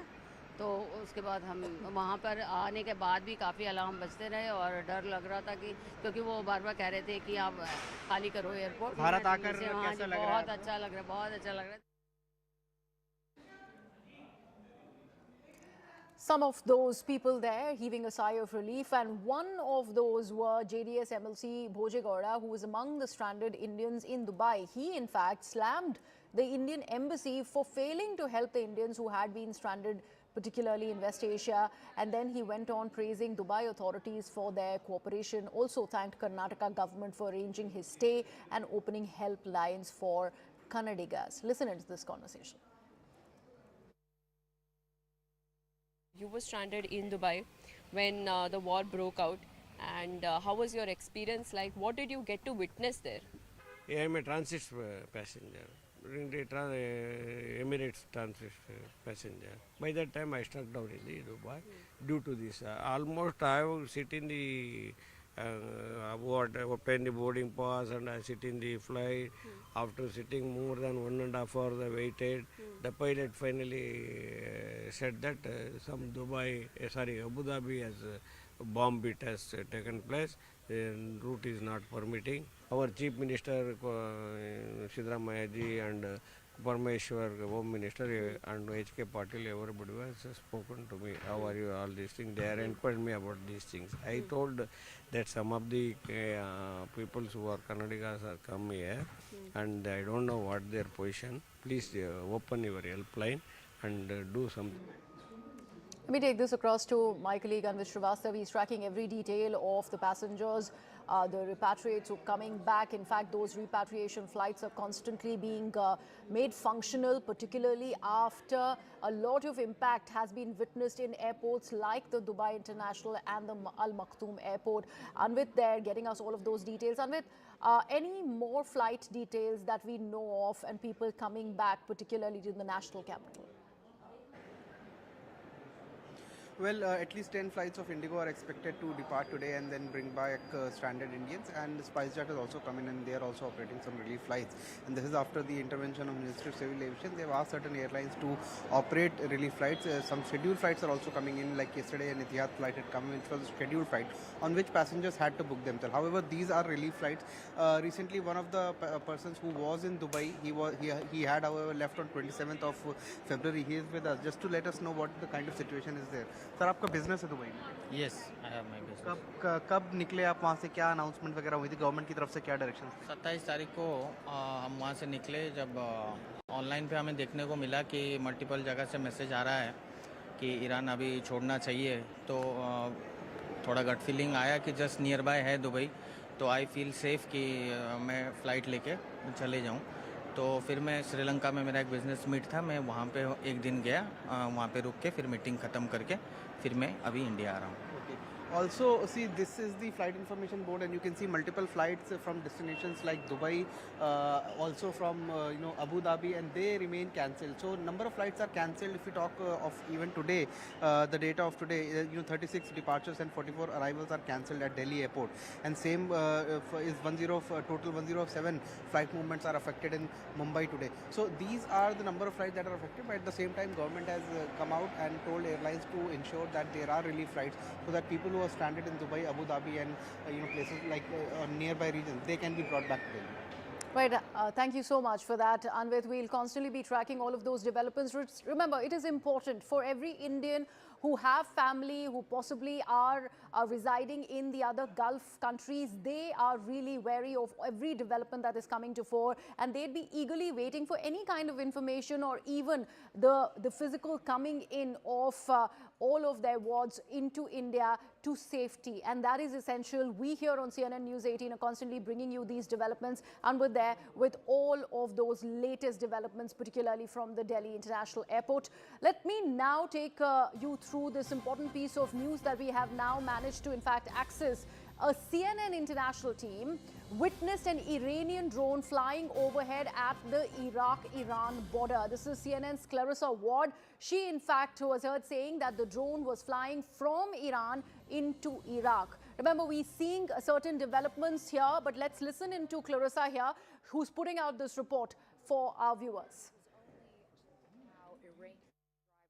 Iranian trucks to get back. Earlier today, Becky, that border reopened for the first time since the U.S. and Israel began their bombing campaign. It was only to allow Iranian drivers with Iranian trucks to get back into Iran and Iraqis who were trapped in Iran to get out back home to Iraq. But while we were there, we actually saw a Shahid drone fly directly over us from Iran into Iraq. Check out that moment, please. Are you nervous about going back into Iran now?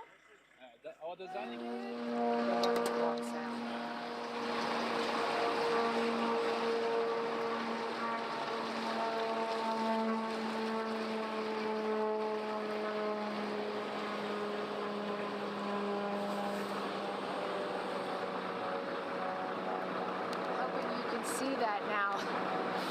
An Iranian drone literally just flew directly over our heads from Iran into Iraq.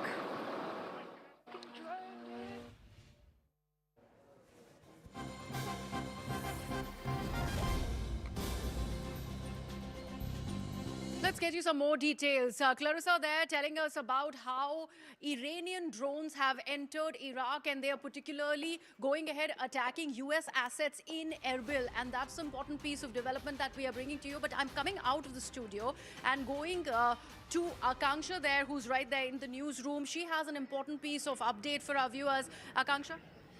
So this could lead to a protracted sort of disruption in the supply chains. Remember, because you're looking at 1/5 of the global supply of oil and energy going through the Strait of Hormuz. Not only is China or India and Asian countries looking towards this strait for their own supply, you also have European and the United States itself. Now, critics are also saying that this could perhaps also benefit the US, but that's on the long term.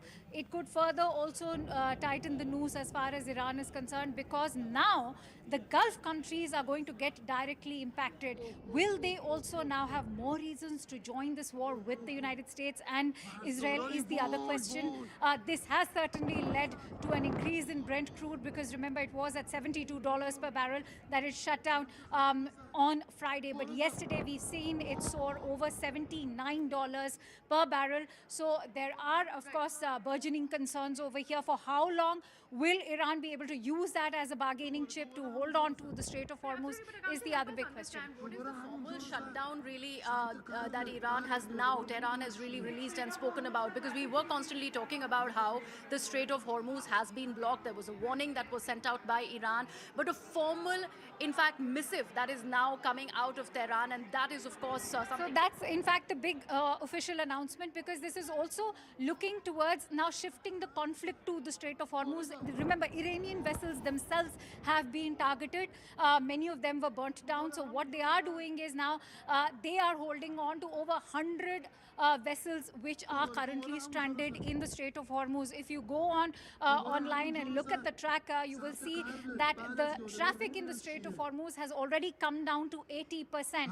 It's a very short sort of a passage between the Persian Gulf and, of course, the Gulf of Oman leading to the Arabian Sea. But it's a key choke hold over there if vessels are going to remain stranded, as has been the declaration by Iran. For how long will they be able to do so?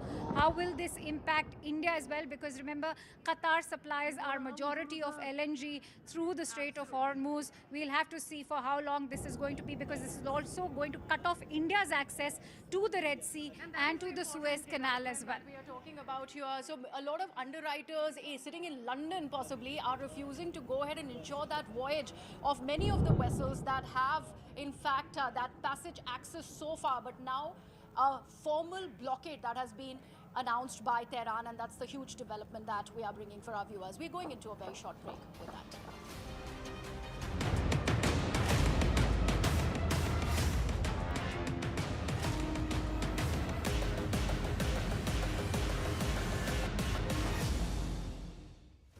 Who, what, there, then, why.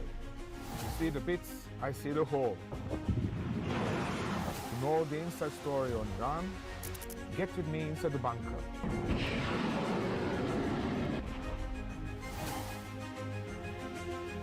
Only on CNN News 18.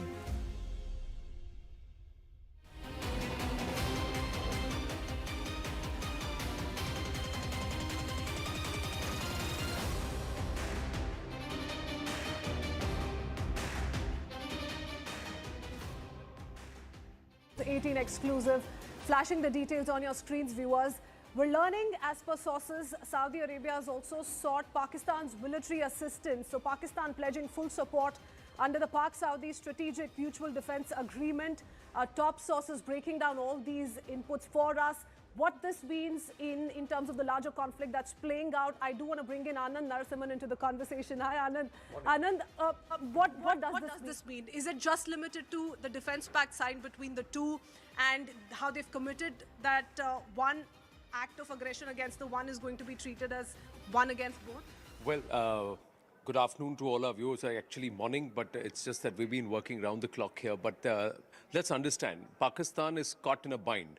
On the one hand, they are expressing solidarity with the Iranians. On the other hand, they are sending across their AWACS, they're sending across their J-17s, and they're doing sorties to try and patrol that area at the behest of the Saudis, because they have committed to the Saudis that your war is my war and my war is your war. That's the kind of pact that they had signed. Little did they know that rather than using the Saudis against Bharat, Pakistan will have to now turn up against Iran. So their JF-17s may be acting on behalf of Saudi Arabia against the Iranians, while their Prime Minister is standing up there and saying, hey, listen, we express solidarity with the Khamenei regime and with the IRGC. So that's how duplicitous Pakistan is. But we have to understand that the Pakistanis are stretched thin. They have a fight going on against the Afghans. The Afghans send loitering munitions to the Noor Khan base and to some of their other bases. They're stretched in Balochistan because they don't know what's happening there. The BLA is running them dry. And on the other hand, they are worried if Bharat does any military exercise on its eastern borders, what are they going to do? So the Pakistanis are stretched thin, and now they have had to deploy resources because the Saudis have said, listen, you signed the agreement, come on, back us up. Where does this put them with the United States? What's that equation going to look like? Well, the US, anyway, you saw what just now President Trump has said about Zelensky, and we know what President Trump thinks about the Pakistanis, and how Asim Munir made a quote-unquote, fool of himself. And it's the Pakistanis who have mocked their own failed general, a failed marshal, because of the fact that he went there to wine and dine, and all he was treated like was a doorman. And the Pakistanis are currently offering their bases for the Americans to refuel and take off and also counter Iran from this side. So all in all, everybody knows what Pakistan's stature is, but the Pak military right now is stretched thin. And there is a lot of resistance brewing even within their own regiments, because a lot of them, Kritsween, are either Pashtun or Baloch or, Afghan. And there are also a lot of Shia. And the Shia are looking at this and saying, you are asking us to go and fight against our own spiritual head and perhaps where we have our civilizational roots or descendants from. How are we going to do this? So the Pakistanis are quite caught in a bind, but everybody knows who they are, and they are treated thus, as doormats. 18 exclusive, flashing the details on your screens, viewers. We're learning, as per sources, Saudi Arabia has also sought Pakistan's military assistance. So Pakistan pledging full support under the Pak-Saudi Strategic Mutual Defense Agreement. Top sources breaking down all these inputs for us. What this means in terms of the larger conflict that's playing out. I do want to bring in Anand Narasimhan into the conversation. Hi, Anand. Anand, what does this mean? Is it just limited to the defense pact signed between the two and how they've committed that?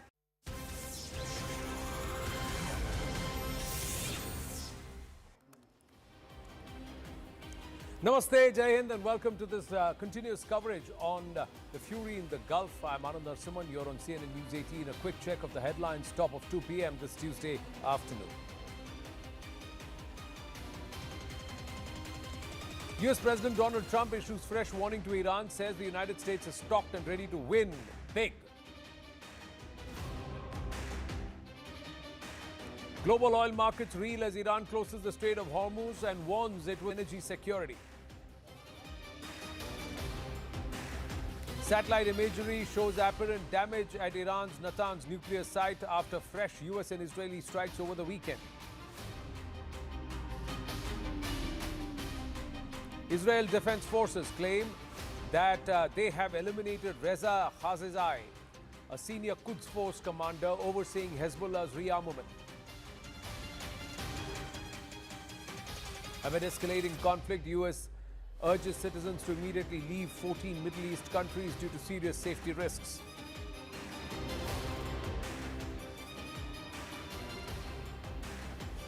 After the drone attack on a British sovereign base in Cyprus, France plans to deploy advanced anti-missile and anti-drone systems. As political tensions rise in Bharat, BJP counters Sonia Gandhi's criticism, citing the UPA government's silence on Muammar Gaddafi's 2011 killing, despite strong Bharat-Libya ties and multiple ministerial visits.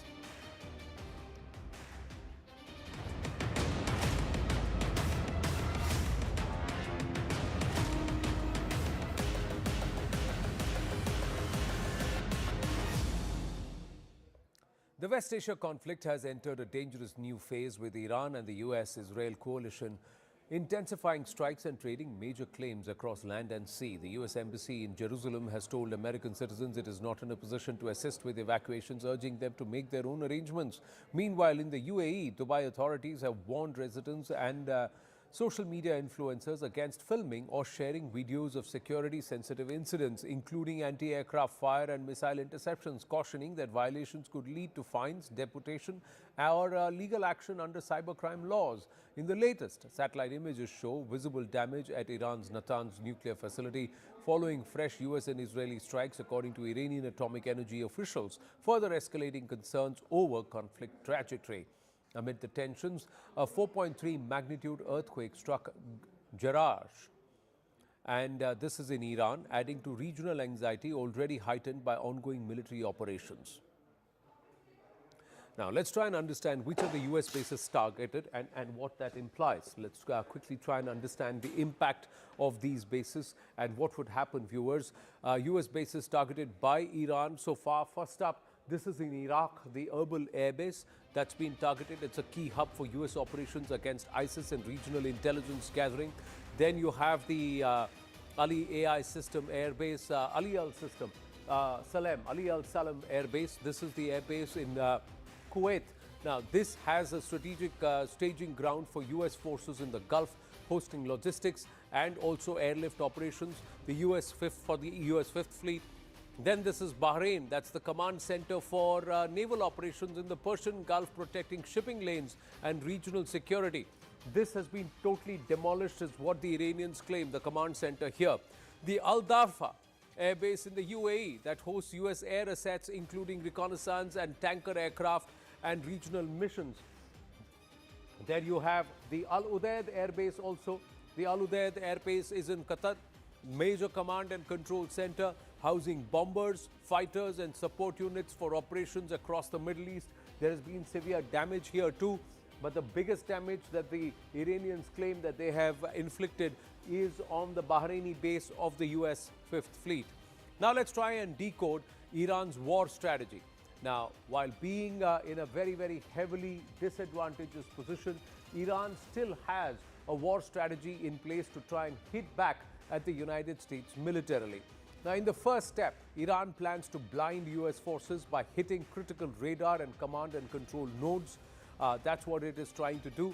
To try and achieve this, they would very significantly employ swarm drones to try and short-range and, of course, short-range missiles to try and hit critical nodes in the United States communication systems. Now, what is also hoping to do is to achieve is to disable early warning systems of the US forces. Now, in the second step, Iran plans to deplete US air defense systems by forcing it into using expensive missile batteries to counter its cheap drones, so increasing the cost of defense exponentially compared to the cost of offense. And how it plans to achieve this is by launching swarms and waves of inexpensive missiles and at American bases, along with these kamikaze drones, which are quite cheap compared to the anti-air defense systems that the US-Israeli combined will have to use. Iran can then drain US's missile stocks and increase operational costs, weakening the air defense network over time. Overwhelming US air defense, Iran also aims to breach air defense and strike critical targets. And this is how Iran aims to achieve this, with larger, high-speed or hypersonic missiles. Iran aims to penetrate remaining defenses and also hit strategic installations, maximizing this entire damage over for the Americans. But more importantly, how is Iran going to be able to achieve this? Do they have a clear strategy in place, and somewhere have they actually gained this better than the Americans? That is something which everybody is asking. Are the Americans forced to recalibrate, and how are they going to do that? Now, footage has also showed the extent of destruction to Dubai's port of Jebel Ali. These are more pictures. Adrian Fontanellas is sitting right next to us. Even as we put out these pictures, viewers, there's massive destruction at Dubai's port of Jebel Ali. The footage reveals extensive structural damage that has taken place. Siddhant now joins us. This is satellite footage. We'll try and call up the footage here even as Siddhant joins us. Yes, Siddhant. Well, that's right. So this port was targeted by Iranians the other day, and now they have come up with the image of this port before and after. As I was pointing out before, Anand, there is a psychological warfare narrative battle also, which is going on at this point in time, along with the conflict, as Iranians are also now following the format of Israelis, because each time around the combat success that Israelis achieve, perhaps they put it out on their social media handles with the satellite images, the real-time pictures of blast, smokes seen rising from the site, etc., etc. So now the same format is being followed by Iranians through their propaganda channels, through their social media handles. They are also putting out the pictures and the images of the U.S. assets and the ports and civilian infrastructure hit by them, perhaps to show the world that they are not only surviving in that conflict, but they are a military might, and they can give response in the what it does, viewers, this is the port of Jebel Ali. Now, if the Jebel Ali region is not so far away from the Palm Jumeirah, the extension and the various wings of the Palm Jumeirah, so the moment this port is hit here, this is going to hurt traffic. This is going to cause a sense of unease among the residents and also the people in the nearby regions in all these areas, the entire Dubai region. They are all now going to be worried. Despite the Dubai authorities trying to reassure people that all is well, don't worry, everything is normal, this is going to send a lot of unease across the place. Also, that the Iranians have not just stuck in the UAE, in Jebel Ali. They've also hit Aramco, and the satellite image, and we'll try and call out the satellite image there. If you look at the satellite image at Aramco, there is significant damage that's happened to that refinery and it's shut down, despite the Saudis saying oil supply is not going to be impacted. There is a reason why the Qataris have shut down their LNG production altogether, and there is nothing moving out. We are building up to an energy crisis, and this is exactly how the Iranians seem to have gamed this.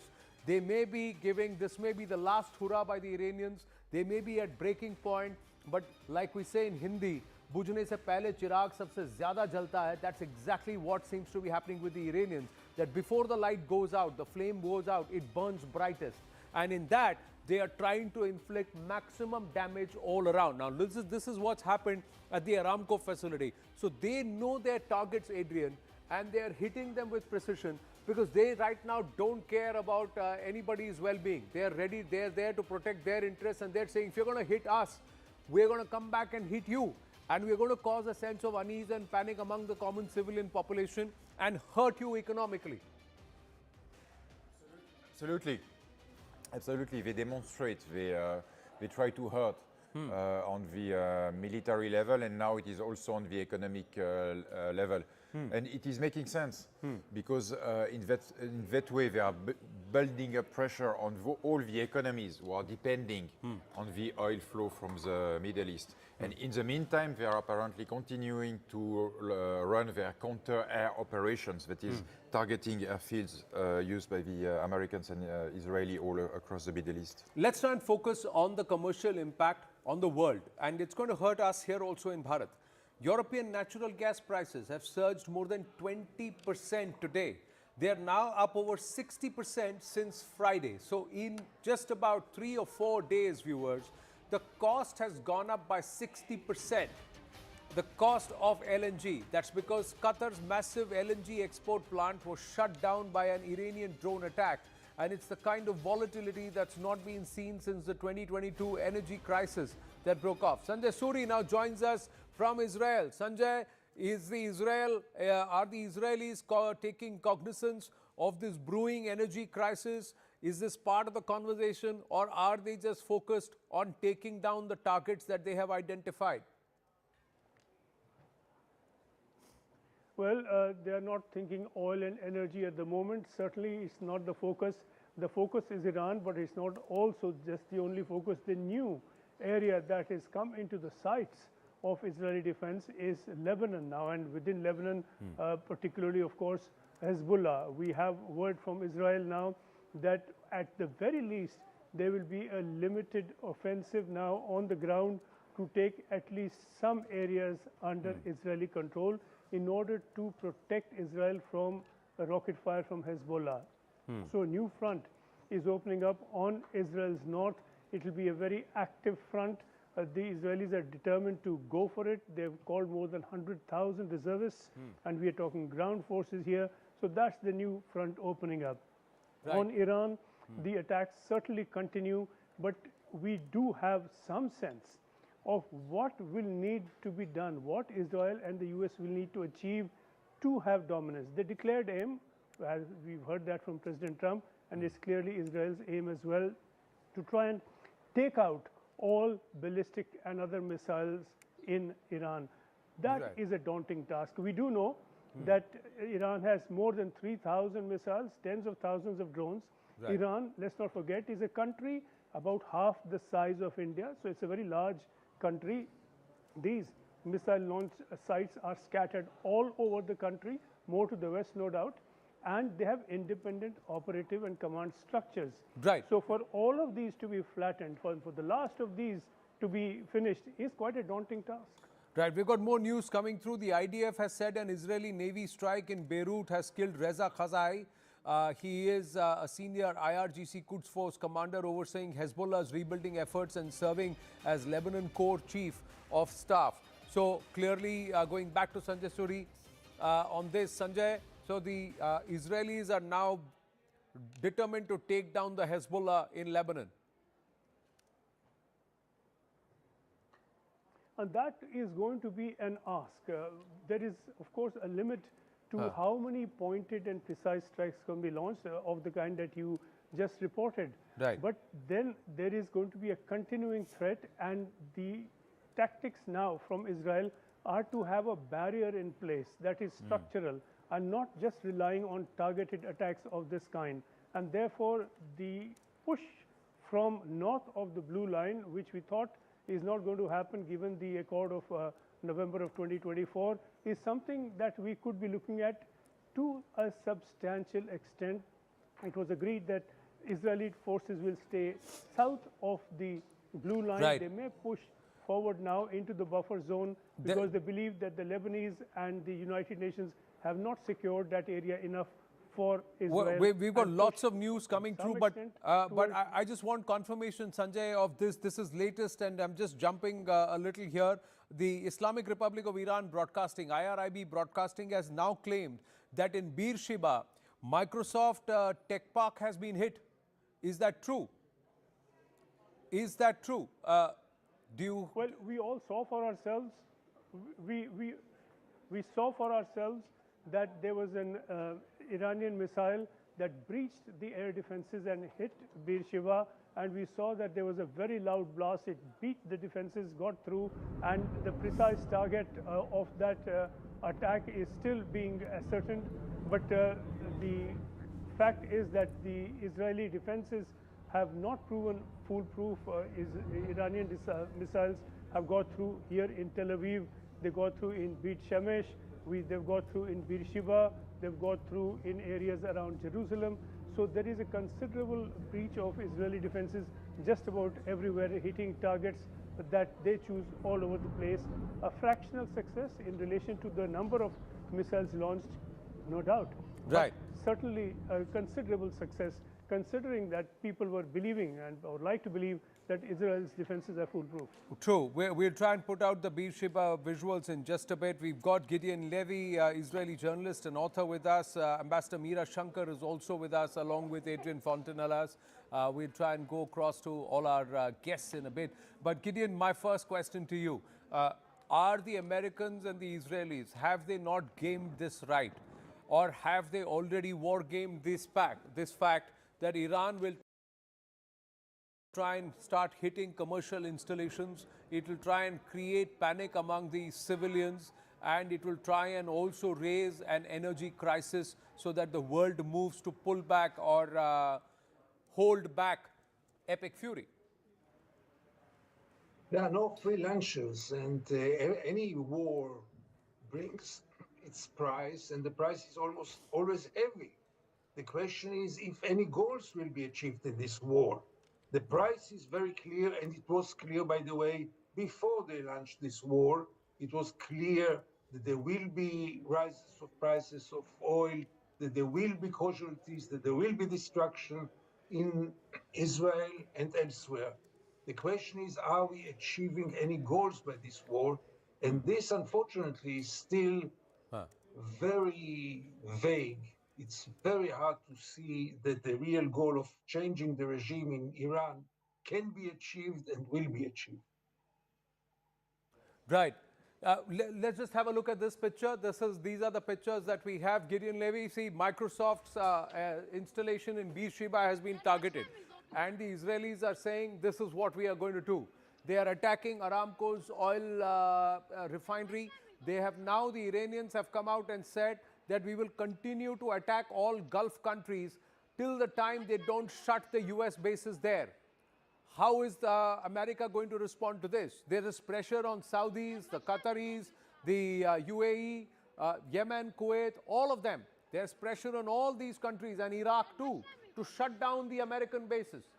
Gideon. I mean, things will change. The Middle East will look different after this war. But right now, the pressures are into two directions. And you have to separate between the public pressures and what is being said in closed rooms.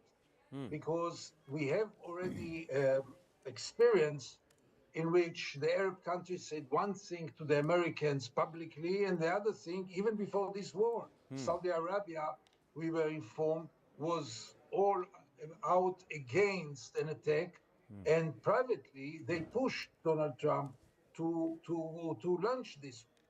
So in any case, now there is a very heavy pressure to stop it, but in the same time, there is also a pressure to continue and to achieve some goals, because if you stop now, nothing was achieved. Yeah, but what's happening is, Adrian, do you get a sense that there's a kind of an information blackout in terms of the damage that's being inflicted in Iran? Because what we are seeing is so many Gulf nations, one drop here, one bomb there, one bomb there. This is classic, diffusion strategy that the Iranians are employing to try and confuse, create panic, and also make it commercially unviable to mount an attack on Iran.